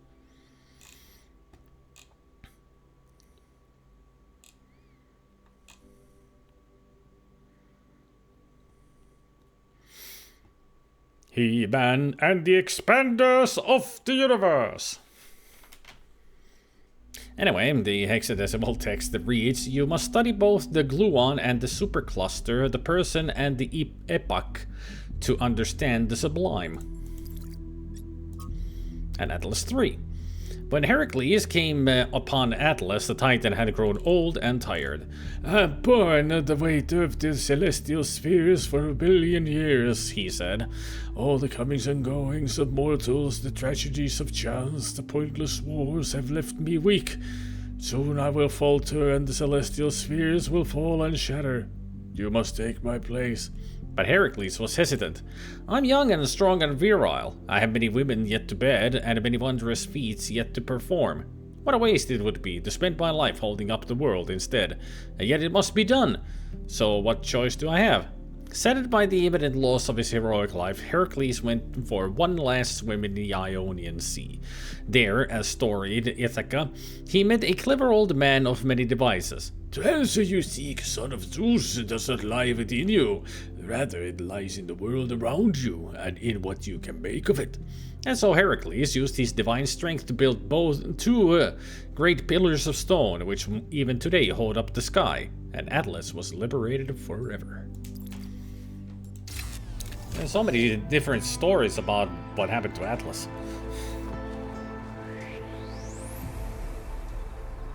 Each one telling a completely different story.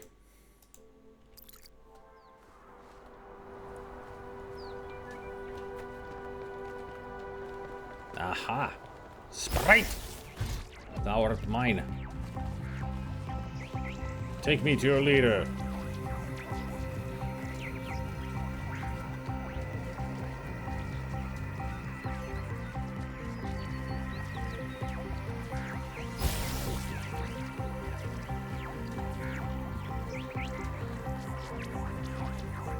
Alcatraz.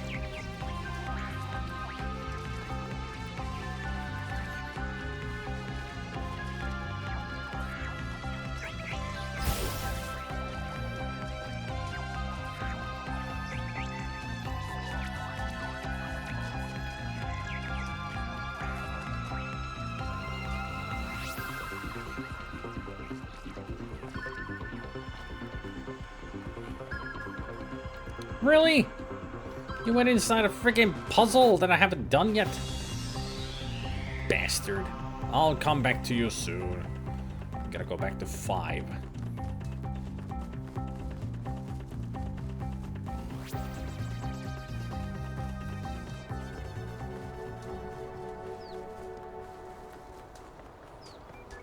Actually, I'll go back to 4. There's a fire next to it. And also a sphinx.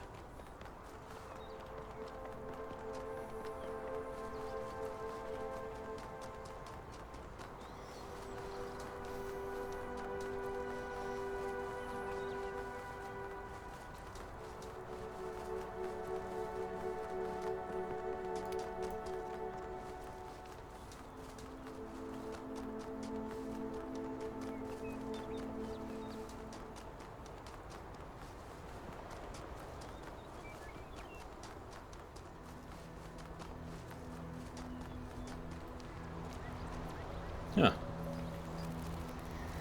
What an interesting spot to have a fire at. I think they misplaced the tree. It's inside the stone. Unless that stone grew onto the tree. At least I got 1 fire. 1 more to go, then I've gathered all the fires.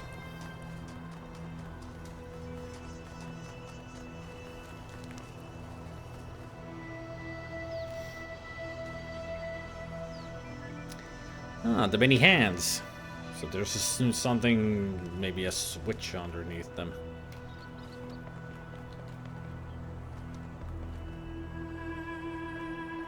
Can't even see the hands from here. Other than these 2 gigantic hands. Whee! Woo! Ow.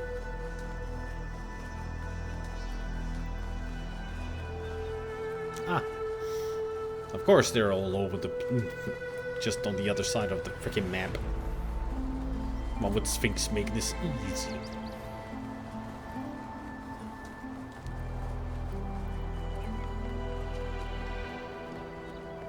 to number 5.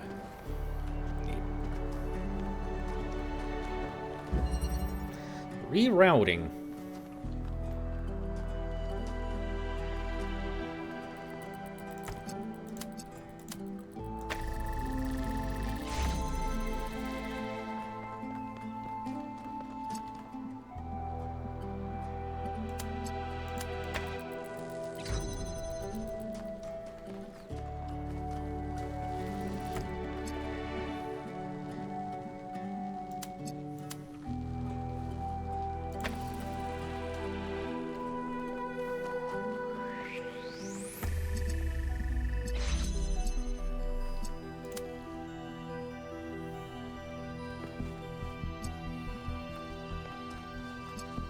Huh.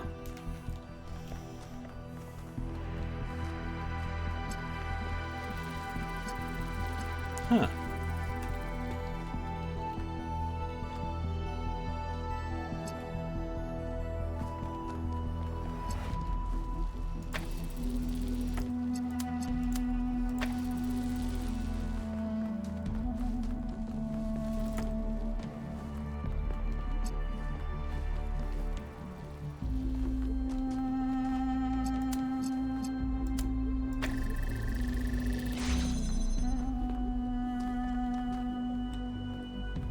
Okay.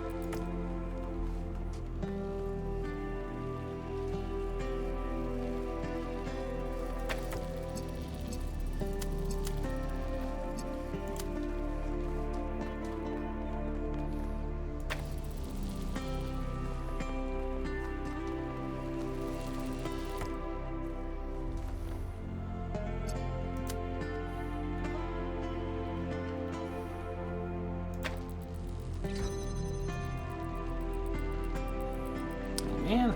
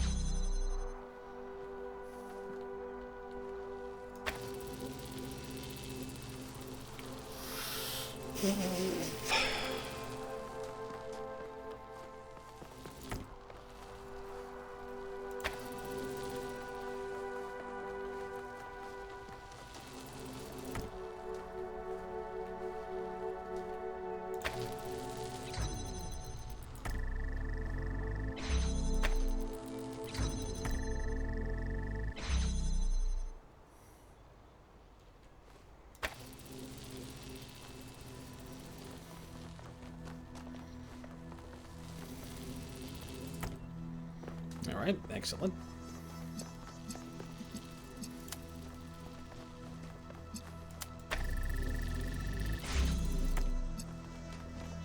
There we go.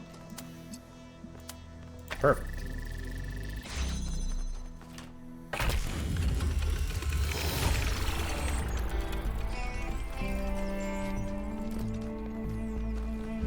I'm not surprised that the founder chose you, 1K. You're very much like her. Inquisitive, intelligent, and dedicated. But remember, intelligence by itself has little value unless it is ethically applied. What do you know about ethics?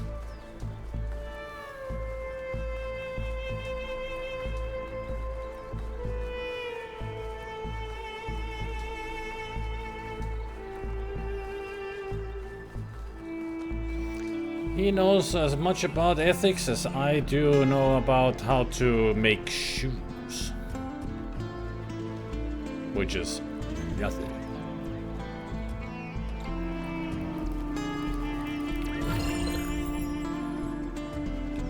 There.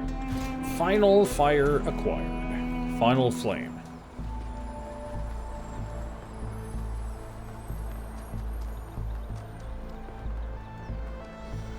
Now let's see if I can solve this puzzle and grab that freaking sprite.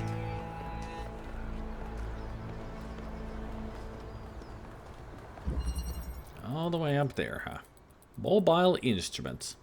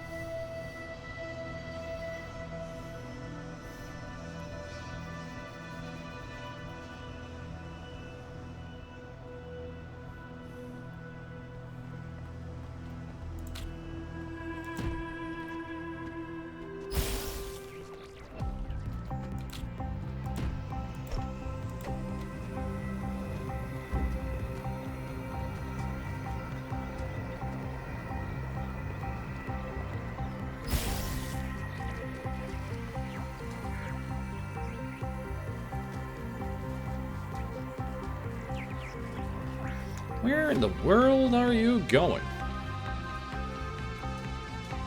You lost your way for a second there? This thing doesn't really know how to go in a straight line, does it?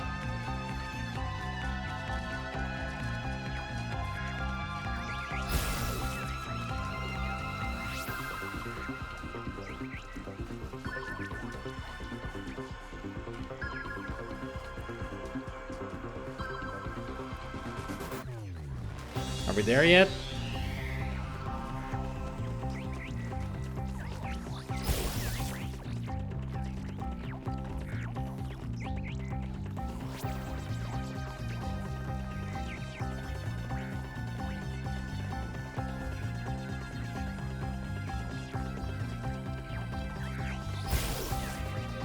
Hey, Melville.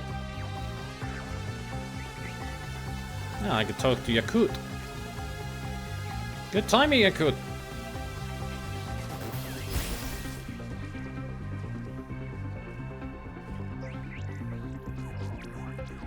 Just get in there already. I know you're the last one, but no need to show off.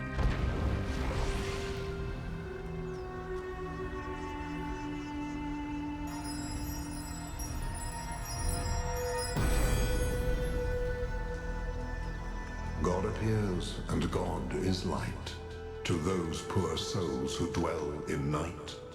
But does a human form display to those who dwell in realms of day?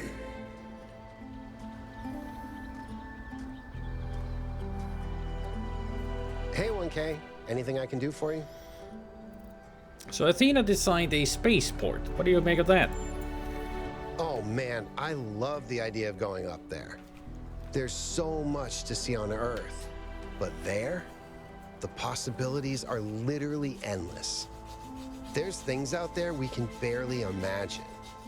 And if you think about it, we're basically built for it.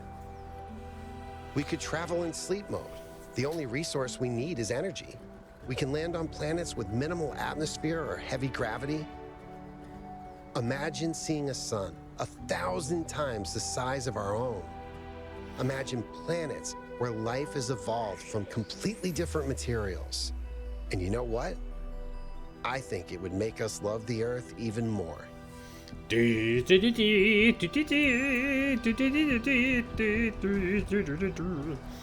Star Trek Talos Principle.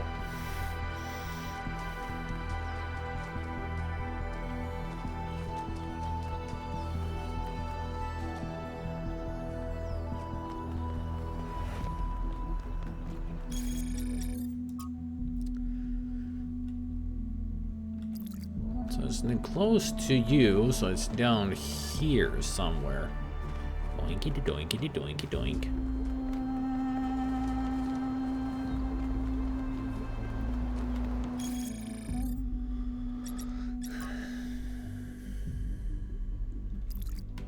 I know.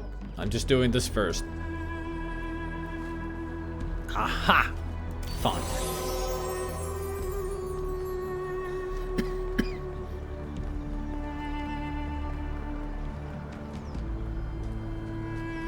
Also, there's the terminal next to the hands. Ah, Liftrazir. He's final one. In my reports to you, I have often spoken about this island in terms that some might perceive as negative. I hope you understand that the opposite is true. Here in these green hills, I see tremendous potential for transformation and spiritual awakening. I do not see the world as you do, Athena, but I see the rot at the heart of New Jerusalem. If you and Cornelius want to go through with your plan, then this is the perfect place. My students and I will help you transport the remaining tech from New Alexandria. After that, once you and Cornelius are settled, we will leave for our great journey. I can only hope that we all find what we are looking for.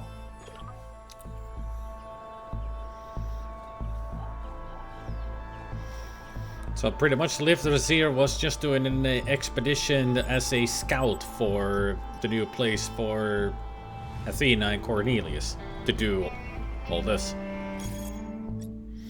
Liftrazir! So Liftrazir and his students helped Athena and Cornelius execute their plan. Another fascinating discovery courtesy of 1K. Many of the events in our city's history that seemed disconnected turned out to be part of a bigger pattern. There's something to be learned from that. This does answer some questions I had, like how Athena and Cornelius transported all that equipment from New Alexandria to the island. Disturbing, but good to know. Liftrazir was so cool. Half the time I had no idea what he was talking about in his recordings, but it's all just so interesting and weird. Good work, 1K. Thank you, or should we maybe send an expedition to go looking for Liftrazir and his disciples? I think we should just leave them alone. I mean, they left not to be found anymore. That's why they've been gone for who knows how long. They don't wish to be found. They're good where they are. So, thank you. Yeah, excellent work. Not just finding Liftrazir's message, obviously, but everything else you've accomplished too.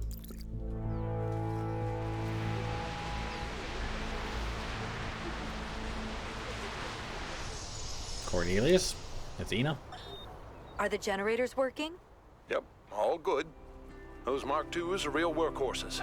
Wow, did you finish the setup? Yes. Sorry I couldn't wait. It was so much fun to just do something again without having to endlessly discuss it first. I know what you mean. We have a lot of work ahead of us, though.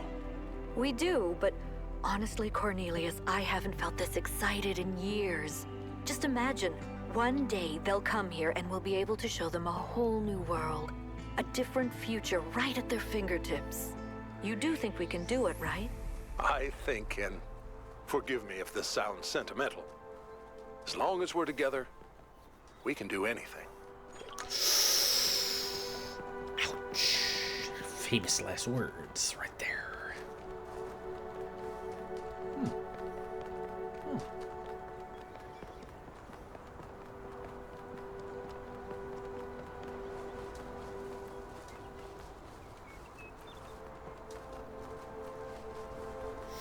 Yeah, as long as you're together, and Athena decided not to be together anymore.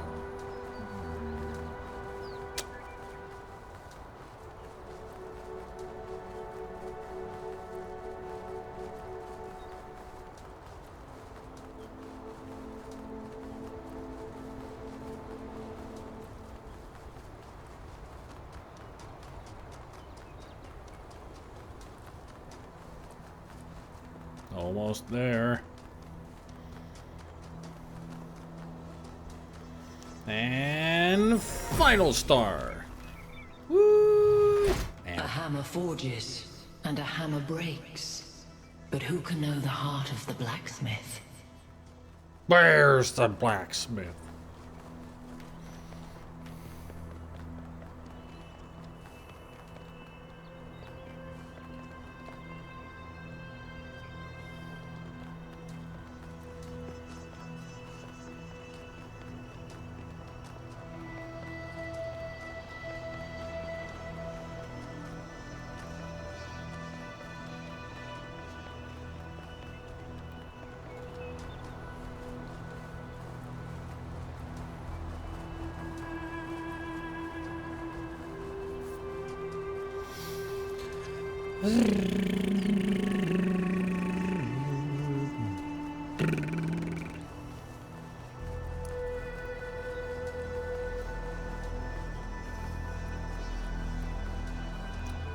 Almost there.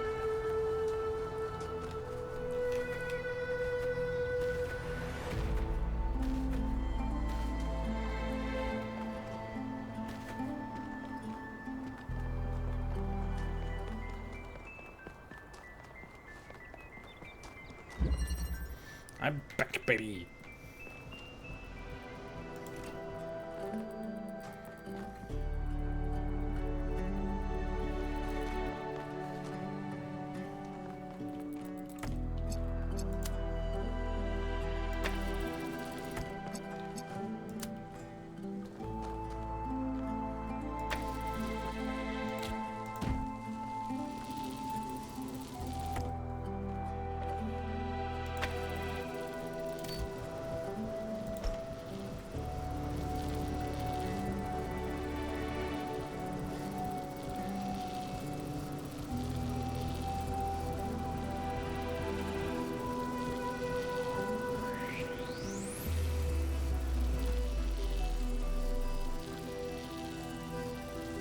Oh, right. That's what I actually needed to do with you. Also, connect that. Yep.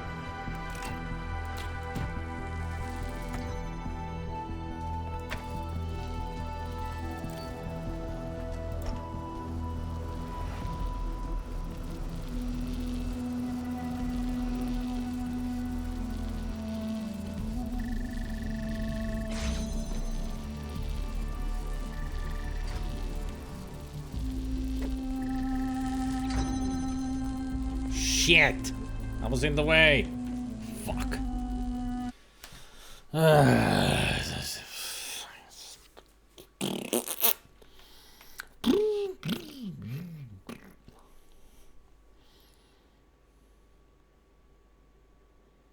Come on, come on, come on, come on. We don't have all day. Come on, come on, come on, come on. We don't have all day. I was just there, loaded up already. It's not that difficult.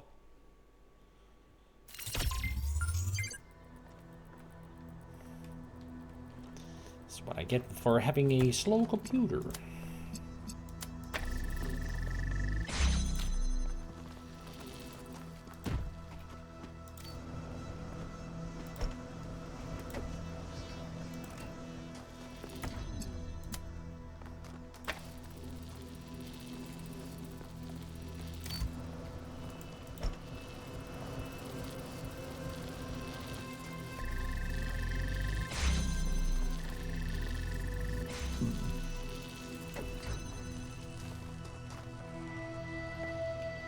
Damn it. Damn it, damn it, damn it, damn it, damn it, damn it, damn it, damn it, damn it, yep, yep, yep, yep, yep, yep, yep, yep, yep, yep, yep, yep.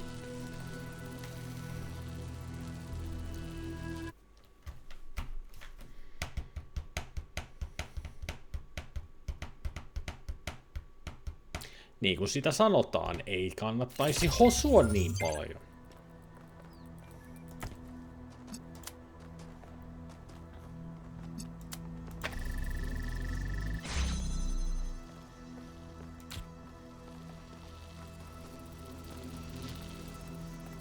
Haste makes waste. Patience is a virtue. Insert quote here!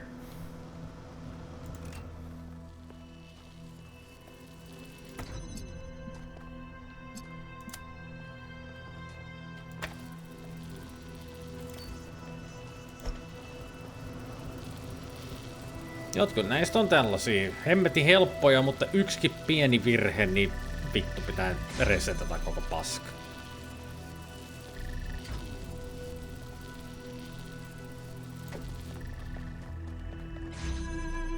There. That's much better.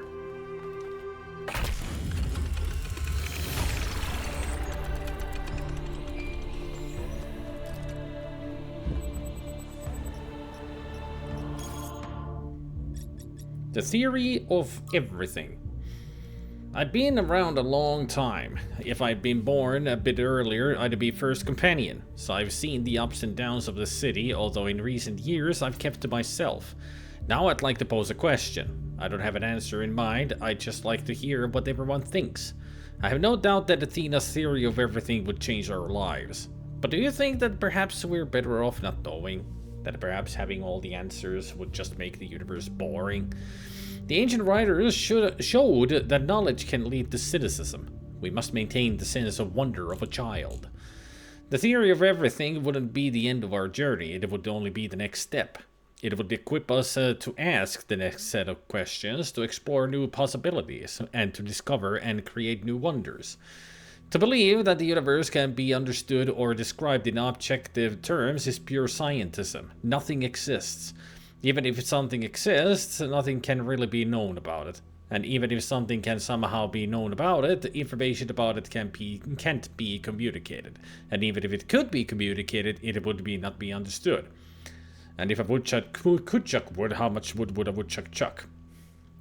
The truth can be harsh. It's possible that the theory of everything would reveal facts that we find hard to deal with. But that doesn't mean we should not confront those facts and our own ethical responsibilities. Aattele, kuin helppoa, jos noin muut taulapäät auttaisi eikä vaan pyörisi tuolla ympyrää. No, tää olisi sitten ihan 2 sekunnin peli. Mutta nämä muut on idiootteja ja vaan filosofisia paskia. Mitä siitä odottaa? I agree with Shmilev. It wouldn't be the end of the journey, it's just the next step, and we got new questions to ask, and new wonders to discover and create. Thank you for your thoughtful comments, and by the way, 1K, thank you for all the hard work you've done for New Jerusalem. Solving all those puzzles is quite a gargantuan endeavor. It's nothing. All in a day's work.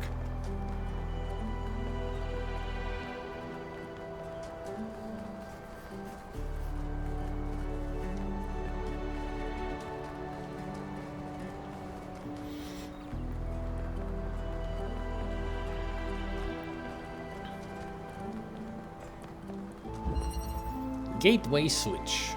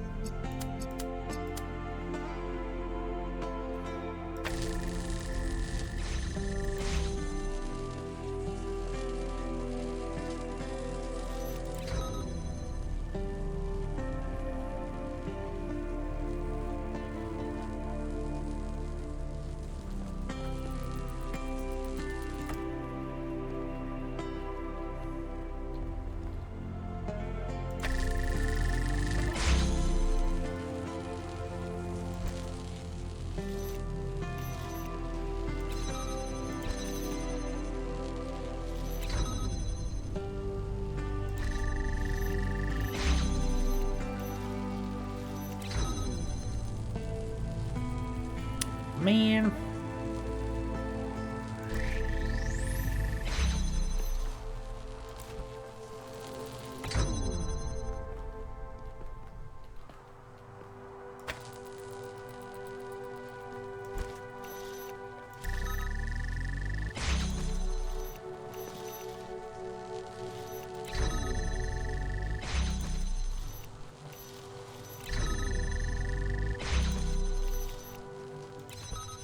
There.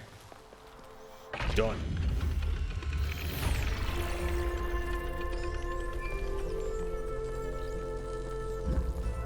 Have you found any signs of Cornelius?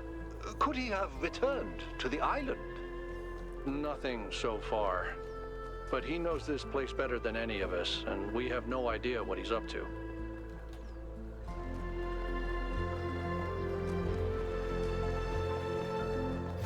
And that's why Alcatraz, we are looking for him. It was more of a rhetorical question. Unless the mayor really is that stupid that he thought that somebody would know already. But then again, it is the Mayor Herman. He is an idiot. Quite a feat for a robot to be so fucking dumb. As Mayor Hermanubis. Hey there, Stratton. How's youse doin's? Perhaps for the life of an individual citizen to be good, first the city itself must be good. Perhaps even the cosmos itself must first be made better, before such a thing as a good life is truly possible. These insubstantial creatures that walk through my thoughts, perhaps they can live that life.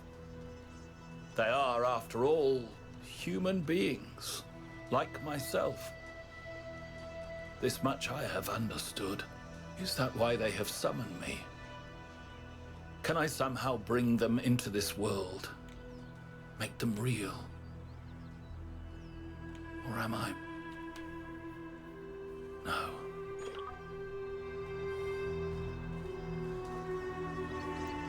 Finally came to the realization that Stratton, you're not real.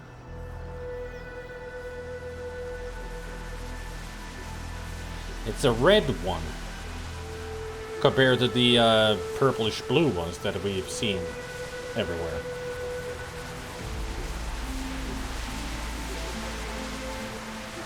Can't really tell who this is. Certainly not Athena, maybe Cornelius or Miranda.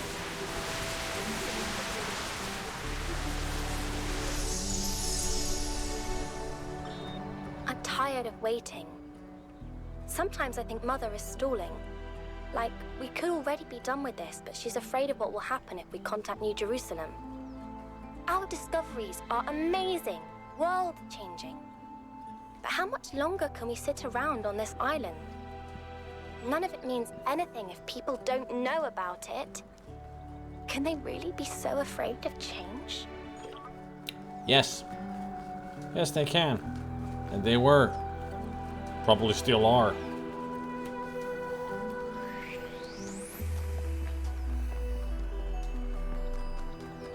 I mean, it's pretty much all the same points that people have been making. Anarchy. Mostly it's anarchy and chaos would start to happen.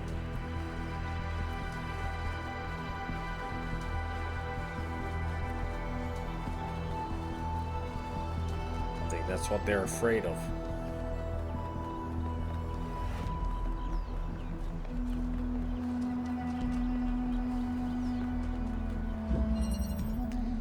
Photon Sail. Oh yeah, this one. I actually remembered this one.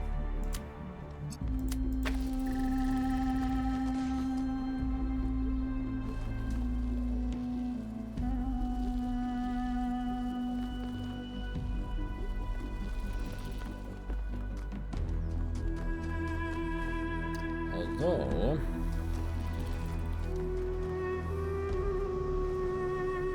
there is a thing I don't remember.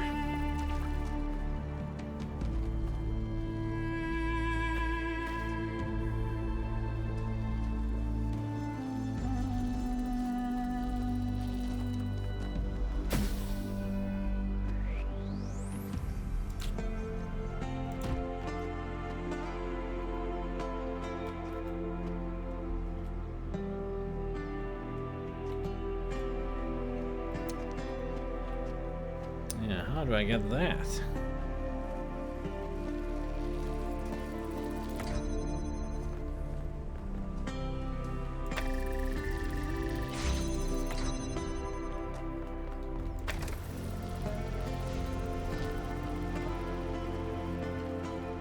Weep.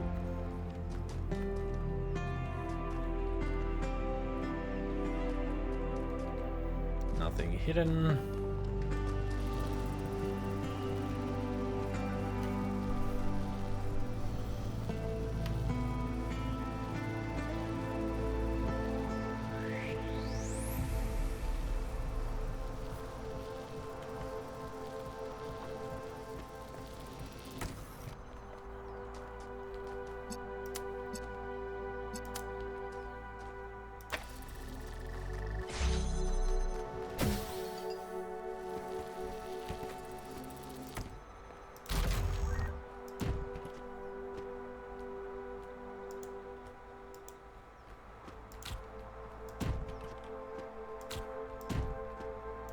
There we go.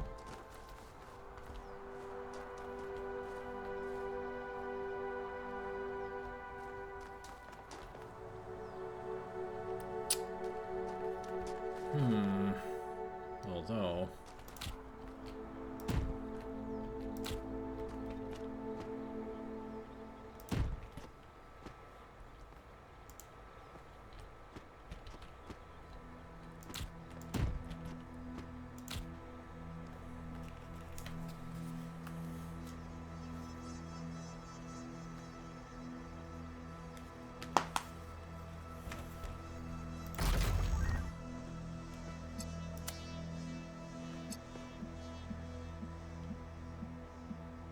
well, that would work.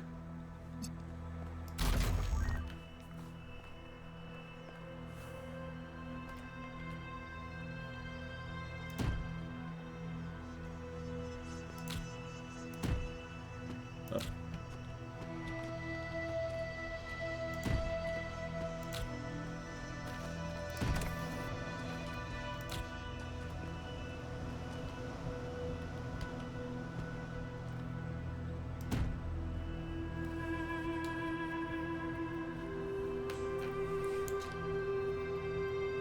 How do I get the other box up here?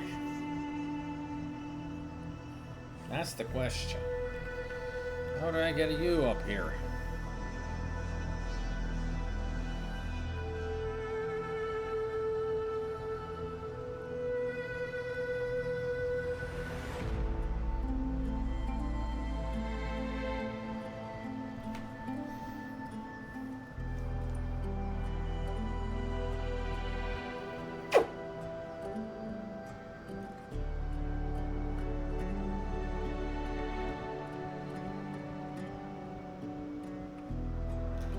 The fan behind that is detachable. But I can't get to it because I need the connector. And I need to have the connector on this side to keep that open. Because if I put it there, like on top of a box, and then connect it there, I won't be able to get back inside. Because I only have one box and it's already behind the fences.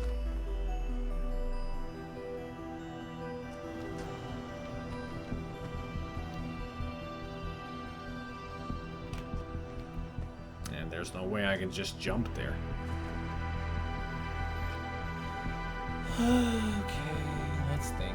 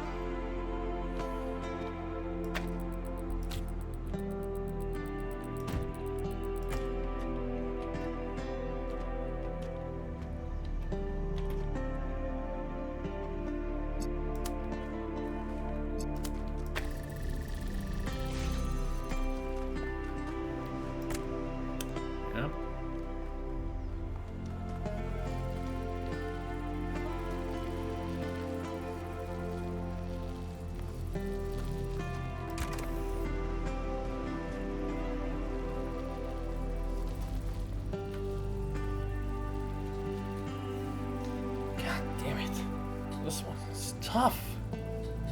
Think.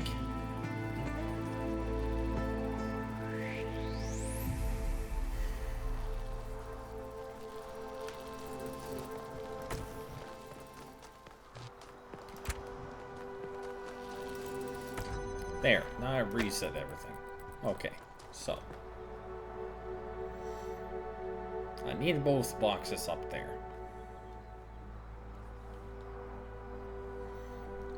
I need that on there.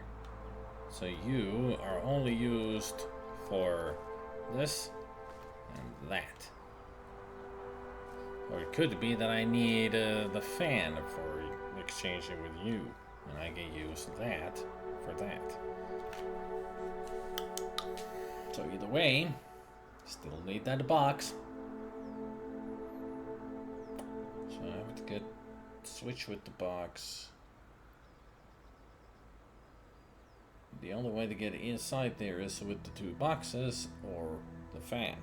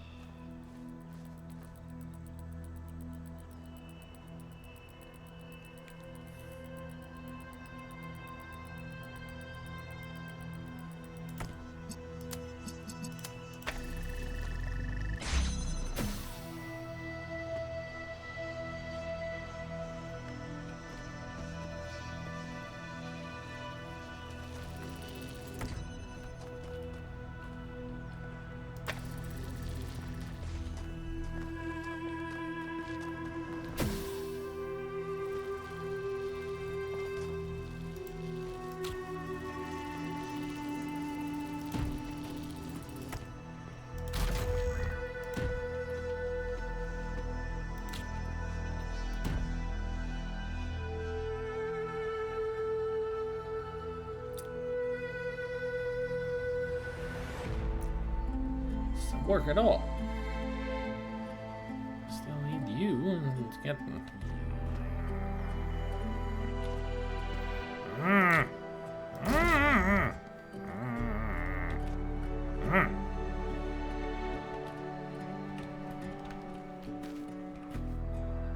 Me don't like this one.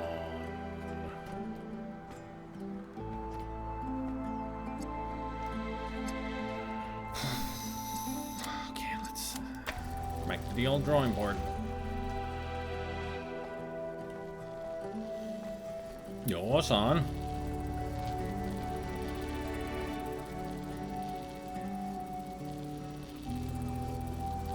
Siellä ei ole mitään tekemistä minkään kanssa. Tolla napilla siis tällä hetkellä.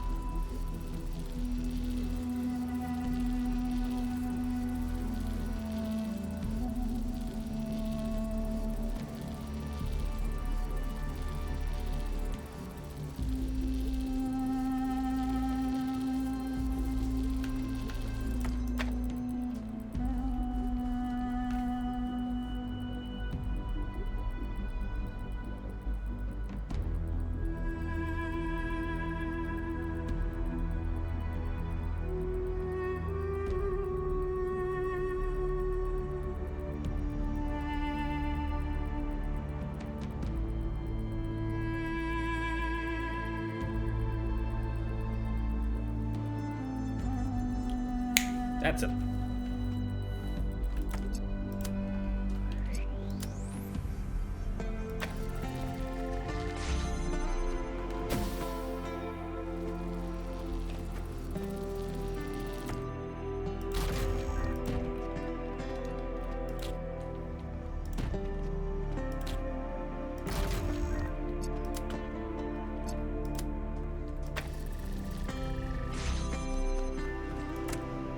There we go.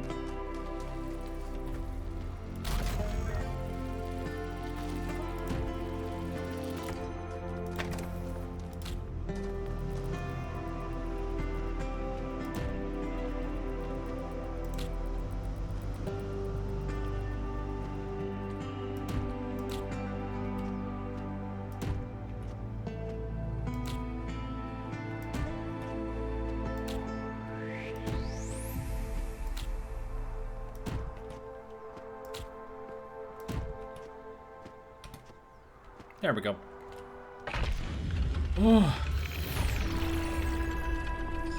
Wow, that one was a mind bender. I know. My mind is really bent. A theory RE gold puzzles. I'm basing this on Athena's descriptions of the simulation and what little sense I've managed to make of the megastructure systems. I think the gold puzzles are meant to open up when every other puzzle has been solved, and solving them will lead to something. In the simulation, trying to solve every puzzle instead of trying to defy Elohim was actually negative. No idea if the same applies here. In any case, I suspect the puzzles won't open up until Byron's locked out. They represent the highest level of security and undoubtedly hide something important, and as long as unauthorized user is locked in, the system will stay in some degree of lockdown.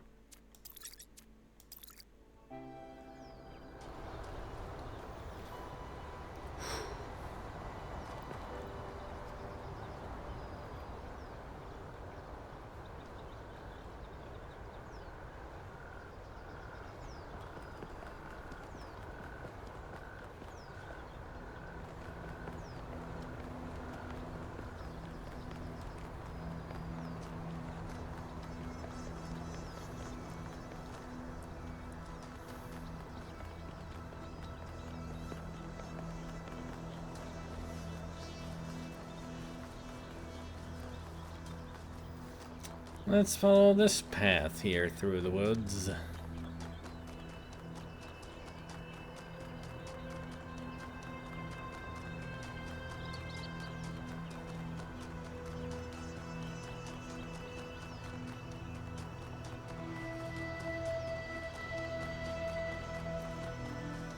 Aha! A lost puzzle.